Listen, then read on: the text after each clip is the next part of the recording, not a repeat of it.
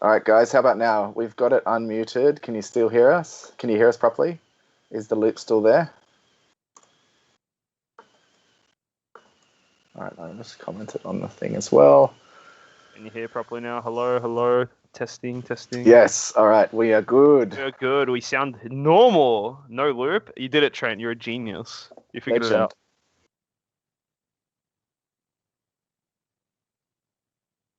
Okay.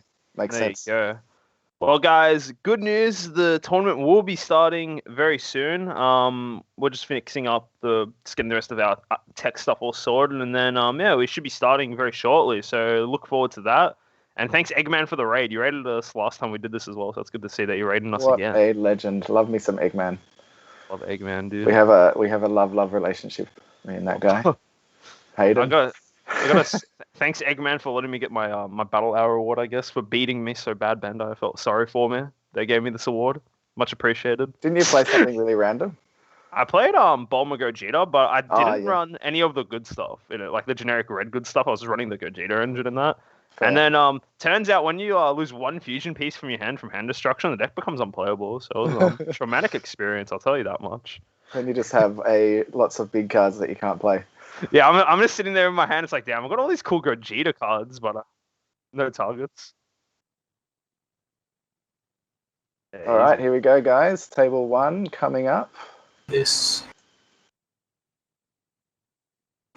Well, let's actually get the sneaky leader out of there and put the real one on. We have... How do we actually turn on the... Stu from the Cybermen here. Did I forget that? AKA Cataclysm. Did I get it? One sec.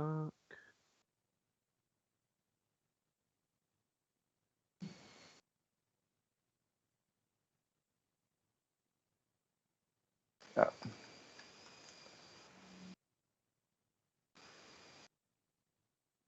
Can you just tell them, John? My audio is because I'm using a different camera. There you go. Hey, that's good. That's good. Real quick, you guys gonna be on the stream table, so just give us a couple minutes while we get that all ready to go. But don't worry about any time restrictions and that. Whatever time we have to set up, John's you guys will get extra at the end. So just give us a minute. Hold up while we're getting ready for the stream. Yeah. So once. So guys, what do you think? Once we're all good to go, I'll give you the heads up, alright? While we wait. We got a blue Zamasu there. We got Sin. Sin's probably a good shout.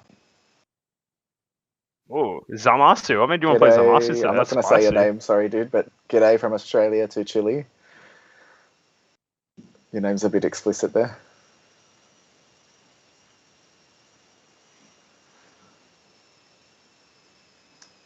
Players just getting set up here, waiting for the stream to be ready.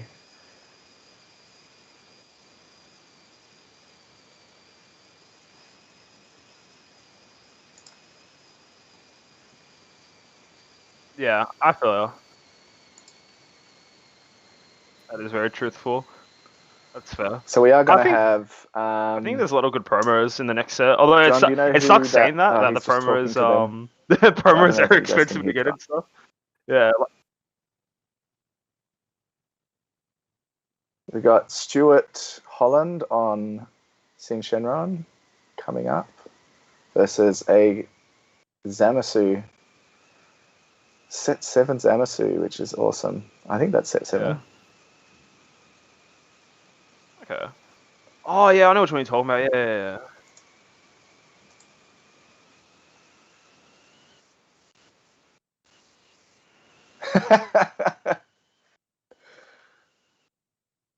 There you go. Wow, that's rough. I still can't hear him. That's all good. Anybody want to give me some shouts for who you think or what leader you think is going to take this out today? I reckon Sin Shenron has a good chance. I think free cards are free cards. Broly probably has a great chance if there's a lot of people remaining that. I know there's awesome. It's cool to see you playing a different deck because go ahead, Trent. Last event we had, I was going crazy, man. Trent made me watch 6 out of 7 games with Dark Broly matchups. I was like, I'm just like, I'm good. Let me just tell them. You guys can start playing now, guys. Oh, good news, guys. You guys, yeah, good to start. I'll leave you guys to it. And yeah, best of luck to both of you guys, all right? All right, here we go. Alrighty. Can you hear me again, Sam? I can. You left me in the dark. Well, sorry, I was asking the guy about his Zamasu deck. Pretty keen for that. That's set 7, right? It is indeed the set 7 Zamasu leader. So it's actually a dual color strategy I was asking about. So pretty different because the latest Zamasu archetype we've got is a mono blue archetype. So yeah, should be interested to see how that goes. And we got the new setup from Trent today. How the looks like players are mirrored against each other. That's pretty cool. I really love the set 7 Zamasu leader. Not only because I have a silver version of it. It's really, really cool. It's just, I love that alternate win con. We don't have that many alternate win cons in this game, and being able to win by charging your opponent is pretty damn cool. Yeah, exactly. It's a cool. I agree with you completely. I like the decks that do different things. Like a deck that I'm currently playing a lot of right now is Android 16. It's quite a fun deck. It does stuff a lot differently compared to other decks. And it's just fun to like play Dragon Ball, I guess, a bit differently from normal. Like in that sense where like that deck mainly focuses around the energy aspect as well. And it's the same as the Zamasu deck. The whole point of this deck is to ramp himself and then ramp your opponent. Yeah, get to the point where they just instantly lose the game, which is kind of funny, I guess. But yeah, for sure. We'll have to see if it can fend off Sin Shenron is the big thing, right? Because Sin Shenron is either the mid-range variant or the super aggressive variant. So I can tell you from inside information that this is the mid-range variant. It's not super aggressive. So I feel like it might struggle against this deck. We'll see. Just because of Stu likes to go long in his games. And if he gets too complacent, he can just do the 4-life bottom deck type deal. Okay, yeah. I think if it was the aggro variant, I think the Zamasu player would be in a much more rough situation, right? Like the fact that you get access to cooler, very turn 3 when that's your hat trick turn, right? When that's on curve, it's a bit rougher for the blue player. And then on top of that as well, you do have access to potentially playing Cell Xeno turn 2. But if you are playing the more mid-range version, you have to be careful, right? Like Sin Shenron wants to get to 6 energy so they can just play all the battle cards at once, right? But if you're telling me that Zamasu there, you get to 6 energy, dude, I'll give you 2 more, dude, then I'll burn you for life. It's kind of scary to place to be in. So, and I wonder do you think he plays Tragedy? Look, it's kind of hard to say. If it was a mono blue version, I would say yes. But if it is a dual color version, which it might not be. Oh, I think he might be playing Tragedy. His first card he played is the that you play into Tragedy. Okay, this should be interesting. So Tragedy really destroys Sin Shenron as well because all their battle cards are high energy cost. Very, very interesting. It kind of will destroy the strategy completely if he gets it out. Yeah, exactly. Just like it's one of those niche strategies that like myself, I've heard of the Zamasu the Tragedy strategy, but I haven't actually seen it with my own eyes. I haven't seen it played against me or played in general, so it'll be quite good. And essentially what the Zamasu player wants to do, he wants to ramp up, fuse his Zamasus and Goku Blacks from his energy, and then the 9-drop actually allows him to play the Tragedy over a ground field spell where it hits the board, you choose all of your opponent's cards, ignoring barrier, and just put them into energy in rest mode, which is, again, ramping for the leader win condition. And then on top of that, if your opponent wants to play any battle card with an energy cost of 4 or more, it's placed in the energy in rest mode instead of pretty much making the game borderline unplayable for the Sin Shenron player. Yeah, exactly. And that can actually happen. The 9-drop can do that on either player's turn. So they can wait for their opponent to bring out a big board and do it during battle as well, which just wrecks their whole turn.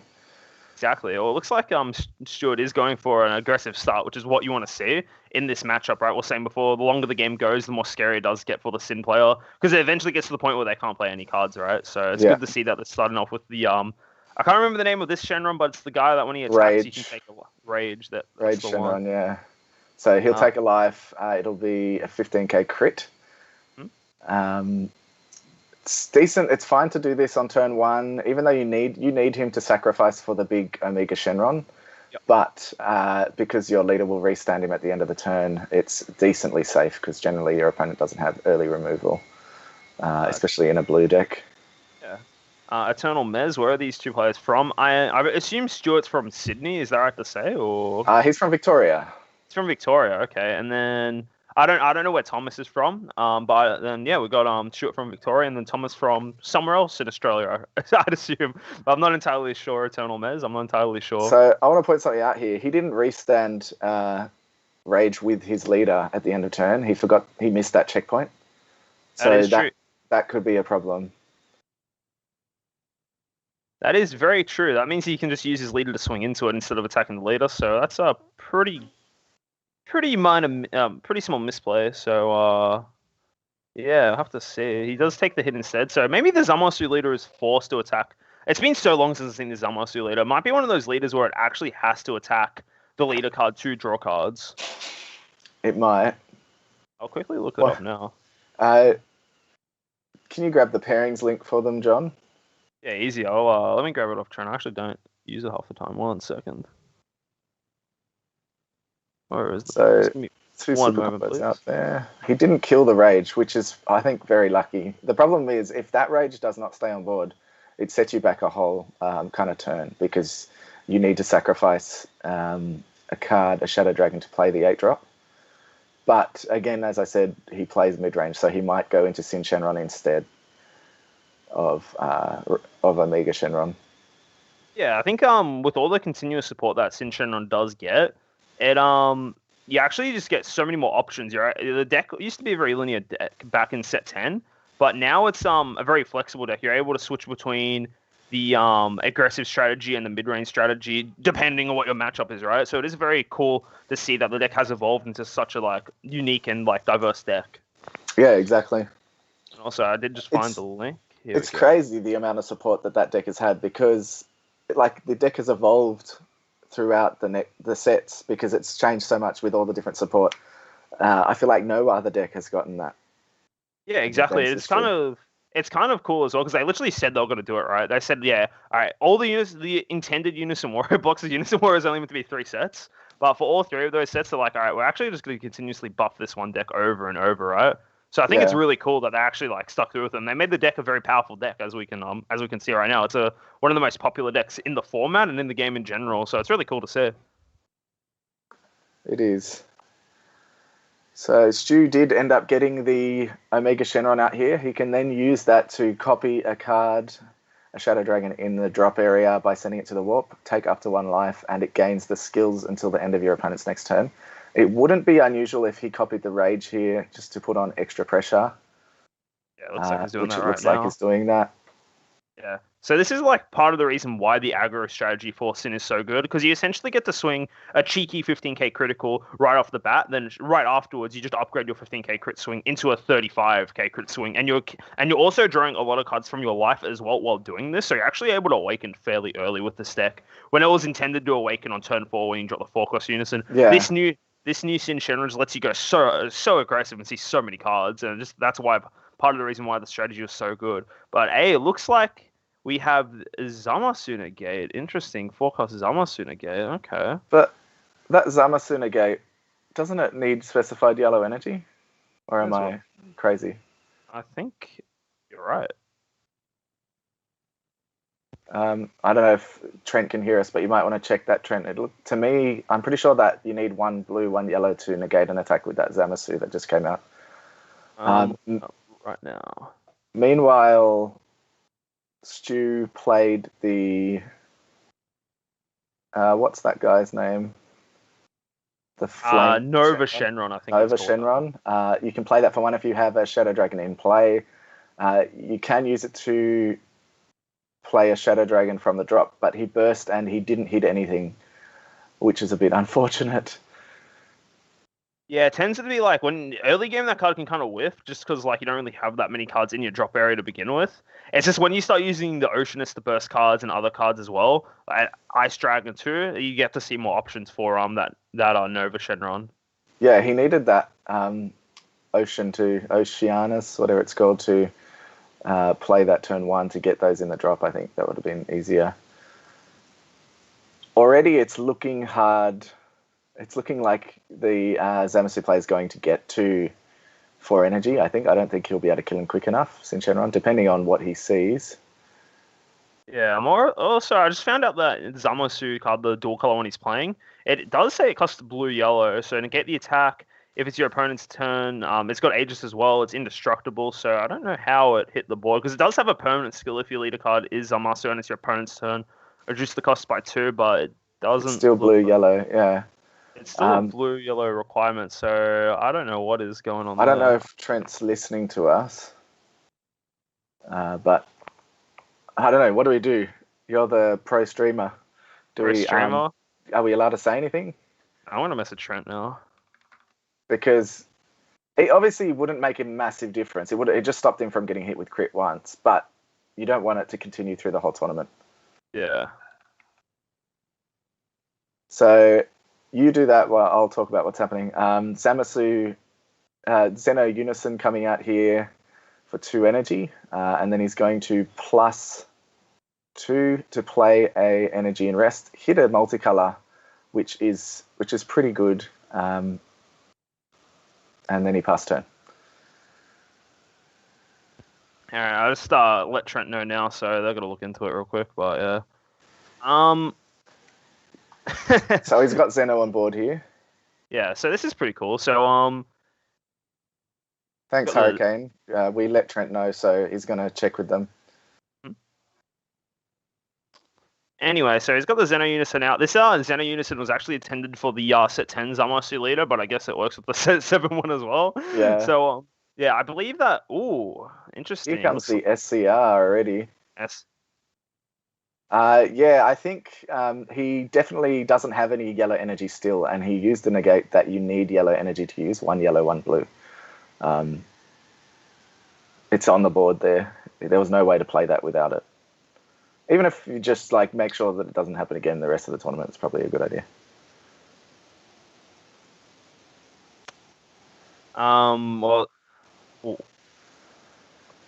Stu is attacking with leader, looking at top 5. If I know Stu, he's probably attacking the Unison. Yeah, it makes sense. Kill the Zeno Unison up before it does anything. Opponent can't go to a combo step, which is a pretty huge thing. So it's just a smart thing to do, and he's obviously got a wide enough board to do that. I don't know if Stu can awaken this turn, but it looks like they do have a judge here with regards to the blue yellow Zamasu. So okay, so judge. Everybody watching judges are currently talking to the players now. I think it's interesting with Stu, if he goes down to 3 to awaken, he's in range of Zamasu's leader ability. So it's kind of dangerous. He might want to stay at 6, but then if he thinks he can beat him this turn, it's probably a good idea. Because he definitely can go into that 9-drop next turn if he gets the right cards in hand. Yeah, exactly. And then on top of that as well, it's like, if that were to happen, it's kind of just an unfortunate way to lose, right? You're just kind of getting burnt out really from a lot of life. So I think this strategy can catch a lot of players off guard, but if you're just aware of what the leader can do, I think you should be right to play around it for sure. Yeah. He also got the, what's this guy's name? Naturon Shenron out, which is an awesome card.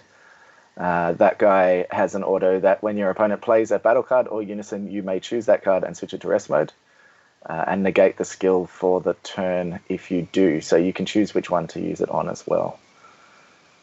Yeah, exactly. It's just again, we were talking about it before real briefly. What's saying that the Sin Shenron deck has evolved and just gotten so many more options to have access to and whatnot. So it's pretty cool to see that it's one of the few decks that Bandai has actively said we're going to continue supporting each and every set, and it's exactly what's happened. So it's really cool to see. Yeah. A couple of other things to point out. The Zamasu leader can't awaken until your opponent has 4 energy.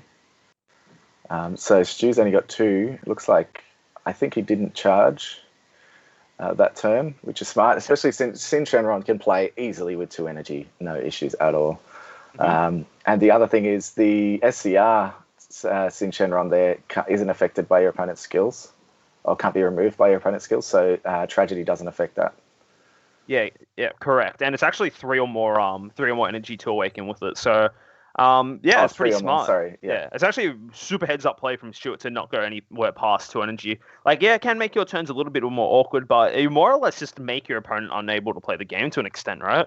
Yeah. Like, his frontside leader is so much worse than the backside, right? Only able to see blue or yellow Zamasu card when it attacks, searching for top 5, and on top of that as well, it is locked into attacking the leader. Oh no, sorry, it is anything, but regardless, it's still a bit of a neg for the longest time as well, just unable to see, your more optimal cards, I guess. So it is a little rough, but yeah, it's just good to see that Stuart's understanding what he's up against and just making already figuring out small things to exploit the leader.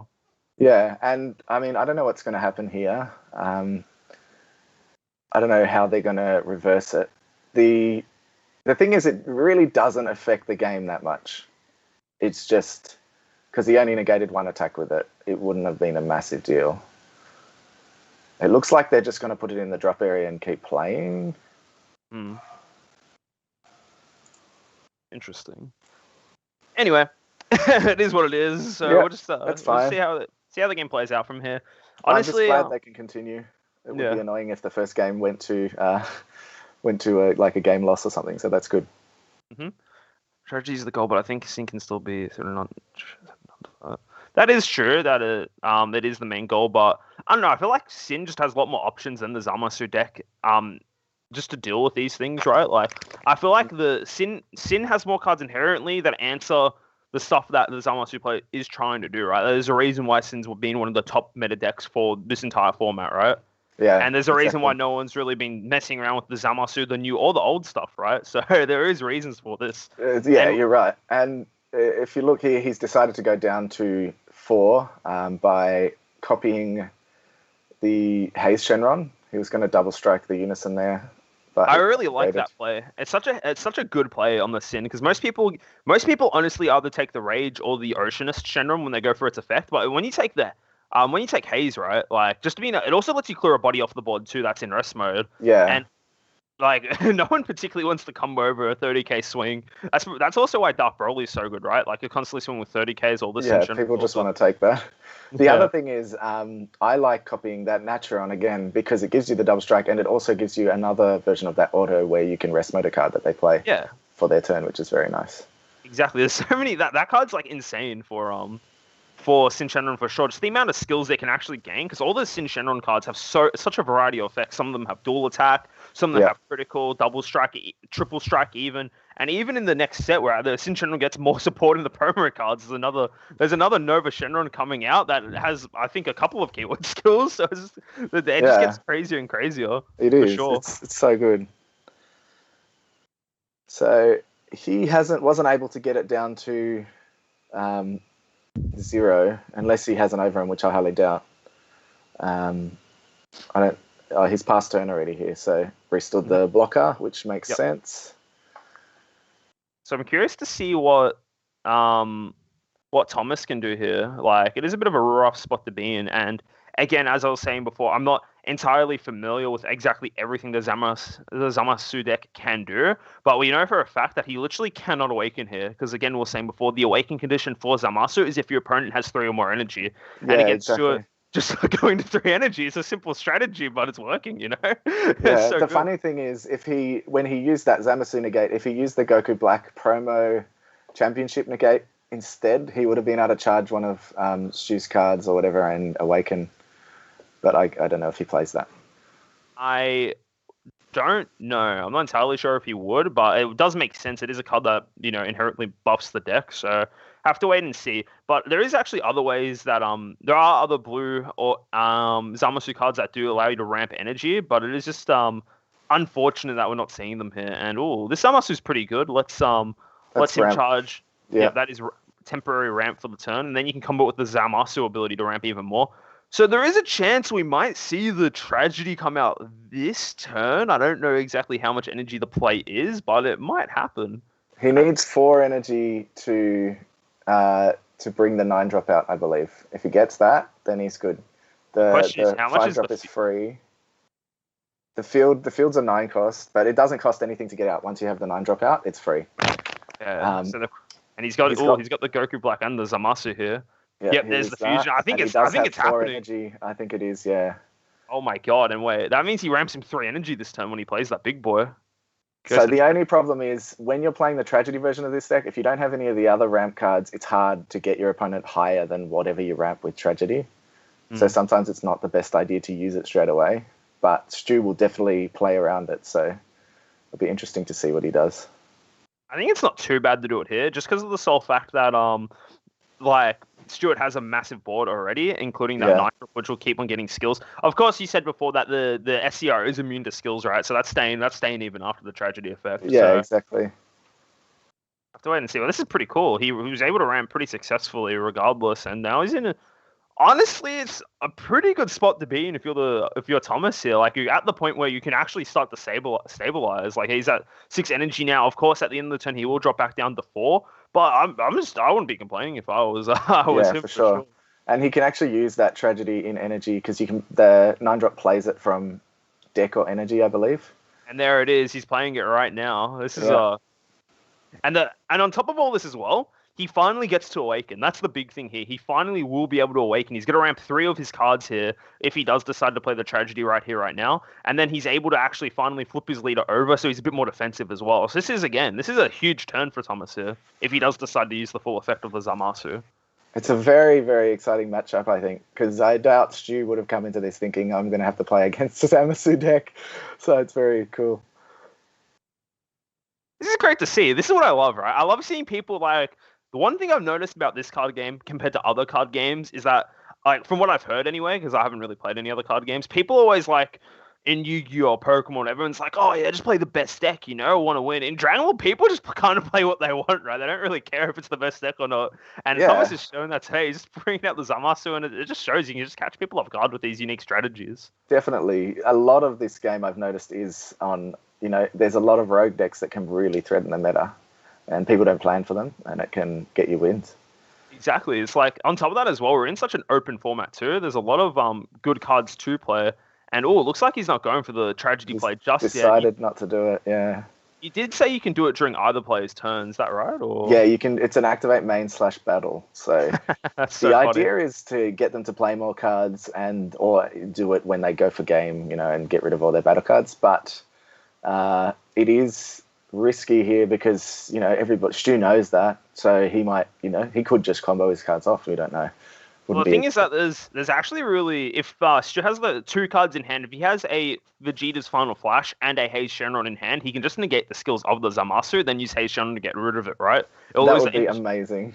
He would lose the indestructible keyword skill, and then just that's it. You get rid of that massive threat. Because it's obviously a big bait from Thomas, right? He's saying, play more cards. I dare you to, right? I want you to get more energy. Yeah.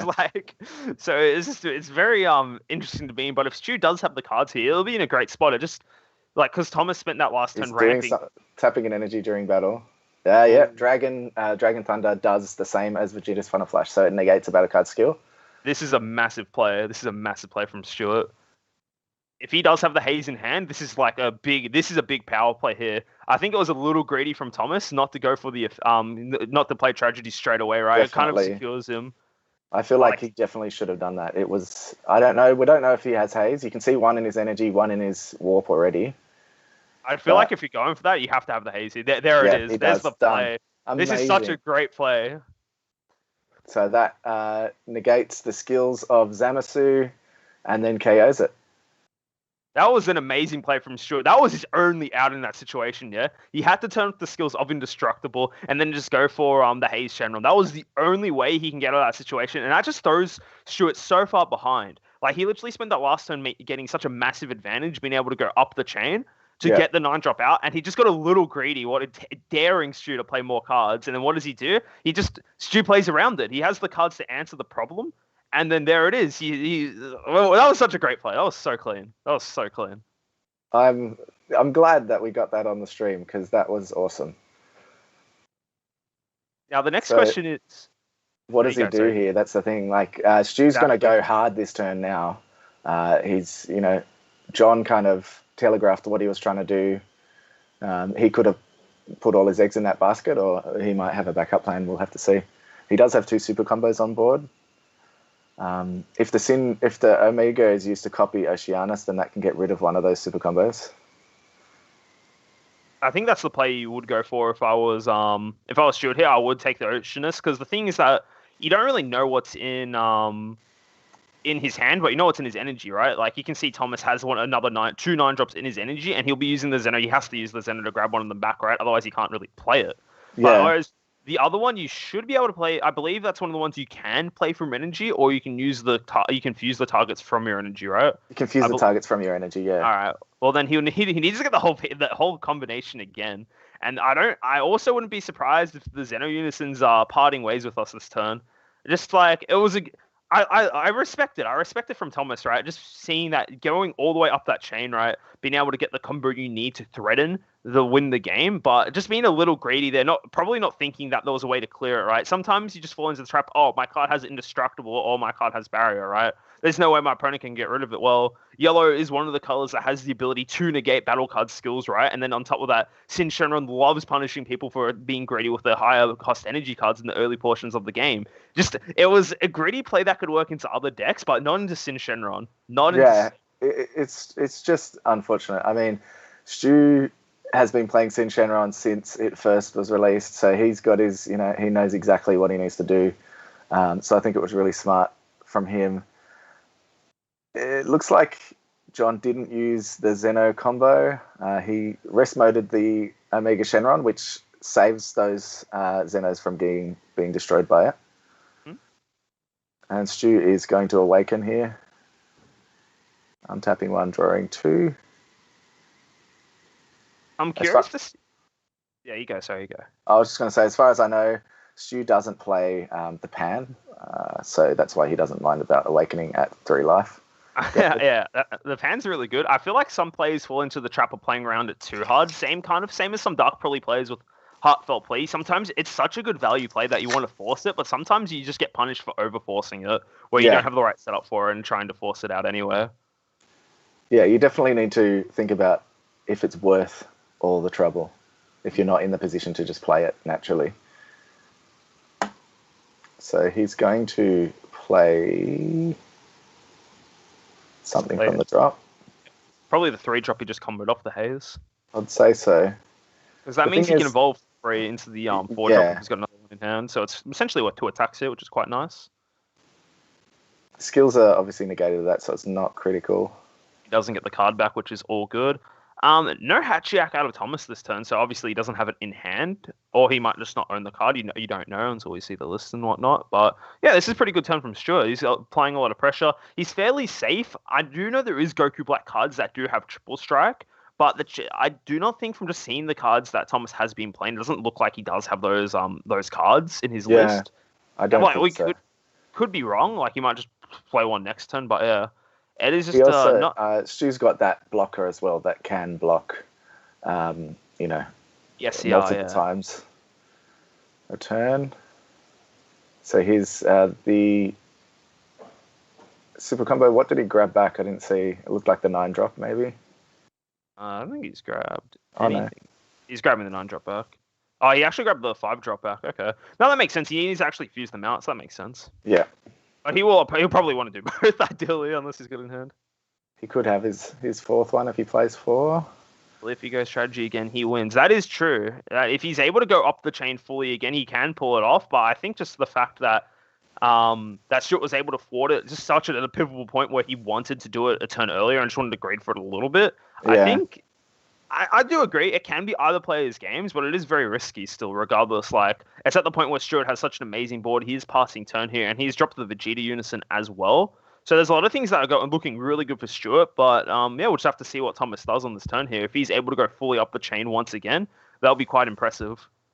And, yeah, I mean, if he does Tragedy again, Stu will have 6 energy, so still not 8. Because, obviously, the Sin Shenron can't be removed. The SER, sorry. So Stu's still playing around it there, unless Thomas has a way to charge more energy. Goku Black. Oh, this is one of the Goku Blacks where you can just charge it from your hand straight into your energy. So correct, yeah. But he will be good value if he gets Tragedy out this turn. Yeah, 100%. He has to resolve it this time, otherwise it's too hard. It is way too challenging. And the things that one, I think it would have been the play to get the tragedy off like as soon as possible, right? Like he could have done, like we said before, he could have done it last turn. He was a bit hesitant to, regardless. He got a bit greedy and he got punished for it. But there's not really much that Sin does have cards that are under the cost where they can hit the board and stay, but they're not your big swingers, right? They're not as scary as the Selzino or even the 8-drop or whatever. So yeah, I think I would say it would have been the correct play to just do it, even if you don't get full value out of it. But that's also a little bit telling as well. Yeah, that kind of just also says that Thomas might not have any other ways to ramp his energy. That's why he wants to go for that big power turn and just ramp all his energy at the same time, get that one instant kill. Yeah, and here's the fuse. So he charged the Goku Black into energy.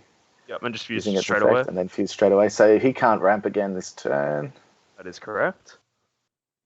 And Stu rested it with Naturon.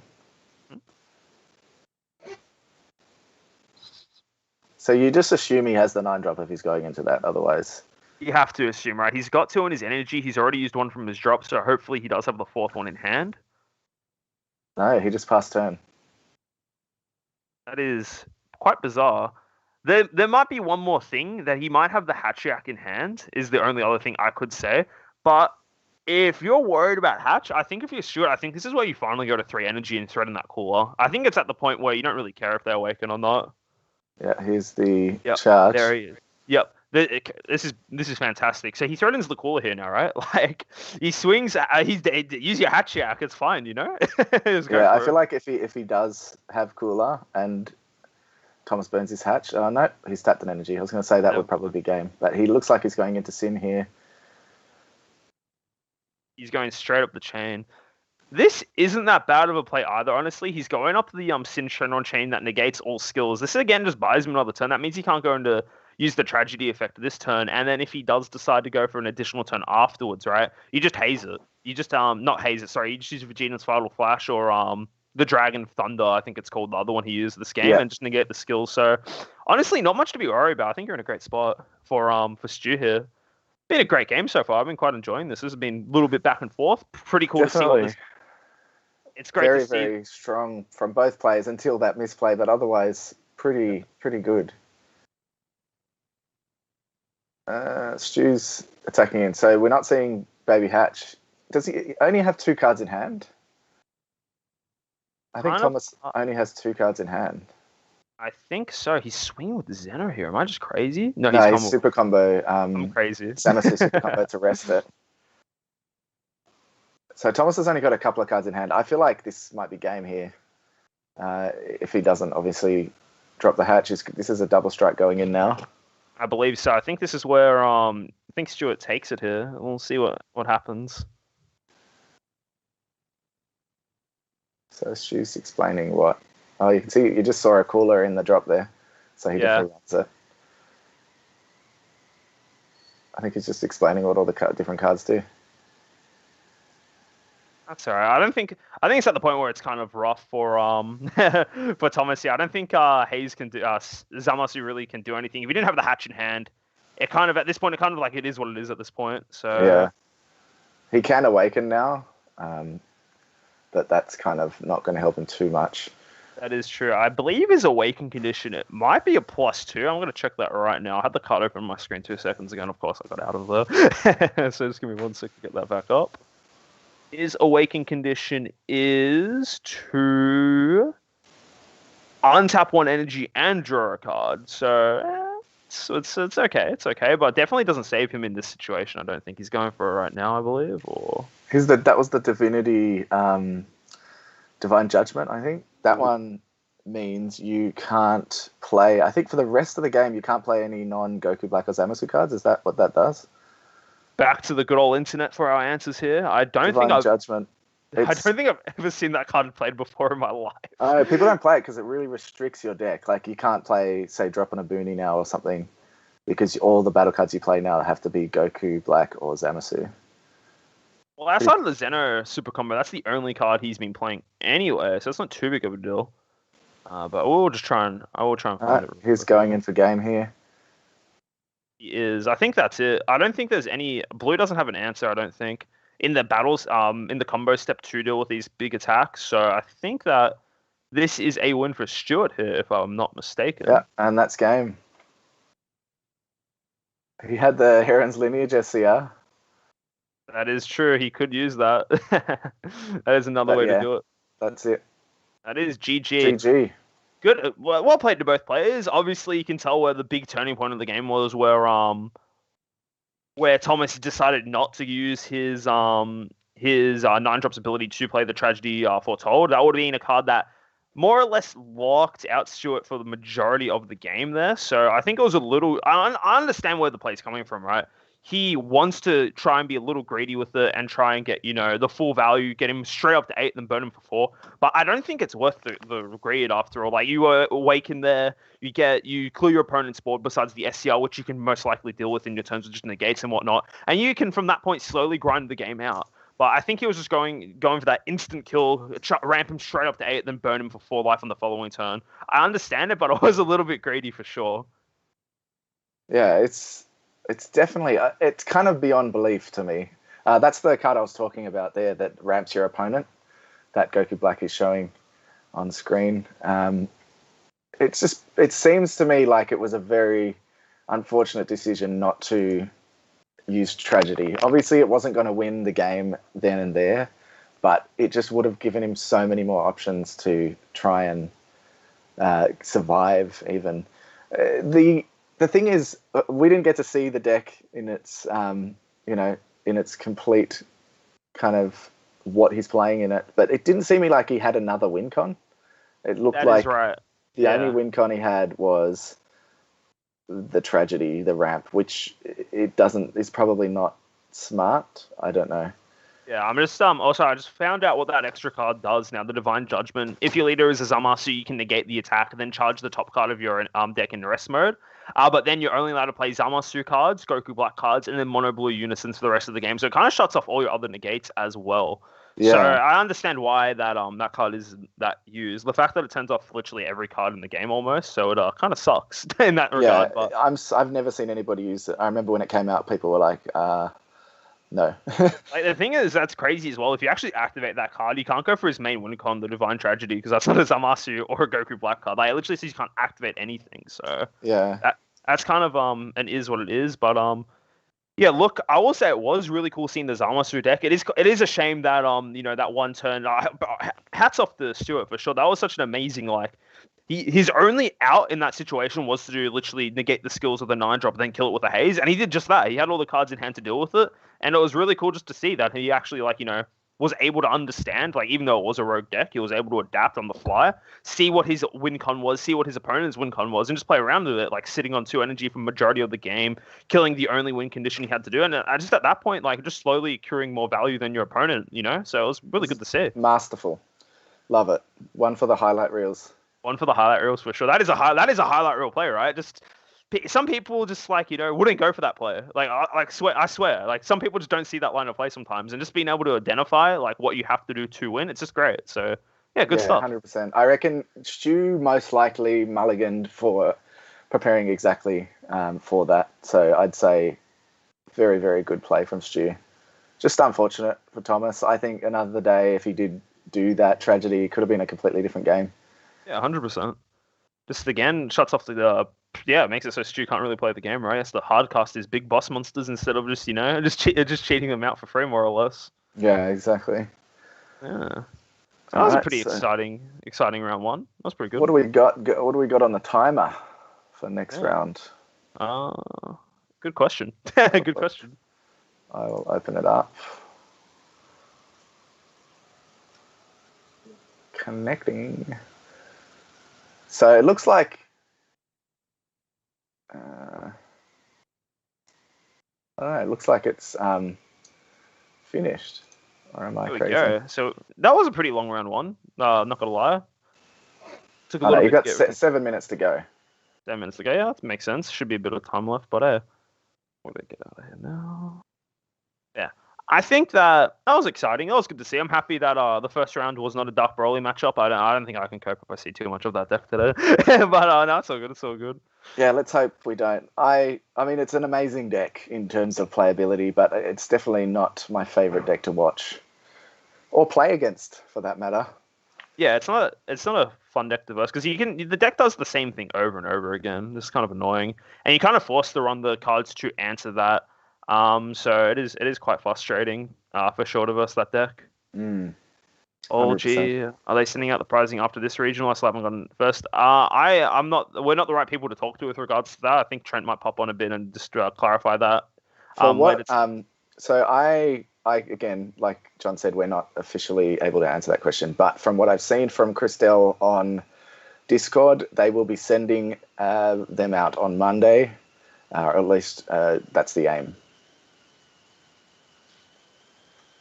Can you show table 46?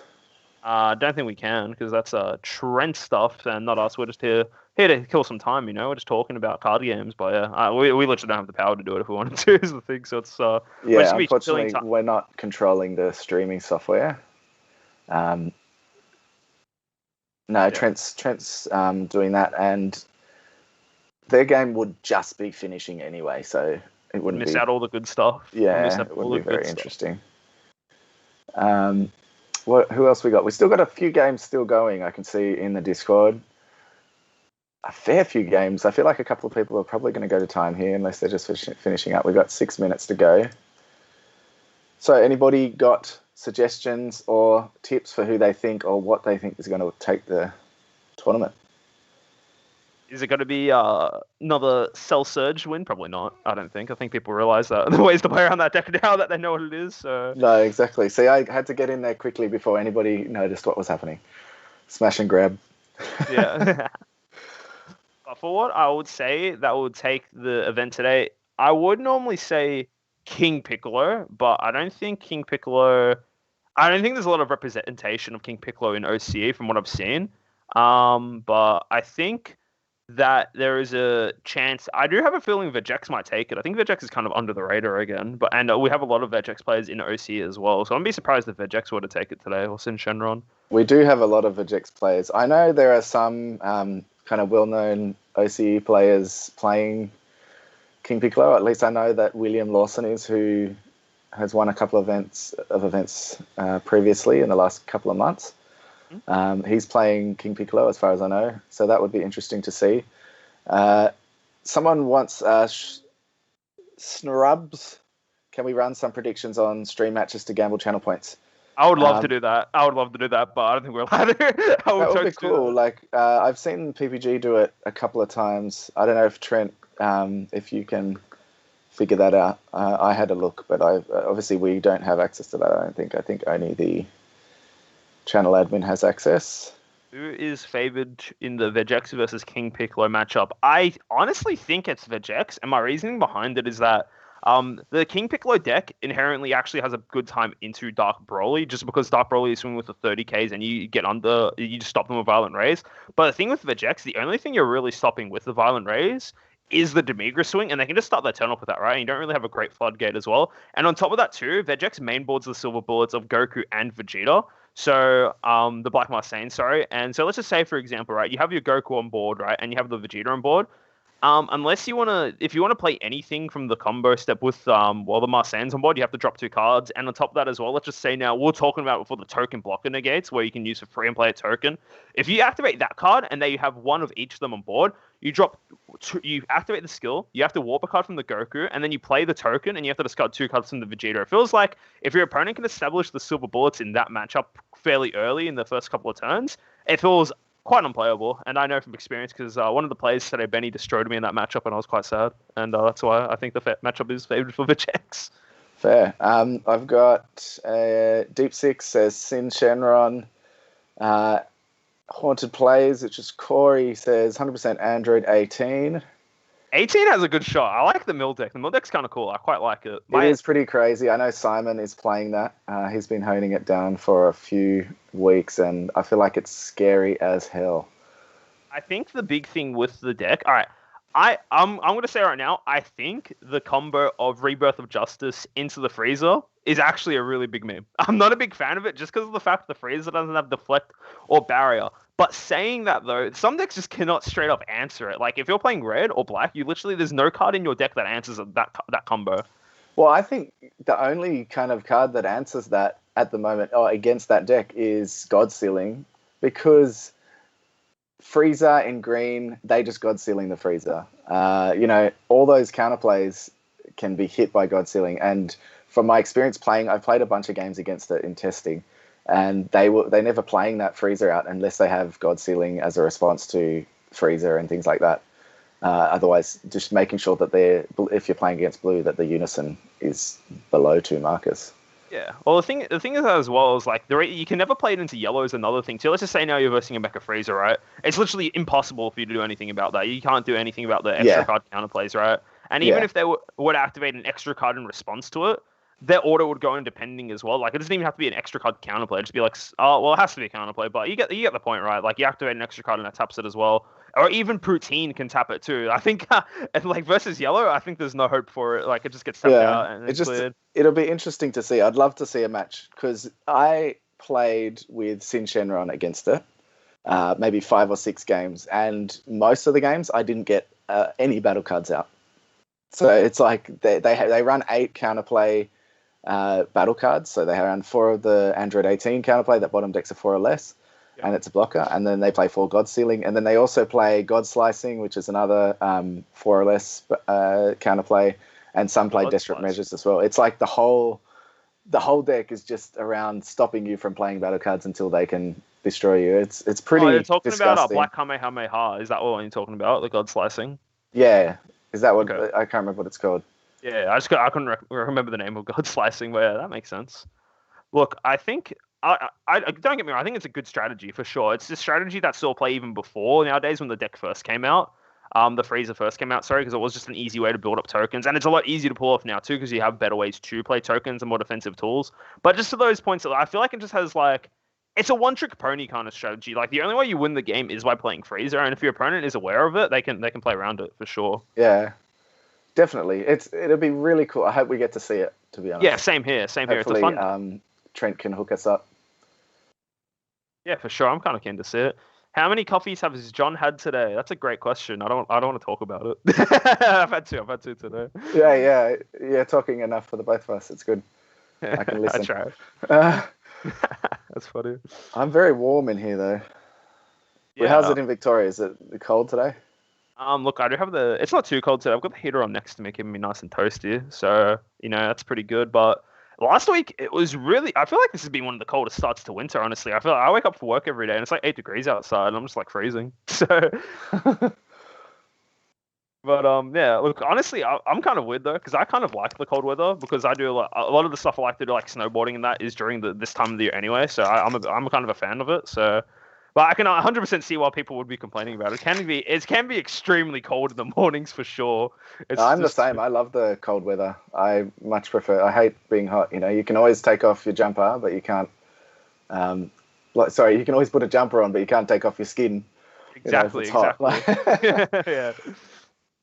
Oh, it's too good. Did you say you haven't opened any set 13 yet?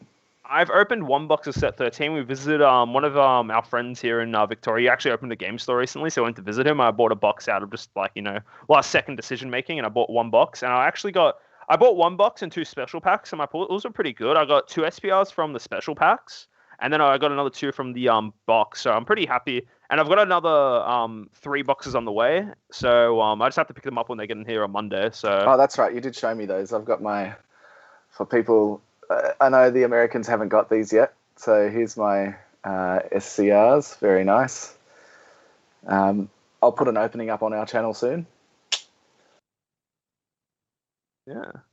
Be good to check that out, the Cyberman on YouTube. That'd be good. And then I don't have a channel. Well, I do, but I don't do Dragon Ball stuff. But Collector's Company has stuff. I did a deck profile there. I need to do more of that, actually. It's a good reminder. I'll write that down. I do need to make some stuff for them. You guys, how's that going? Collector's Company is really good. Jesse's the owner of Collectors, and he's a super nice guy. I really enjoy all my talks I have with him, and it's like we've got some plans for stuff we're planning to do in the future. I'm not allowed to say what's going on yet, but just keep your eyes out for the Collector's Company. Cool stuff is coming soon, so just stay put for that. I'm a big fan of the Collector's Company as well. Yeah, Jesse's a super top bloke for sure. They're really cool. Good, good store too. The place he's got is nice. He's cleaned it up finally, so I'm gonna go pick up my stuff there on Monday. I've been there twice. It'll be my second time going, but yeah, no, it's good. It's just good to see that a lot more things. The card game's gotten pretty big, right? Like considering where it was a couple of years ago, it's like grown a fair bit. So a lot more people are looking into it. A lot more people are doing stuff for Dragon Ball, and Collectors Company is one of those places. And you guys as well have popped up a bit before lockdown as well. But you guys have been pumping out content and that, so it's been great. A lot of people care about the game. Yeah, it's definitely really cool. I didn't even know Collectors Company had an actual store, to be honest. It's not a store, it's just a warehouse. Oh, okay, yeah, fair. But yeah, I always buy singles off them. They're my favorite single dealers. My problem is that I don't normally buy a lot of singles, but then now that I'm officially part of Collectors, I get a discount, and then I just buy too many singles. That's the problem now. It's like the cards I don't even need. It's like, oh yeah, I'll get this card at a bit of a discount. It's like, oh shit, wait, I don't need this card. It's like that, but it just is what it is. Oh man, the last time I did that, I was like, I'm so going to play the Piccolo Junior Unison in Napa, and I bought them for like, I know, $40 each, and then I haven't used it once. It's like, well, wow. You know what my problem is that I lend a lot of my cards out to the guys at local just so everyone can play. I would like, for example, the red Broly deck. Yeah, I got like all the Piccolo promo, the Piccolo SR from draft and the Unison from drafts. Like, yeah, gotta pump out red Broly. Did not playing it once. I lent all my cards to other people to use it. I just got the Strode Variant at locals. Like, why am I like this? What am I doing? Show us the It looks like we're I'm just looking at the stream. I don't know if Trent can hear us, but it looks like we're lagging a little bit. The stream isn't lagging, like the overlay's not lagging. You can see the TAC Games AU moving, but just our cameras are not too good. I see. I don't think it affects it too much, to be honest. It's not too much. It's only for these bits here.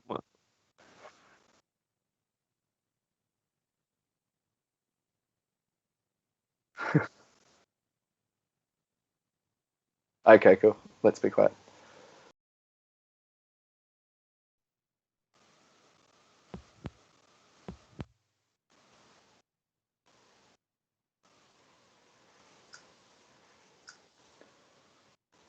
Alrighty, sweet. So Benny wants you to show everybody your Android 16 Funko. Android 16 Funko you won. Yeah, look, I played 16 at locals. Yeah, look, I played 16 at locals. It was the first time so I had to celebrate. Literally, locals boils down to I play locals, and then I just sit opposite Benny and get cut by Benny. That's how locals is. It's so traumatic. It's so traumatic. And the worst part too is that bring out a try-hard deck. I lost to Benny. I lost to Benny. Like that matchup specifically I was talking about is the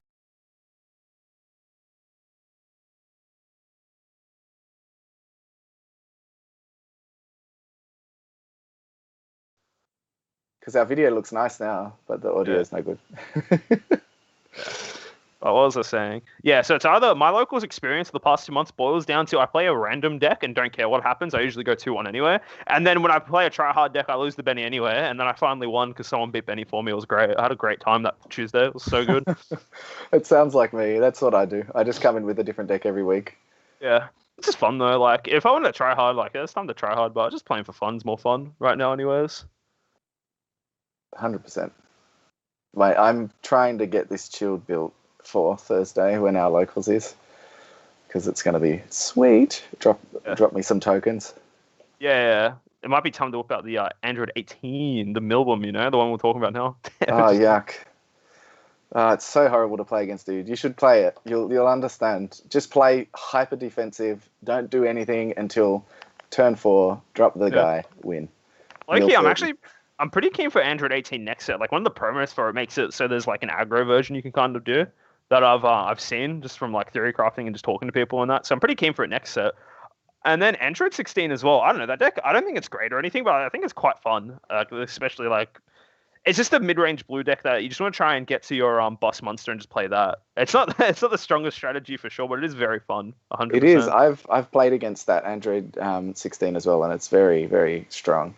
It's you can play around it, right? But it's still cool. For sure. It's just cool the fact that it's like once you awaken, you actually don't need cards in your hand to play the game because you just combo a card from your drop with the leader skill, then just play something from your energy. Which I do appreciate those kinds of things, but obviously it falls into the trap where I can't draw anymore on my front side. I need other cards to facilitate my draw power, right? And that's why a lot of the unisons in the deck that just say +1, draw a card or something like that is fantastic for it. Yeah, it looks like we're getting ready for round 2 here.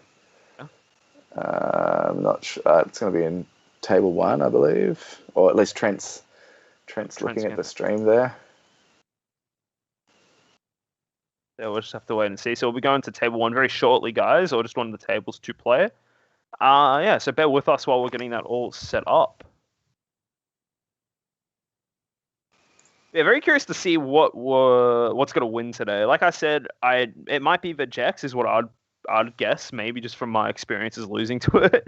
But I wouldn't be surprised if it's Shin or Piccolo as well. Those will be, and Dark Broly. Those would be my like top 4 picks to see what wins. Yeah, I think King Piccolo and Dark Broly, even though the meta has changed a tiny bit with Battle Evolution Booster, I feel like it didn't change enough to really push those out of the meta too much. I think they're very, very strong.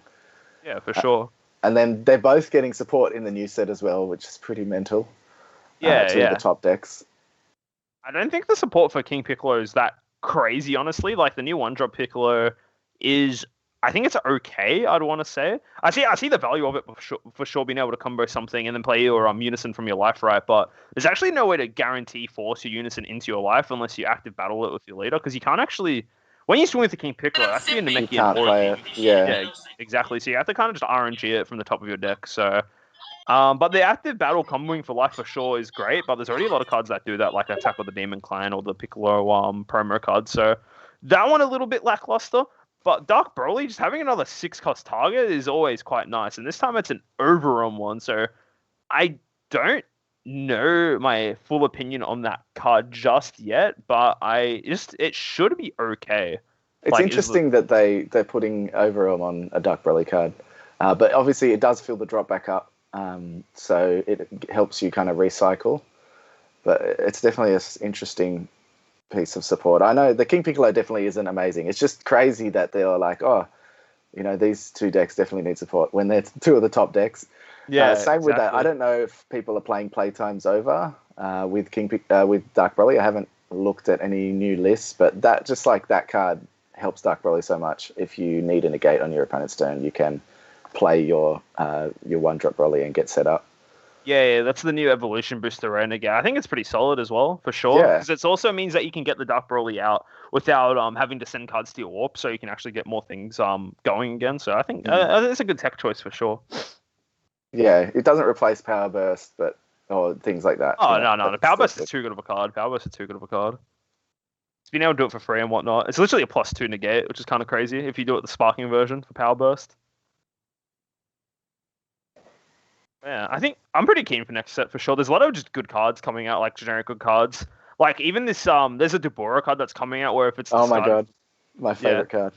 Yeah, literally, damn dude, your opponent makes you the Scarter card. Let me pay 1 energy, you get a 15k body out and draw 2 cards instead. It's like, yeah, you mean you want me to draw 3 cards, or like play a battle card and draw 2? Awesome.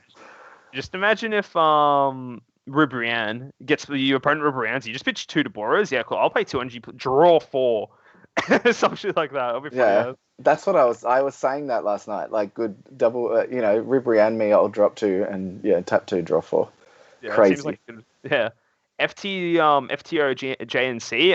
We've finished the first round. Where the second round is going to start probably give like 5 or so minutes, and we'll probably be underway. We're just waiting for all the players to get into their tables and whatnot not now. So yeah, just bear with us a couple of minutes. But you haven't missed anything, good sir. There's there's just we're just waiting for round 2 to start. But yeah. Yeah, so the first round was Sin Shenron against Setsema Zamasu. Sin Shenron took it out. That's all you've missed. Nothing too big. There's still a lot of rounds to go. A lot of Dragon Ball to be seen. Exactly. I was going to say as well, Superman 942 on the new Gohan SR. Yes, sorry? Gohan Blue really needed a generic Blue SR. So really good to see that is it got it after so long. But unfortunately, you have to cater for it a lot because you can only play it off skillless battle cards. So yes.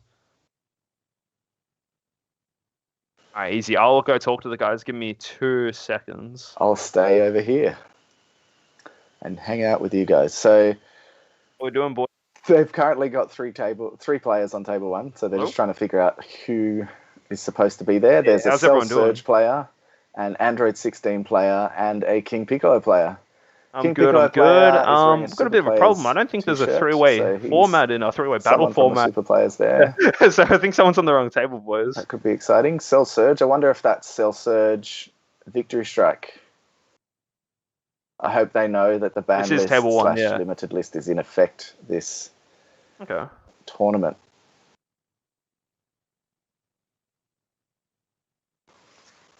Let me just grab up the pairings because this table's also got to be on stream, by the way. So we're just going to hold you guys up for a second or two, just while we get that all sorted as well.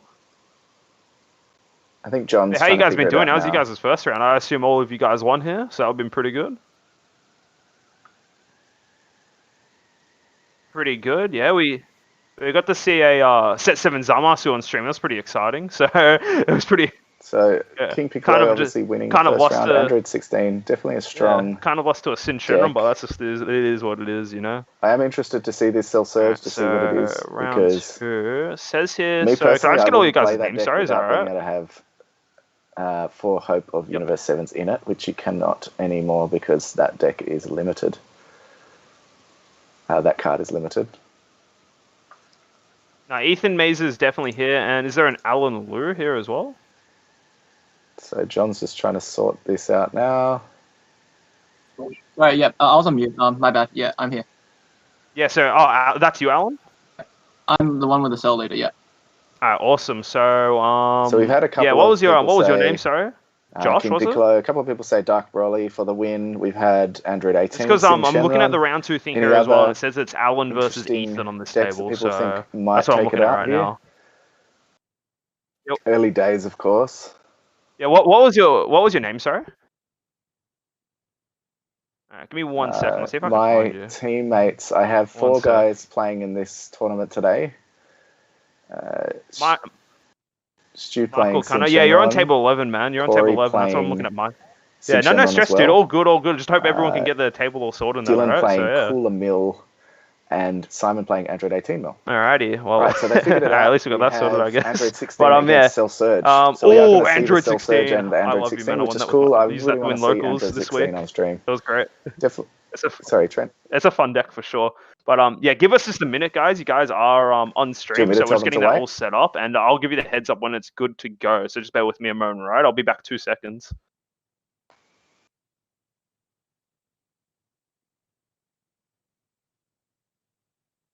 He's on mute in Skype. Okay, I'm here. I was talking. I didn't realize I'm muted on Skype. Yeah, we sorted out. One of the guys just had the wrong table.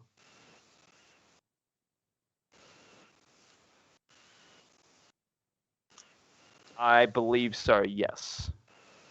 Alan, I wonder if that's Alan Liu that goes to my locals. That is Alan Liu. That I don't know if it goes to your locals, but he's playing 16, so I'm hype. You know, we were talking about it before, and now we get to see it, so it's great for me anyway. Alan, I think Alan's playing Surge. So. Oh, is he? Oh, then I'm looking at it wrong. Then, all right, never mind. My bad. I can't see it. I might be wrong.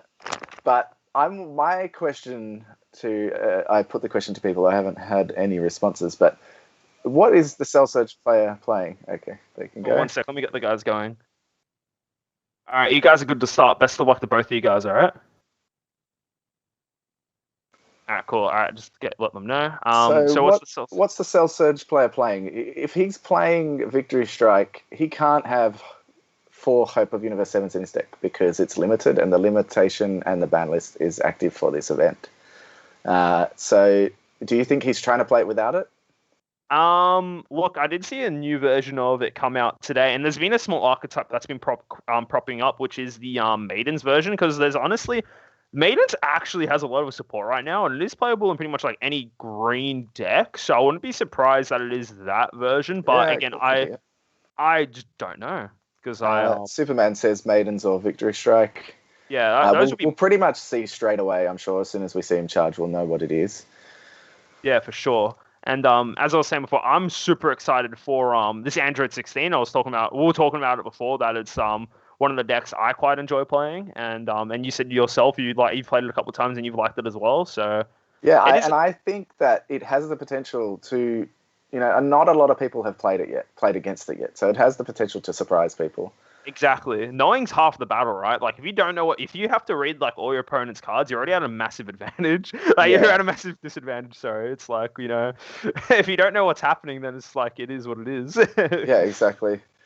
That Android 16 can go from not having any battle cards on board to having a lot of battle cards on board and ramp like an energy or critting two your on life turn. and stuff like that. So it can be very brutal. Yeah, in my testing, I found you can literally go from like when you're on 4 energy, you can on that turn you can charge the 5, you can ramp with a 16, then just pass, then ramp on your opponent's turn. So you can skip the curve so fucking. Oh, sorry, my language. You can skip it so fast late game, but it kind of seems absurd with what the deck can do. But of course, saying that the deck is very susceptible to a lot of the counterplay cards. None of the cards in the deck have deflect on it besides the boss monster, the 8-drop. So we'll curious to see his take on the deck for sure. I've been running it with the Raditz Unison. I think it's quite a good Unison for the deck, but I'm looking forward to putting the new Margin Boo Unison in there. I think it's a great upgrade for it for sure. The Raditz, the green Unison. Oh, the blue one. Oh, I was gonna say what the. So this is cool. That Android 16 is a multicolor, but if your leader is Android 16, I believe you can charge that in active mode. That is correct. It does have to have a rival on there though. You cannot charge the ramp 16 because it doesn't have a rival. It has to be a 16 and have a rival on there, and then it gets its energy exhaust negated. And it's cool because in the next set there is a new promo 16 that actually also has a rival and is blue-green, and I'm putting it straight into the deck once I get it for sure. Just being able to have another check land is great. That does some useful stuff. Has a rival for sure. One. Yeah, but that's in the future. It just means you can have all multicolor energy without worrying about energy exhaust at all. Yeah, exactly. It looks like he's definitely playing Maidens here. He just dropped something Alan's or the Cell Surge player's camera is a bit kind of off for me, so I can't really see very well. It looks like he charged a Demigra Unison, maybe. Yeah, I was going to say it does look a little bit like a Demigra, so... And then in the drop, I think that's some kind of Maiden Squadron card. Not the greatest of quality, but I do think you're right. It is very hard to see, but we'll have to see it play out for a couple of turns. So this will be, I do think this will be a little bit of a hard matchup for Android 16, just because Blue inherently has always had a pretty bad matchup versus Hand Destruction. Hand Destruction. Sorry, I just got caught off by guard when he played this Android 21 one drop. Sorry, I had to pause for a second. Okay. That's the one that plays Scheme, doesn't it? That is the one that plays Scheme. It also lets you draw a card, and I believe it actually also plays a clone token on your opponent's side of the board. Interesting. I'm very surprised he's playing this card. It was Mill. If this was so Mill, strange. You might as well just play the 18 leader. For sure. It's very odd. So dropping an Android and drawing 2.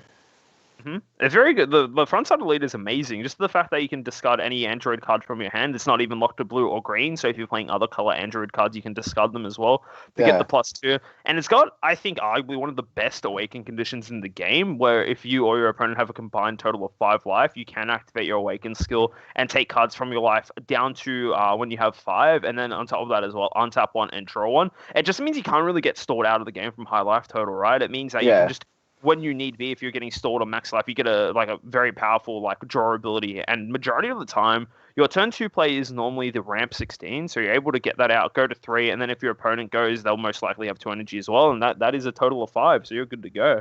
Yeah, it's very quick to get to 5 energy. Charging, it looks like he plays Freezer Zeno there as well. This might just be a generic Hand Destruction deck, I don't know. That was a Ribrianne in the drop there, so he's Ribrianning straight away. Yep, and there's also the Cell Center card, not the SCR, but the 9-drop. It's so powerful. This lets yourself awaken and draw a card. Very, very nice. Exactly. It turns the leader skill to a plus. So that's very strong for sure. I'm very curious to see what Ethan's gonna do with his Android. That Android 21. It feels like such a random card to include in the deck, if you're asking me, because you inherently don't play the field spell. So curious to see what he's going to do with that, for sure.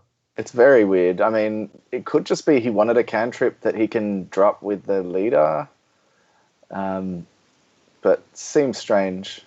Yeah, for sure. I feel like there's already so many better options. There's the Android 18 that he has next to it, and there's also an Android 17 that does the same thing as the Android 18, but it gives you the option to discard a card from your hand if you want. You can get certain cards in the drop area with that card, but I don't think it is too over the top. I'm just curious to see if it literally is just there to be an Android card that draws, or if he does have the scheme in his deck just to slow down. It's so strange, yeah. So the Cell player used the Zeno. He didn't take a life, so he just drew a card with it. What's that marker for? I think that's how representing the clone token. I think how the Android 21 works, you actually get the effect at the end of your opponent's next turn, which is kind of odd. Yeah, okay. It's a very interesting card for sure. Why would he have clone tokens? I'm so confused. Yeah, I mean, you and me are very confused. But we'll see what he does here. He's charged a D-Magic, and is he going to drop a Unison? He's playing the He's Android... doing it to play the Unison for free. It makes sense. I mean, that is kind of cool, because that's a +2 Unison. It is a +2 Unison, going straight to 3 markers, and I guess he didn't invest any energy into it. Yeah. But, look, it's just, it seems like a very, odd thing to do. I get it now, but it does seem strange. Yeah, and I mean, he buffs the leader there. With the +1, it gives the leader 5k. And then the minus on that Unison is an Activate Battle, where he gives the Unison double strike and +11k or something similar. Yeah, exactly. It just makes it so that it just can catch you off guard, right? If you just not negate, you can get punished for it for sure. But the other thing is kind of with that, if he is opting to play this Unison, he's kind of just jumping through extra hoops to get it out, right? Like he has to play this 1-drop card to play a clone token, and then sack the clone token to play the Unison. I feel like it's a very delayed way to play the deck. I respect it. It's a cool concept for sure, but it seems just kind of random as well. And interesting, he's playing I don't know the name of this card, but it's called Premeditation or something like that. It's a +2. It lets you draw 2 cards, and I believe KO one of your opponent's 1-cost battle cards, which obviously the Soul Surge player doesn't have. But this is interesting. I'm seeing cards I wouldn't expect in the Android 16 deck being played, and it's kind of cool to see. Yeah, just his own list, which is respectable. Mm-hmm. And yeah, again, we were talking about before, he's at the spot to be able to draw a lot of cards from his life. There is a total of 5 energy, now currently 6 in play. The only thing that's kind of odd, the Android 16 leader, you kind of just want to stay on the front side for as long as you can until you see all your pieces to let you get to later turns. Just because the backside has no inherent way to draw cards is the thing. So it's kind of, you can sometimes like start bricking a lot on that side. Whereas the front side is amazing for filtering, seeing a lot of cards, cycling stuff you don't need in your hand at the time. But once you awaken, you get access to free combo power from the drop and arrivaling from your energy and whatnot. But yeah, it just feels kind of rough because you eventually just run out of resources. It's very strange. Strange deck. So I'm just so baffled that he's played that. It's really interesting. I appreciate it. But I wonder if he does anything else with the clone tokens. If he's trying to... I mean, he obviously hasn't played another one because he doesn't have another Android out there. Or if it's just for that Unison and that's it. Exactly, yeah. That's why it's so crazy. Oh, this is a big play from... Dark Broly. From Al, yeah, Dark Broly coming out. This is one of the strongest Unisons in the game, in my opinion. It's the fact that his base 20k has double strike and build, and on top of that, it has both its ability. All of its abilities actually are really powerful. It has the effect where if a marker is removed from it by an opponent's skill, your opponent has to drop a card from your hand. From their hand. If you choose, it's +2, I believe, or +0. I can't remember which one it is. One of the abilities of it allows you to discard a card from your hand, and then you get to KO one of your opponent's cards, and they have to discard a card from their hand as well. And then the other ability of Dark Broly just straight up allows you to remove a marker from the opposing Unison. It's really great to be able to clear it for sure. Yeah, here's the Dabura to grab the ball to make your opponent drop a card. Yeah, there's a lot of really cool synergies here, for sure. Like this Dabura, you can remove a marker from Unison and then again grab the ball. And I believe it does, as I just said 2 seconds ago, when a marker is removed from the Broly by a skill your opponent has to drop, I believe you can actually proc that ability as well. I think it's any skills, actually, not just... Yeah, it's any. So that's why that Dabura lets you make your opponent drop a card. Very cool. Very powerful combo, for sure. Lots of free stuff in this deck. Yeah, so I feel like the longer this game goes, I do think Android 16 has a phenomenal late game, but again, Blue's always had a rough time into hand destruction. It feels like just eventually the Cell Surge player will be able to just take over the game and just keep on asking how many cards in Ethan's hand until the answer is indeed 0 or close to 0, it feels like. I've got Shannon said tons of cells since Battle Evolution. I don't know what in Battle Evolution caused people to play more cells than hand destruction. Was there something in particular?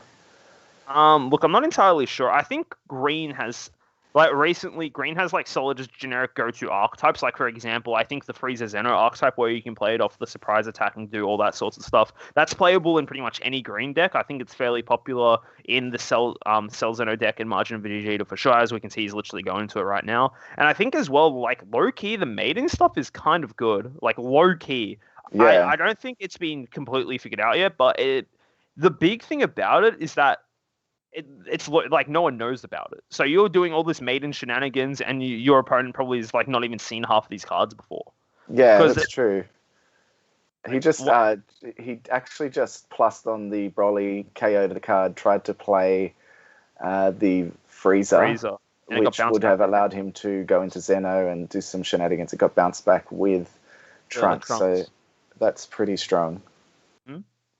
And yeah, you can already see the difference in hand size between both the players. Like Alan over here, he's got a whole essay in his hand, right? Where Ethan, he's only got looks like he's only got 2 cards in hand. So it's pretty rough right now. But again, he can get a massive power boost from the Leader Awakening here, but he just has to play it correctly is the thing. That's right. Rosie was one of the maidens, right? That 3-drop. That's really good in green. Yeah, 3-drop, exactly. Triple attack. Your opponent drops 2 cards. So strong. It's a very powerful card, and I believe there was a 1-drop maiden as well that it has the ability for 1 energy to play any U2 or maiden card from your deck. I believe it is. Yeah, with its skills negated, I think. With its skills negated, but I think one of the cards that a lot of people play way back in the tournament power set from like so many years ago now. It feels like there's actually a Universe 2 card that reduces the cost of all your yeah, that guy, the Yardrat guy, that reduced the cost of all of your Maiden Squadron. Maiden Squadron and U2 cards in your hand. So it allows you to skip the curve tremendously. So that's the combo I've seen people been playing. And it's also the combo I've heard about and just seeing deck profiles and whatnot. So it'll be cool to see if he gets it out. But in the meantime, just seeing this Dark Broly just chip away at Ethan's board is just, down his hand as well is quite rough. Here's another Predation. Another 2. How many rounds is this tournament? I think it's going to keep on going on until there's 1 undefeated player. Last tournament we had, it was, I think, 6 rounds. So this one, I'd assume it would be 5 to 6 rounds for this event as well. I got Herberto, a.k.a. Kung Fu, on my YouTube stream. G'day, mate. How are ya? And here it is. Here's the big awaken condition I was talking about from the 16 to get a lot of cards. So because he was at 8 life, he was able to awaken and draw it down till he had 5 life. So it's a big +3, plus another one from drawing a card and untapping an energy. Very huge play for sure. Now he's tapping 2 for that Unison. It's quite bizarre. See, at that point, it doesn't feel like it's worth it. 2 energy for that Unison doesn't feel like it's worth it.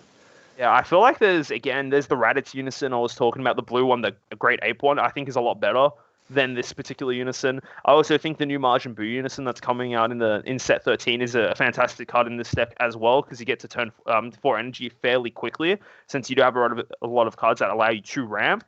But like this Super 13 Unison, doesn't feel like it's the thing. Does not feel like it's the card for this deck.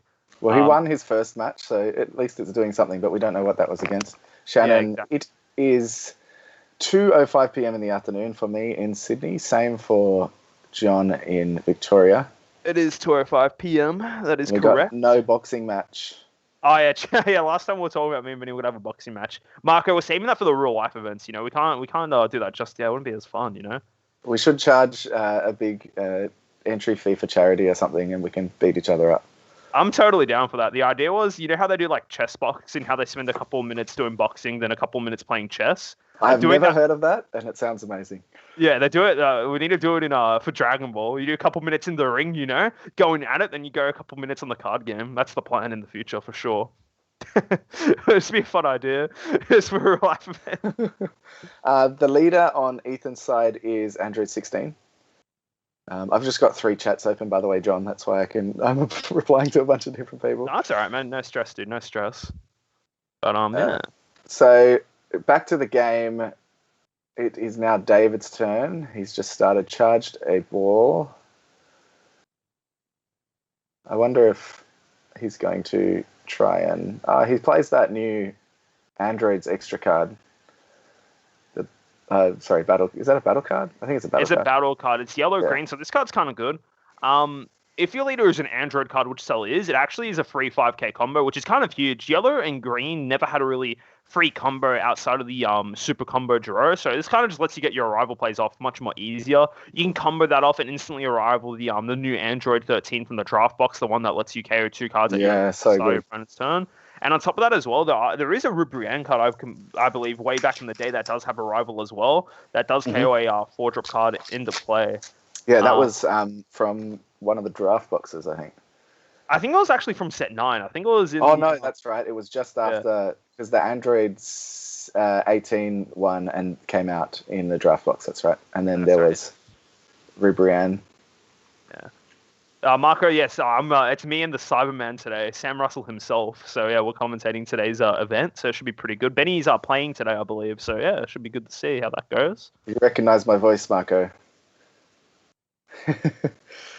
Oh, and more value out of the Cell deck. The Goku coming out here. This Goku is very card. It's such a good card, yeah. When you make your opponent discard a card from their hand, and if your leader is green, you actually can play this card for free. It's a crit as well, and then you can send it to your warp one of your opponent's battle cards. Ooh, nice here's the Android 18 counterplay. It is a blocker.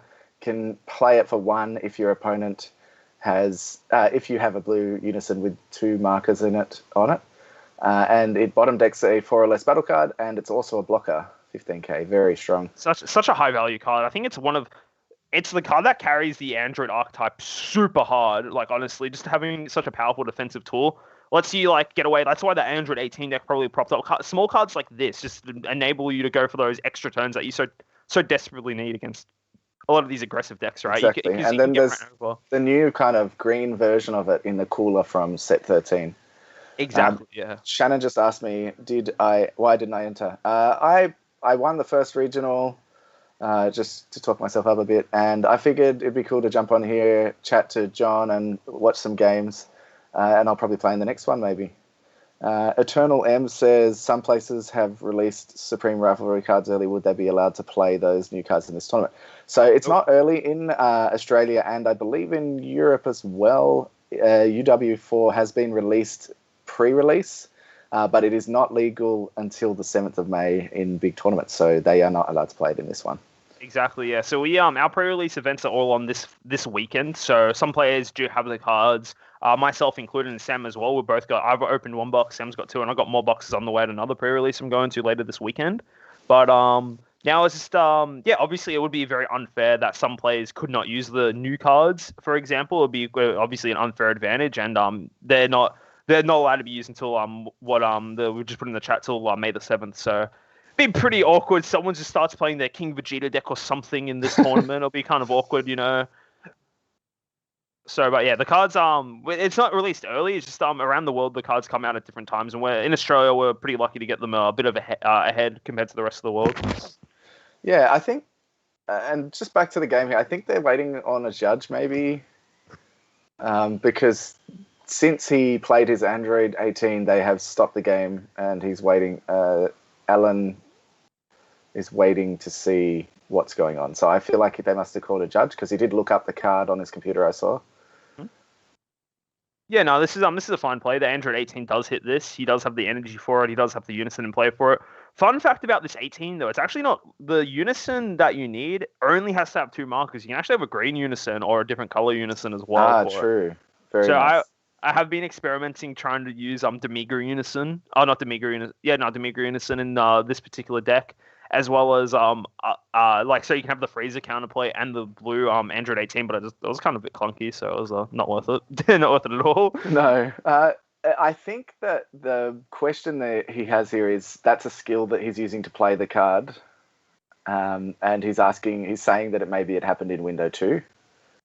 But the thing is, you have to reveal that card and ask for a response first. So I don't think at the end of the day, even if it is played in the second window, the Goku doesn't have any coming into play auto effects is the thing. So there's actually it doesn't change the game state at all here. It's more of the fact I reckon he's probably waiting so he can just I'm going to keep this in my hand or something. So yeah, I think the correct sequencing should be I think it should go bottom deck. Proan says you need to specify cost of tool. No, it actually says Oh no, it is. No, Unison he's in right. It play, is specified is cost 2. It is specified cost of 2. That's my bad. I meant to say the Bardock Unison, not the Demigra Unison. I got that mixed up. Okay. Sorry. Is it? I could have sworn it said that you just need a Unison with 2 or more markers or something, but you must be right. Yeah, no, it's 2. It's 2 or more in a blue Android leader. That's what it says on the card. I tried it with the Bardock Unison, but it just felt really clunky in this deck. It was a cool idea in theory. You know, you could have the Freezer counterplay and the Android 18, but it was just way too clunky for sure. You have better things to do on your turn 2 than play the Green Unison. Fair. But yeah, they're still going on about it here.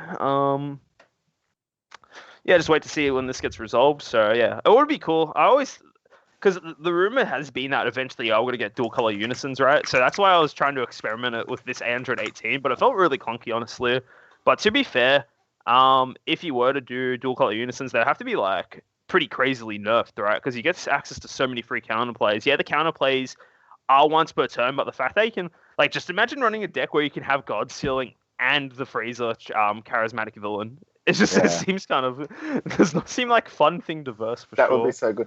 I realized why I thought it was with at least 2 markers. It's with a specified cost of 2 or more, so you can play Unison with more than 2, and it still works, which is pretty new. We haven't seen that very often. So, like, if your leader card is an Android card and you have a Unison card in play with a specified cost of 2 or more, then it reduces the cost. So you could have the 3-cost Unison in play if you like. Battle is continuing here. See, yeah, so Cell's nice and awakened here. The good thing about Cell on this side, he can buy you a lot of turns, and it also enables you to do more hand destruction stuff. So curious to see what happens here. Looks like he just procced the Cell skill straight away to blow something up, and now he's sniping a card out of his hand. Kind of rough for Ethan here. He's running out of cards real quick, and he's awakened. So once he gets down to less than 2 cards in hand, it's going to be pretty hard to get back up into hand size, which not going to be fun for him for sure. The only positive you'll have is that he can arrival from energy and combo from the drop, so he can technically play with no cards in hand. It's just not. He technically can. Amazing. It's not ideal. It's never ideal to play with no cards in hand. Like, he can still all his plays for sure, but it just feels so rough just playing with like minimal resources. All right, KOs and playing the surprise attack again. Freezer, this is the finally. Same. Yep, this is the same one he bounced back to his hand before with the Trunks God Sealing. So wouldn't be surprised here if we see him go up the Zeno chain. He should have a ball in hand as he's as we can see he's already charged 2, and I believe he would. That chain is really good. Depending on what one you play, you got a crit here, and then you go into either a double strike or a crit. And if you use the double strike one, I think it's the double strike one. You can pop it and make your opponent drop another card. And then it has the Roshi effect that lets you grab a extra card from your drop area. Exactly. It's actually one of the few ways now to grab cards back from your drop area. So it's pretty cool to see that, it's got that little bit of tech, Normally it was intended, obviously, to grab one of the Dragon Balls back, the one you used to play the Freezer, but, there's a world where you just use it to grab, like, Cell's Earth Destroying Kamehameha, or just Dormant Potential if you need, or whatever extra card you need at the time, right? So it's a very good tech card. That doesn't seem like it at first. You think it's just a generic go hard at combo, just going super aggressive, but it has a lot of utility to it as well, which is quite Agreed. nice. It's very good. So this is a 25k crit at leader here. And now Android 18 is forcing Cell to drop a card, or bottom deck a card, as it were. Not too big of a deal if you're Alan here. You still got a massive hand, and then if you were to wanna, if you are oh, very nice. if you use the skill to combo from the drop area, you don't need a bottom deck card. No, yeah, it's only if you combo from hand to bottom deck. So he does have 1 card in hand. Alan has a Ribrianne in drop, but you don't really want to waste that until you do some damage. Might be worth attacking with leader first. Yeah, exactly. Or another thing he could do here, if I was Alan, I'd actually use the Dark Broly to swing into the Android 13 just to get start killing that. Don't need to worry about it. And then use a ball to go up the Freezer, because then you can just use the Freezer effect I was saying before, make him to discard his last card from his hand, right? Yeah, exactly. And I believe the Freezer that does that is the double strike Freezer. I don't know. That is correct. Yeah, so you could just go double strike with the Unison into Unison, then Freezer double strike into Unison as well to get rid of it. Exactly. Another thing can be he does have another Brianna drop, so you can just swing the leader, force him to take it or lose both cards. It's a lose-lose situation, because no matter what, you will be ending up with 0 cards in hand, which is not ideal, obviously. He's just thinking here. It is a very tough decision to be in. Like, hand destruction can feel so oppressive sometimes. And yep, he decides to take it here, and we're probably just going to see Ribrianne activated from the drop here, force him to discard 2 more cards, with aka the rest of his hand. Yeah, here we go. Discard 2. And the thing is that there's literally like nothing you can really do about it, right? Like, yeah, there's the God Sealing as well he had in hands. It's like, it's a lose-lose situation no matter what. And the thing is that it doesn't look like he has another Ribrianne in his drop, but if he has a way to get Ribrianne in the drop, right, it could just be it. Game it for could sure. Potentially, yeah. Because he's already used his combo as well with the leader, so he can't do that again. That's once a turn, I believe. That is correct. It is once a turn. Yep, there it is. He's got to get that double strike freezer out. If he has another Dr. Dro in his hand to put another Ribrianne in his drop area, or just simply another Ribrianne in his hand to combo off anyway, it is just GG because Broly does have inbuilt double strike, right? So now it's kind of just a solitaire game from Alan here to take down the Android 16. So it feels bad. It always feels bad playing dying to hand destruction, no matter how good the game is. Just I feel like dying with no cards in your hand feels bad. It feels horrible, sure. So let's see what he decides to do here. He's going to go for that double strike swing.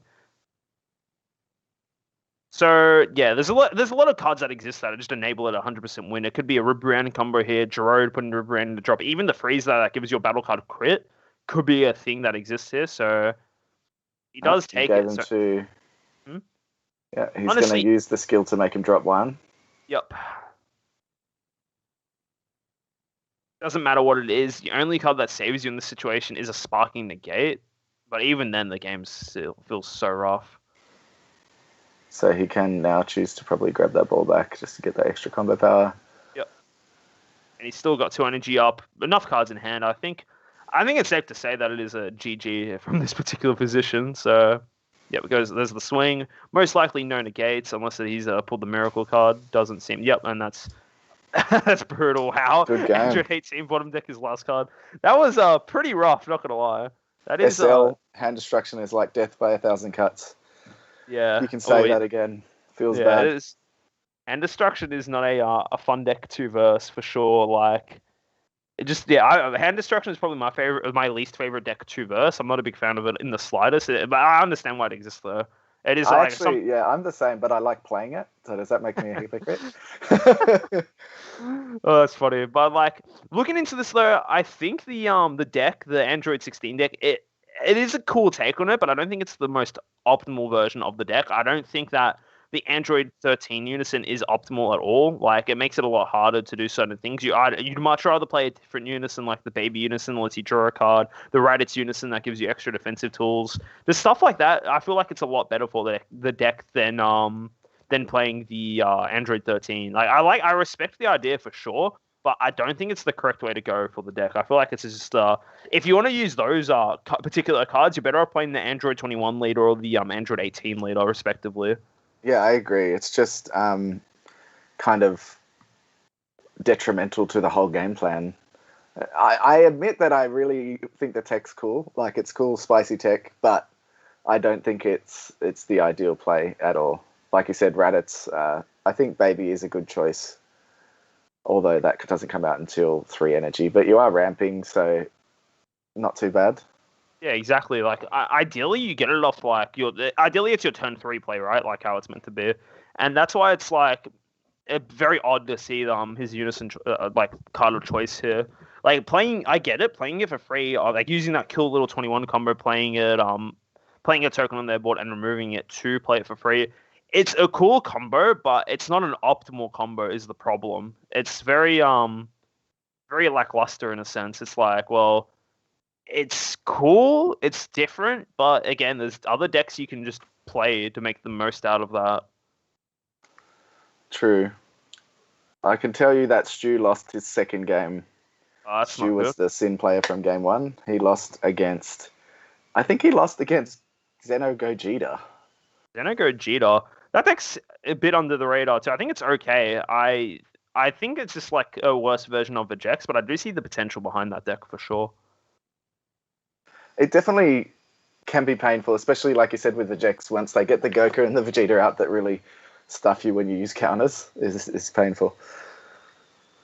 Yeah, exactly. That's like the best part about Black, honestly. Like you get so many different so many different variety of like Silver Bullet-esque kind of cards, right? That's what the whole purpose of Black originally was, right? That's what it was catered towards, is being like the deck that like has answers to all other colors, right? Yeah. So, yeah. So that was only 15 minutes. We still have 15 minutes left of Wow, that was a the quick game. rounds. That's a pretty quick game. All right. I don't know if we could get in and watch another one, or we'll just have to wait and see. I might quickly grab a quick drink. My voice is a bit parched, so I'll be back 2 seconds. All right, I'll be back just real quick. see you shortly. So, Cell hand destruction getting the win is very interesting. It looks strong. He did get kind of his ideal plays off there. I'll be keen to see if it continues doing well for the rest of the tournament. I think someone asked how many rounds a bit earlier. We don't know. It just depends on how many people drop, to be honest. I'll just jump on and look at the pairings quickly, and I'll try and work it out for you. Usually around 6 or 7, probably 6 rounds. Around 2. So there's around 100 people playing. I could see that going to 7 rounds probably. Usually you'll find that people drop pretty quickly after round 2. So that might affect it. It'll just mean there's less players playing and it's quicker to get to 1 undefeated. Obviously no top cut today. Result reporting. I'm just going to go and check on my guys. So I believe Stu, who was playing Sin Shenron in the first tournament, in the first round, lost. Round 2 results below. Let's have a look. All right, I am back. I've got Corey, my other Sin Shenron player, is 2-0, so that's good. Hey, nice. But he's playing aggro Sin Shenron. Dylan, who is on Cooler, is also 2-0. Eternal M's, what do you think of the new yellow counter card, the Power of a Super Saiyan? That's the Vegeta one. The first thing I think about it is the SPR artwork is unbelievably beautiful. I think that card is beautiful. It's one of the few cards I'm actively going to try and get a play set of, just because Vegeta is my favorite character, and the artwork on that card looks stunning. As far as playability goes, I think every yellow deck should consider playing it 100%. It's such a generically good card. It kind of functions as like Zamasu Super Combo, but instead of getting a 10k pump, you just tap something on draw a card instead. Yes, it is once per turn, but on top of that as well, it also functions as a last-ditch effort negate. I think the card's fantastic, and I think it's going to be a staple in yellow moving forward. It's just a generically good card. It's very, very good. I think that all the new extra cards are actually pretty decent. I'm keen to see what happens with the red counter and how well that performs, because it does work nicely against obviously Dormant, but it also hurts things like a Sparking Dimension Magic, forcing your opponent to take a life for no reason and not untap, which is pretty cool. I think that card gives a red decks a fantastic time into Mecha Freezer specifically, because Mecha Freezer turns all their negates into 1-cost free negates, which that card just shuts down completely, right? Yeah, so true. I think for red players will be loving that matchup now for sure, like, because it's not locked to. I believe it's not Saiyan only leader. I know the extra card negate is the King Vegeta's Imposing Presence. I know that's locked to Saiyan red leaders only, but I believe the other King Vegeta, the counter one, is just red leaders only. I think you're right there. So I think that card will be another, like, I feel like there's got to be another. This is one of those another like staple sets for sure. I feel like there's a lot of good cards coming out of the set. Like even the Black Kai, the counter attack. I think every black deck should consider running that card, or even the side or whatnot. It does a lot for what it does. Green as well. Green, I think there's a case where Green has the least staple cards. I know there's that new King Cold that kind of functions as a mini topper if you have a field and play. Or if you have the new Cooler, which again, Cooler's kind of weird too, because you need a lot of extra cards. Yeah, that because I looked at that. I pulled that in my pre-release last night, and I was playing King Cold. Not King Cold. I was playing Shield Leader, but you just don't, have that many extra cards in other decks. You can't count on them being in the drop either. Exactly. I think it'd be good for things like Clash Coup, where you're bursting and stuff. But I don't think it's generically that good. Yeah, I think that now, like, for those decks as well, I think it was like good, but then they got rid of Roshi, so it's like less good now. Like if Roshi was limited or like just not touched, I think it's like the green stuff is better. But unfortunately, like the only time I think these cards, I think the cooler will see play outside of the King Cold engine, and I also think that the King Cold common Copper Negate will see a lot of play. I think these cards are actually really good in the OG Green Broly deck, because the Green Broly that does play a field card that can't be removed, so you have a little bit of playability there. But at the same time, I don't think they're like over the top amazing either, which is kind of sad to say. I think they're good, but I think the other colors are just a little bit better For sure. for staples anyway. TFT Meditate says, "How are we doing, lads?" Yeah, I'm good, man. Doing pretty good. Imagine pulling 3 SPR power of a Super Saiyan. Are you saying you did that? Yeah, he did. Yeah, that's actually he's actually one of the guys that goes to my locals. June, he pulled 3, and he said he's going to give them all to me for my birthday. He said what that. What a legend! I can't believe he said that. Imagine pulling these 2 from 2 boxes and 2 premium packs. Ha ha ha! Humble brag. True. Humble brag. I got SL. Is the new Goku Unison legal from pre-release? No, it is not. Same with the UW4. It's not legal. Yeah, exactly. All the cards that come out as part of set 13, it is not legal in this tournament. So you're going to be seeing old stuff. I know the Unison you're talking about and the lady you're talking about these bad boys here. I'll just get them on the screen, on my camera here. These bad boys. Yeah, very nice. Yeah, they're very pretty looking cards for sure. So yeah, these winners ones as well. Yeah, look, the only 2 people rocked up to a pre-release I went to last night. So, I mean, I fought real hard for it and we won for sure. It was great, Man, you can't complain about that, eh? No, you can't at all. Yeah, you got the better stuff. I'll trade you. I'll trade you my winners ones, dude, for sure. Do it. I know you won as well, John. Is Top Cut 8 or 16? I think with 100 players, it's still 8. Is it? I think so. I don't know. I don't know how it works. I believe it's still top 8. But I think these online events anyway are just play until until there's one left. So. Yeah. I thought the pre-release was tomorrow. There's other stores do pre-releases. There's like a pre-release almost like every day. There's one. I don't think there's actually any today, but I know there's a couple tomorrow. There was one last night. There's gonna be a couple throughout the week. So you just gotta wait. What new leaders do you think will be meta? I reckon the new Meki Wish has a very good chance of being a good deck in the meta. But you've talked to John about it already. I haven't looked at that deck too much, but I do think it's very powerful. I think the other new black leader, the Supreme Kai of Time, looks strong as well. But I'm always wary of overwhelm strats because I feel like they never kind of push their way all the way into the meta. It kind of gets there and never goes. But it's strong being able to keep those overwhelm cards on the field, especially with the new ones that restand and blockers and do all that stuff. It's pretty cool. And I honestly haven't looked too much at the other cards. God, shoot me. I should have. But you're not missing out on too much, man. It's all I think people are going to like... Everybody likes Bardock, right? Whether or not that's going to be a push for meta is another story.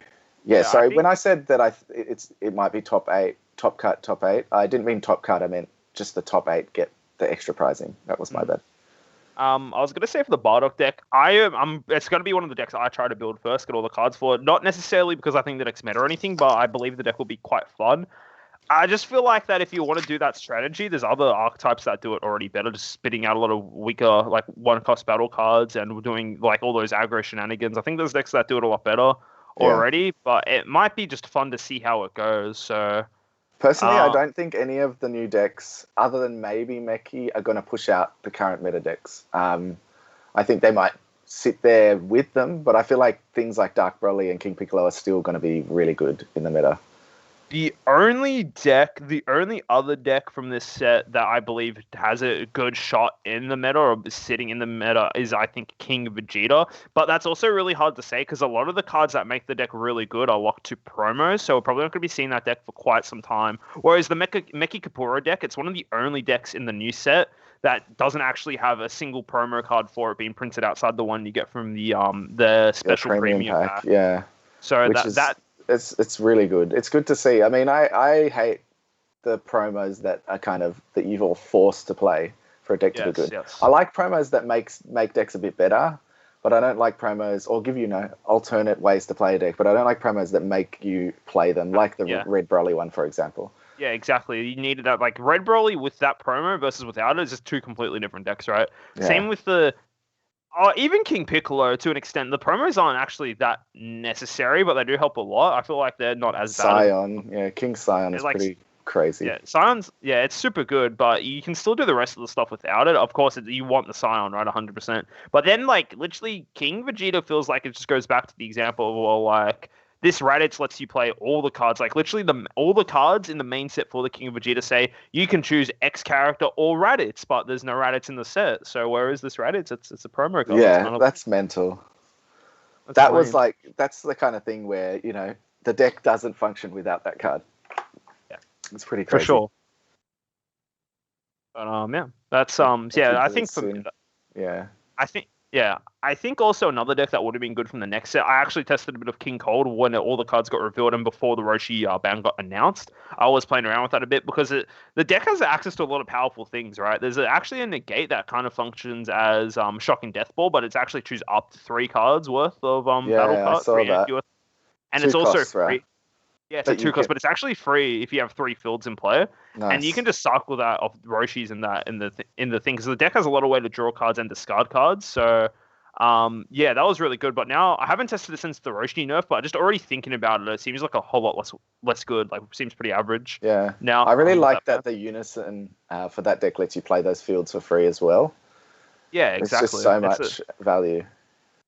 I thought it was I think it was pretty good for sure. But I have to wait and see. It's hard to say until we actually see these cards played in a proper official tournament and see what actually ends up being the best. But I think what tends to happen, everyone sees all these new cards and they just want to use all the cards from the new decks and whatnot, test them out, and then eventually people realize, oh wait, this deck's still good or that deck's still good, and they just go back to those. But I do think Meki is a deck.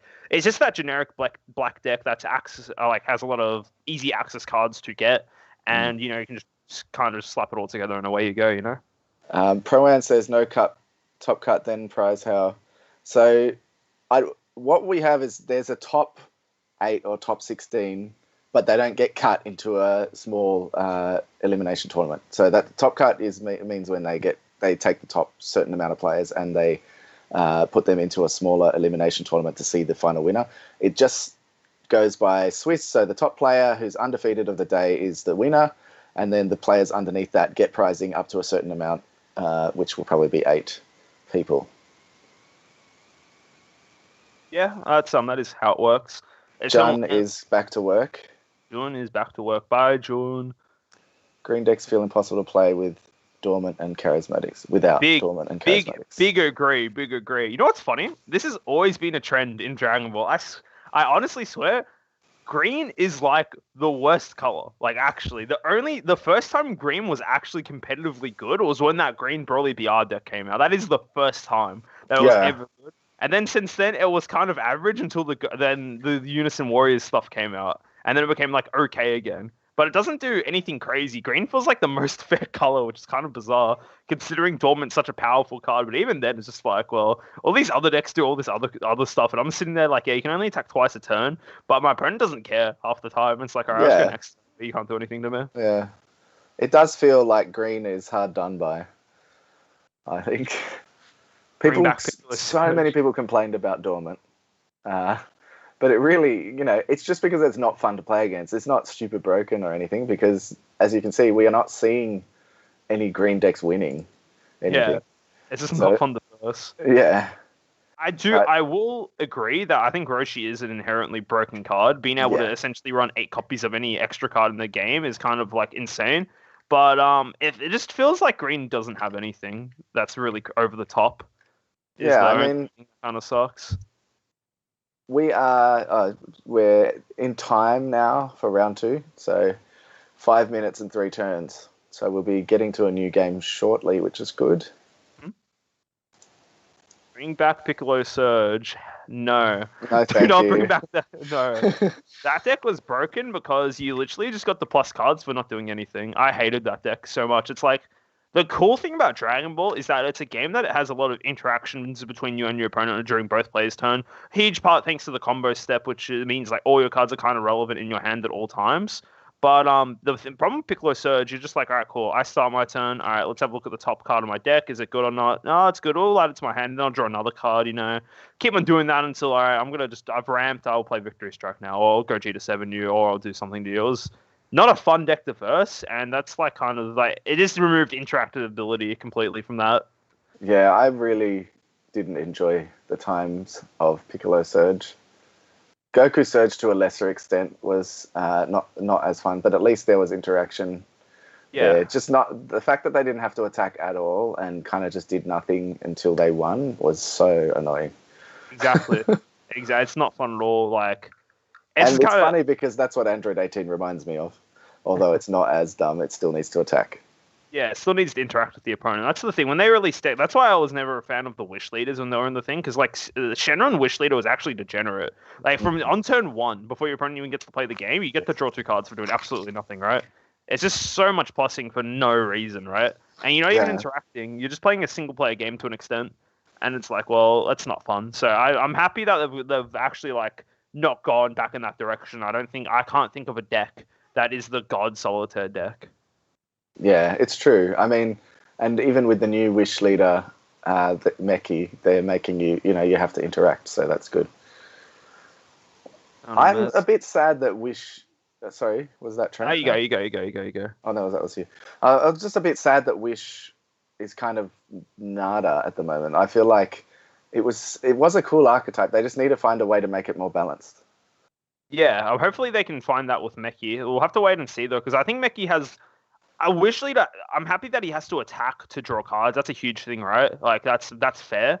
But we'll have to wait and see, because like the big handicap on Wish Leaders is that you can get unlucky and see a lot of your Dragon Balls in your life, which essentially means you start the game with like less life than intended, right? But yeah, we'll have to see how it feels in the tournaments coming out. It's just the kind of wait and see thing, wait to see what's actually good and whatnot. Yeah. Eternal M says there's a new blue card that brings out the Freezer and Cell Unison straight out of the deck into play. Would that help the Pycon deck? Personally, I think it's still trash. Unfortunately, because I like Pycon as a character, it just feels like that 8-drop Gogeta is just a terrible card, and it needs to have some sort of protection, which it doesn't have. It could help it a bit, but I still don't think it's going to make it.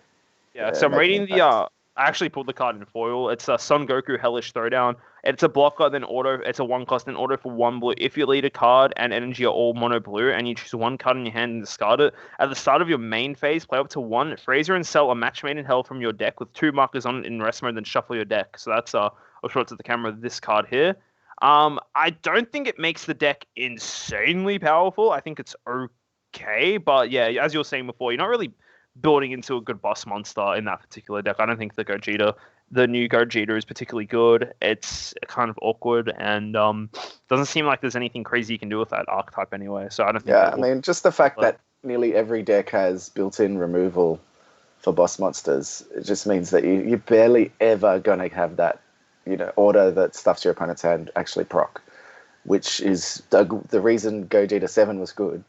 They obviously were trying to avoid another Gogeta 7 situation, but I feel like they could have maybe given it barrier or just given it some way of proccing that skill. Yeah. Shrub said in Perth they had 2 Shenron decks top locals last week. Keto Pesla Shenron and Hydro Mastery Shenron, which is pretty awesome. It's like, what is this, 2019? Sounds like it, yeah, for sure. 2019 strats for sure there. Blinky Blue. I like they printed some mini support for previous strats. Yeah, it's really cool. And it's just it's like that random Android 18 support in the tournament pack. So strange. Just having it randomly pop up. But it is cool that they're doing it. I think it is cool, yeah. Like, also, we were talking about it like at the start of the stream. It's really cool that Bandai, between the promos and the main set, is supporting previous sets, which I think is really nice. It just means that you have more options to play with your older existing archetypes, right? So it's really cool to see that they are doing that. And hopefully it turns out these decks get somewhat viability and whatnot, but we'll have to wait and see. I like, just on that, for example, the chilled deck, and I can't stop talking about it because I've just been so excited to try it out. The fact that the main win con in that deck is a set 2 rare. It's pretty cool. Like you got the new 2-drop shield that you play from the deck for 1, and then you tap 3 on that to play a 5-drop shield from your deck or hand, which is the best one to play is from set 2. It's a card that gains triple strike when you rest 2 Shield's Army tokens, and it allows you to combo with all those tokens because they don't have a combo cost like clone tokens, but it gives them all a combo cost, and you can combo with them in rest mode. You'd never play it because there was no way of getting it out, but now it's really cool. Yeah, exactly. It's kind of cool that there is a way to get it out very effectively, I guess. Yeah. But yeah. Any blue babies around? I have no idea. I know a couple of decks that have been played today. I believe there might be a handful of blue babies because it is still a solid deck. But I am not entirely sure. Or I'll have to wait and see. I'll have a quick look around the tables and see if I can see. There are only a couple of people still in their tables because it is time in the round now. I can see a launch. I can see lots of Sin Shenrons. Lots of King Piccolos, Mecha Frieza.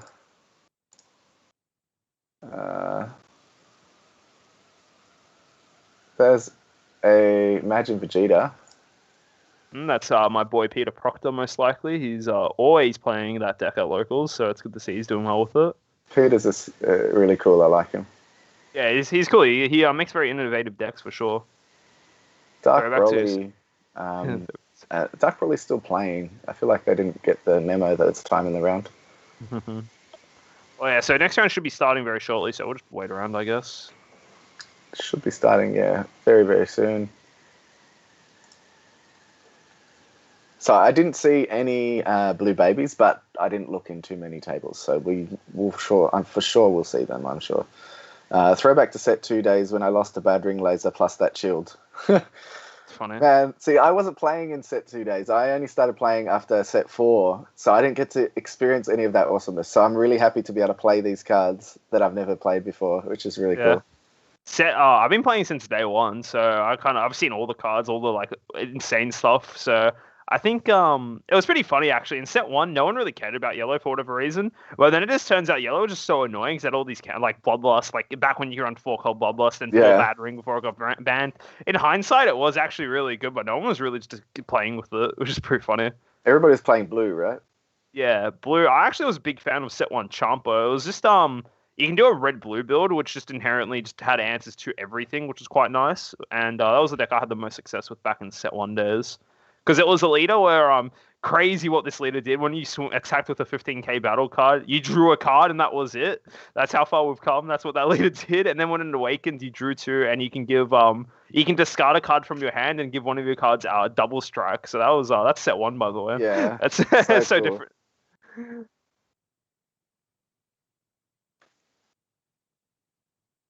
Alright, easy. So we're going to table 2 now, guys. So yeah, just give us 1 second. Table 2. So maybe Trent has picked out something awesome for us to watch.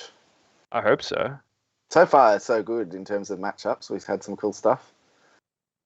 Alright, easy. I'm just going to tell the players to wait, and just bear with me 1 moment while I hop in there. Do it. Another Sin Shenron. I really like that boom mat. That boom mat, for people watching, was supposed to be the entry prize to the Brisbane Regionals last year in March, I believe it was, and that got cancelled because of COVID, so we never got them, and it's pretty sad because I really like it. It's awesome. Do you know what? Missed out on playing Shigesh. Oh, well. Heard Goku's lineage was good times before that ban. Goku's lineage was crazy with Shigesh because he could Shigesh into Path to Greatness and then go into Harder Mastery. It was so fun. Fair. I also playing Path on your opponent's turn with Shigesh rests one of your opponent's battle cards and draws you a card. Damn, is this cardtastic locals? People are saying they should unban Shigesh, but if you actually look at all the 3-drop Saiyans you have to lose at some point. You said it so yourself. So crazy. It is what it is. Something, you know. So, yeah, just don't. You can shuffle. I don't know if John's still chatting to them. I think he's still waiting for his opponent. Good stuff, dude. You said you were going to go 0-2 and drop, dude. You meant 2-0 then drop, yeah. So Sin Shenron is one of the people playing. Good stuff, dude. What did you even verse first 2 rounds? Nice. Is this Peter? Is this Peter here? It is Peter. Hi. Do you reckon John's we not muted. postpone the match can't to hear him. Tuesday? Fantastic. Since Shenron versus, what is that? Yeah. Well, at least one of you guys got to make it deep Is today, that which is Garlic good. Jr.? I can only see the side of the leader. I know you guys probably can't see it yet. Yeah. Well, yeah, you guys, because I'm here, that means you guys got to be on the stream. Planet So Vegeta, just such a give us a cool sec map. while we get everything It all might set be up Imagine on our end, Vegeta so it then shouldn't if be that he's got long. that map. Yeah. All right. So I'm going to be back 2 seconds, all right? Just bear with me. But yeah, don't start yet. Just shuffle. I'm just going to wait for the heads up. Yes, it is Vegeta and Babidi. Alrighty. Yeah, just told the players to wait a sec while Trent gets his end all sorted, so good to go. Fun fact, both these players are from my locals, so I've actually, yeah, good to go. Alright, let me hop back in and I'll tell them. So this must be... You guys are all good to go, so best of luck, and no hard feelings for Tuesday, alright? Just, just have fun, Alright, best of luck, boys. Alrighty, yep, so they're just starting now. It's all good. So, yeah, both these guys are from my local, so this is pretty fun for me. Agro Shin versus Majin Vegeta. Is that Peter? That is Peter, my boy from locals. Everyone, yeah, it's pretty cool to see a fantastic locals match here on stream, so that should be pretty fun to watch. So Kevin's actually not playing the aggro version of Sin. He's playing the mid-range one as well, but he's got like half and half. It's kind of, his deck's kind of weird. He's running close to 60 cards in his deck, and he's just running like half of his deck is catered for going aggressive, and the other half is pure totalness. So we'll have to wait and see. John's not muted. I'm sorry about that. Can you hear me now? Or No, yeah, that was just when you were talking to them. that was my bad. I thought I muted myself on Skype. But well, that's all good. Now we get to see the game, I guess. So it's all good. Yeah, so it's interesting. I don't know Peter's build, but Majin Vegeta can be highly aggressive. Yes, so as I said, I know both these guys because they both go to local, so I'm familiar with both their decks.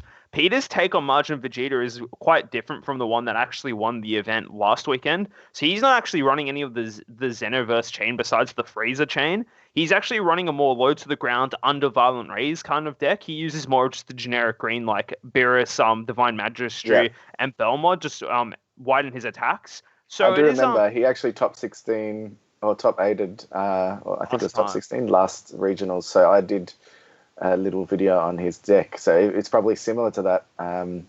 Like you said, low to the ground, wideboard aggro. I think he plays the Bell mod, right? He does play the Bell mod, yeah. He plays like just low to the curve, right? He can go off turn 2, like the other Majin Vegeta deck, but he has more of things that provide him some more late game insurance, I guess. Because the thing with the current Majin Vegeta deck, it's a great deck, don't get me wrong, but if you can survive the initial burst of the Xenoverse chain and whatnot, like the with the Majin Buu and then the Lord Slug coming out, you're actually kind of all right because the deck runs out of gas real fast afterwards. Yeah. Whereas Peter's take on the deck enables him to go into later turns of the game. Of course, you don't particularly want that with Majin Vegeta. You do want to just kind of beat them turn 2 every time, right? But Peter's take is just a little different, and I think it gives him a bit of an edge because it can catch people off guard in these best of 1 formats. Yeah, it's very interesting here. He played the Vegeta turn 1, looking to self-awaken as soon as possible, I assume. Because he went first, he didn't get to attack with it. That is correct. He will be able to awaken next turn anyway. Kevin did attack into him. And this is a kind of good spot for Kev to be in. He, not really, actually. I thought he played a different card. That was my bad. It's not a good spot to be in. He's going to get attacked a lot. I thought he was going to play the blocker. But you can't do that turn 1, obviously. So this is going to be a pretty insane turn from Peter here. He's got very large amount of attacks here coming, going into Kevin here. So I'll have to see how he's able to deal with it. A big thing about Peter's deck, as well, I was just saying before, he uses the Xenoverse Frieza chain to kind of recycle his Cells Earth Destroying Kamehameha, just to be able to rip a lot of cards out of his opponent's hand. Yeah, it does. Yeah, so he's pretty heavy on the aggro and hand destruction type stuff. He's using Overlord here to draw. Yeah, Peter is honestly like an expert when it comes to this deck. He knows all the optimal plays to do. He does everything really nicely. And you saw there because he played the Vegeta on the previous turn, he didn't actually get to have double strike on the following turn. You only gain double strike when you play it. But it's more of the fact it's an additional 15k swing, and he can also use the Overlord skill to cycle a card. Yeah, so he used it obviously to grab a card from life on turn 1, and then used it to recycle and grab a card from deck as well. So it's decent. Help him make sure he can awaken. Exactly. Again, I wouldn't even be surprised here if he uses a sells Earth Destroying Kamehameha here. He might not choose to do anything. And he's gone for the Great Saiyaman super combo. Obviously, the card of choice that he would have put at the bottom deck is the 3-drop Margin Vegeta that his leader does let him play from the bottom of his deck. So strong. That would serve in as a 30k double strike that restands if your opponent uses a counter. Which they most likely do, because they wanted to get the double strike attack. Exactly. So. Yellow, I don't know if this Sin runs Time Magic, but Time Magic is decent against that card. It really is, but I don't believe Kevin does run Time Magic. And it looks like Peter couldn't make use of his energy there, so he's just forced to untap the 1. And lo and behold, he does have that Vegeta. Big surprise to everybody. Low-key, Sin Shannon can clear this with just Haze here because Peter is only on 2 energy, so... So he's going to Overlord again. Oh, yeah, looks like Kevin only took 1 hit from the previous double strike swing before from the Vegeta, because he was at 5 and he should have gone down to 3. Yeah, it's all right. Kevin did take the life. He was meant to go down to 3, so good thing they caught that. Kevin only took 1 life, yeah. Okay. He's fixed that up now, so that's all good. So... Blinky Will, aren't you playing? Maybe not. Blinky... Who's Blinky Blue? Blinky Blue. I feel like I know that person. I know him as well. Blinky. That's funny. But it looks like Peter's opted to use his leader to get more cards. I think he's going to try and finish Kevin off here. But as I just stated, if Kevin has Haze Shenron in hand, he can just kill the Margin Vegeta, so it's no big deal. So if I'd be a little careful if I was Peter here. Just you don't need to overcombo on this. Because Kevin can just I just Haze Shenron and get rid of it, right? Yeah, he also can awaken as well. If it would be not ideal for him, but he can awaken if he needs to. Of course. I think if he has Haze, he just uses Haze here if I'm Kevin. That's the optimal play for sure here. And yeah, there it is. There's Haze. Yeah. Instantly. Just the fact, you can get it out a little bit earlier and, cheat the curve just a little bit. So, yeah, there he is, able to clear it straight away. Very nicely done. And it's kind of awkward for Peter right now because he's on 1 energy. So Peter's going to have to try and pull something spicy off here. Otherwise, Kevin might just be able to do some cheese shenanigans on his following turn. Yeah, and this is the exact same play I was saying that Peter likes to run. He likes to run his... Bardock is very nice. Bardock into Beerus is just such a nice play. So much value. It really is. So if I'm Kevin here, I'm honestly pretty happy with how the situation's turned out. He got rid of that pesky Margin Vegeta straight away, something that can apply a lot of pressure. You have the option to awaken here, and all the cards that Peter is presenting as threats, they're actually all targets for Haze Shenron. There's nothing that's over the top here, and he's used his overrun for the turn, and he's only got 1 energy open. So if I'm Kevin, I'm kind of liking the situation. Not gonna lie. Yeah, and I think all he has to do is combo out of this attack, and he's sweet for the turn. Yeah, I wouldn't be surprised if any Champers. Exactly. I wouldn't be surprised if Kevin gets a bit greedy here and doesn't choose to awaken, because that means he gets 3 energy to work with on his next turn. Yeah. And I also believe Kevin's running those blocker negates we were talking about before from the evolution booster. So if he has seen 1 in his hand, he can just simply use that and stop 2 attacks. Nice. It'd be cool to see that. I haven't seen anybody in Shinron play them, so that'd be cool. I think they're just such good cards, right? Like, you're able just to stop them straight away, like stop 2 attacks. You kind of gets you from that 5 to 4 threshold where a lot of people actually tend to stall you on. So I think it's a fairly good tech, and yeah, he's chosen to take it here.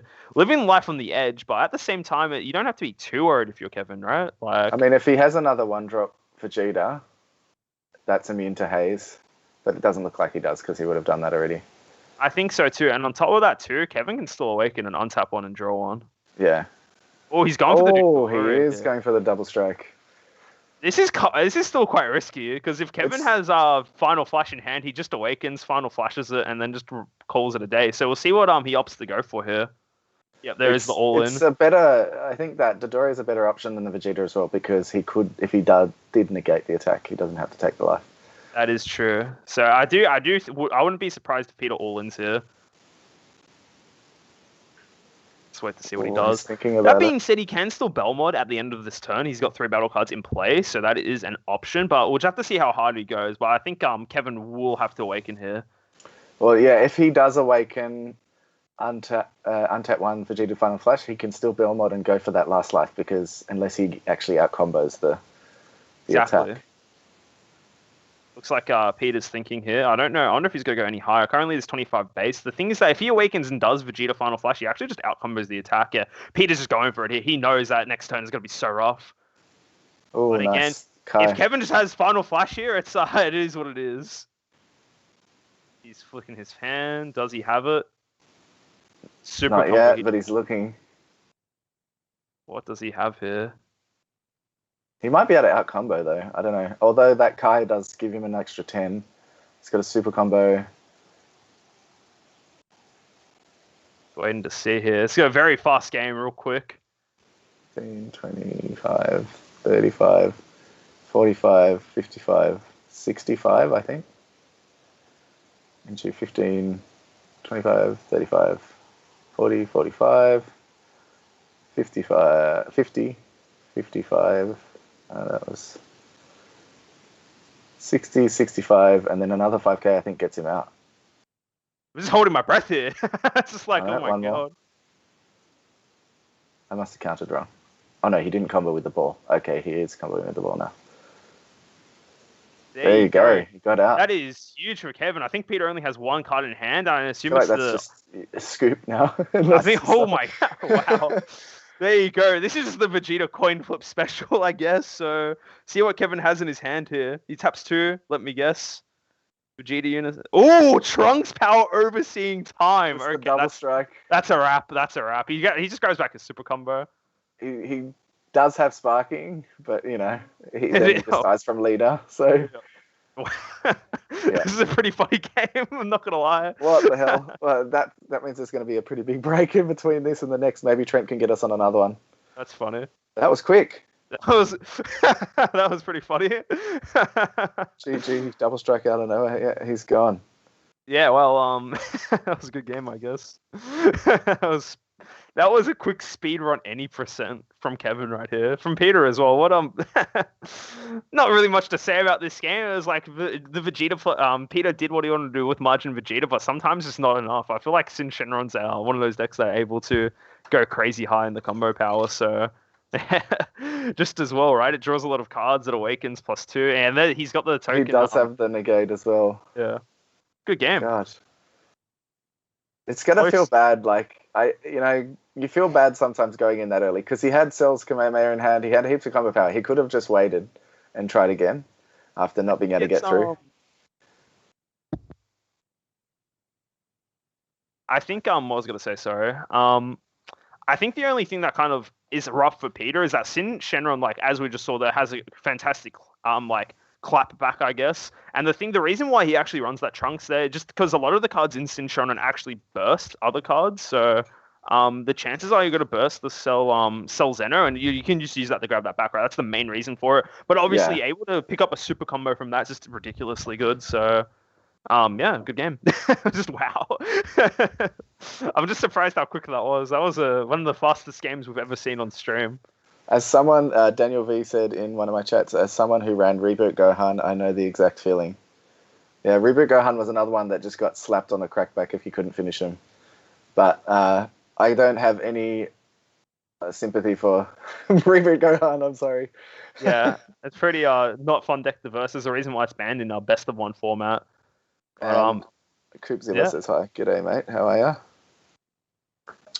So, I don't know if Trent's listening, but do you reckon we can get in on the end of another game, Trent? I hope he... Yeah, okay, sweet.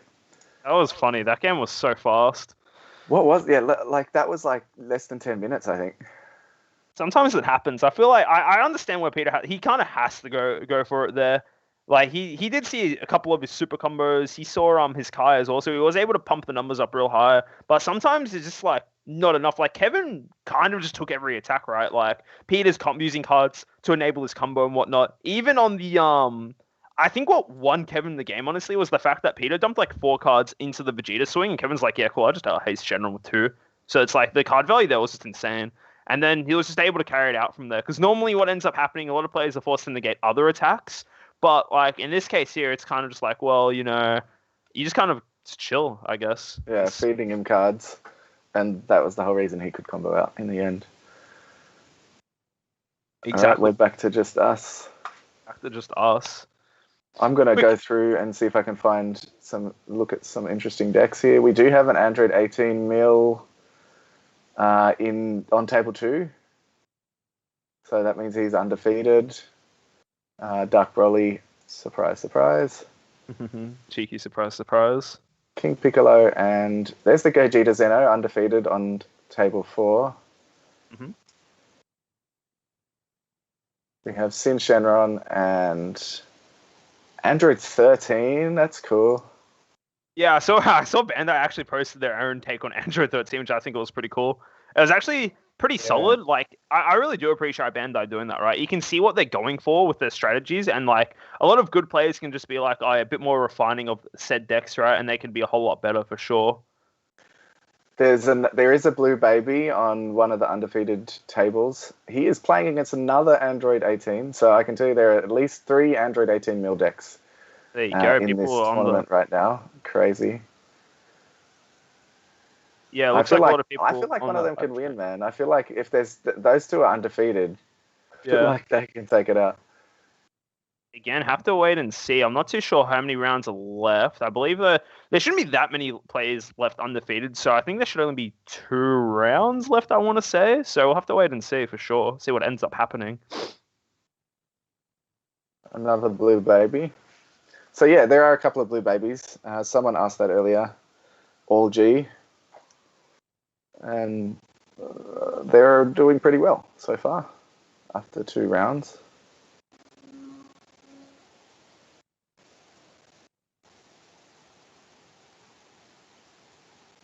And sorry, I'm going to stop watching this game because I will not forget I'm streaming. What do you reckon? Anybody think that Android 18 will take this? I feel like it's possible. Yeah, for sure. Like, sorry, I'm just replying to a message. I feel like that it's a very powerful deck for sure, and I feel like it's because it's a newer deck as well. People have less experience into it, so yeah, I feel like it can catch a lot of people off guard. But again, I was saying one of my criticisms of the deck is that if you know what it does, you should be able to play around with it. At least how I see it, right? Yeah, I get you. Looks like Benny dropped a game, I think, round 2, did he? Yeah, he lost his round 2 game. Yeah. I feel like Kevin's representing my locals today. The Sin player that was just on stream, he did get a big win over another player from my locals. So it's like that, you know.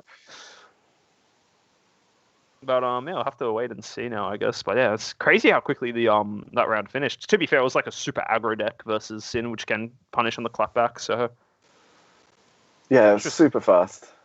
I'm keen to see. I would like to see one of the Android 18s on stream if we. I think we're guaranteed to get it on stream. I think there should be another one in the top 4 after this. So yeah, very exciting stuff though, for sure. Cooler Mill still undefeated as well. Oh really? That's pretty funny. Cooler Mill. I feel like Cooler Mill is not bad against the current meta. It just dies to things like Dark Broly, I think, because it's so tall. I think Cooler Mill actually is a good time to Dark Broly because the thing is that when you mill the Broly cards in the battle step, the leader can't actually combo them with active battle skills, so they kind of get stuck on the board. They can't loop them. And you also have access to Violent Rays. I think Cooler struggles the most versus Hand Destruction and Invoker. I think those are his two worst matchups. But I do agree, it does objectively have a lot of great matchups across the board, just being able to mill people from such high amounts. And consistently as well during both players' turn, which is really nice. So, Coopzilla, I came in at the end of that round. Could you recap it for me? So, the Vegeta just played a shotgun deck and lost on Crackback. Yeah, it was. The Vegeta plays a wide board. To play. Kind of mini deck with lots of little cards that are just smashing into the leader. Yes. He got him down to 2 life, went in for a double strike, and got out comboed. And that was it. With that Vegeta, like John was saying, because you're taking all your life, using all your resources really early, you kind of just die if you don't kill them. Exactly, yeah. It's a good thing about it. I think that's why for best of one, the Zeno strategy is really good as well. But for sure, this version can catch people off guard, but it can have its shortcomings as we just saw here. Like, you're missing a lot of the value you get from the other variant of the deck. Yeah. I'm just still watching this Cooler versus Baby. Cooler versus Baby, that's pretty funny. Oh yeah. All right. Well, I'm gonna quickly go to the bathroom real quick while waiting for the next round. Should be a couple of minutes, but yeah. Hopefully, guys don't miss me too much. And you got Sam here as well, so BRB. I'll keep you company until he gets back. Okay, we're going to table 5. You're right. I'll commentate that while he goes to the bathroom. All good. Jumping into table 5 here, which is Android 13 against Sin Shenron. Android 13, such a cool deck to see going. Just wait until we get it up.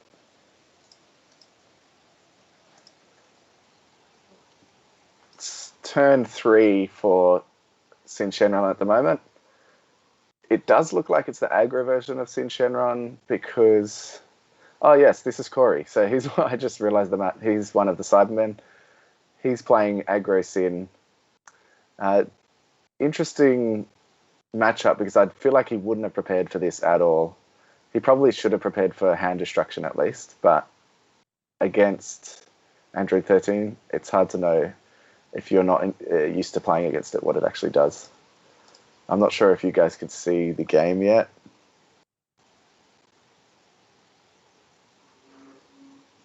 This is the old Android 13 leader, by the way, the green one. Trent, I don't know if it's switched over yet. Oh, all good. Yeah, no worries. Yep, sweet. All right, so Sin Shenron passing turn. Android 13's turn 4. He just dropped Rosie, which is tap 3, deflect. Your opponent drops 2 cards, and it has triple attack. With Sin Shenron being on 1 life, I'm not sure. I didn't get to see if that Omega Shenron copied a blocker, so I don't know. But it's a triple attack. It looks like the Android 13 is probably going to take this out. What's the better deck, Android 18 or Android 21? Been enjoying 21 a lot. I think they're different. I mean, I don't think you're playing Android 21 mil because Android 18 is just inherently better generic leader for that. Android 21, you probably more want to play at ramp similar to Android 16. It also depends what 21 deck you're talking about. I assume you're talking about the one that came in the set. I'd say probably Android 18 is the better deck. So we got Android 13 swinging in here. 2 cards in Sin Shenron's hand. I honestly can't see how the Sin Shenron player can win this game, just from how we've come in. You assume he has 1 blocker on field, but all he has to do is combo out here. With 2 cards in hand, he probably won't be able to survive. If I was him, I would just combo my board, because leader's the hardest one to interact with.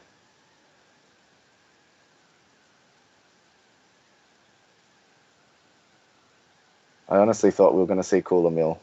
I'm sorry. I was just watching that game while we waited, while we chat. I'm sure we will see it. It looked like he was in a good place while I was watching that he probably will win.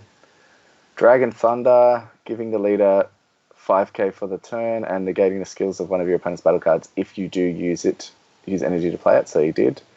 I assume he chose one of the triple attacks. But he just can't get out of this, can he? Comboing one of the Sin Shenrons. Coming to the Nova Shenron and the Sin Shenron. And then he'll be attacking with 15k, 1 card in hand and a card on the field.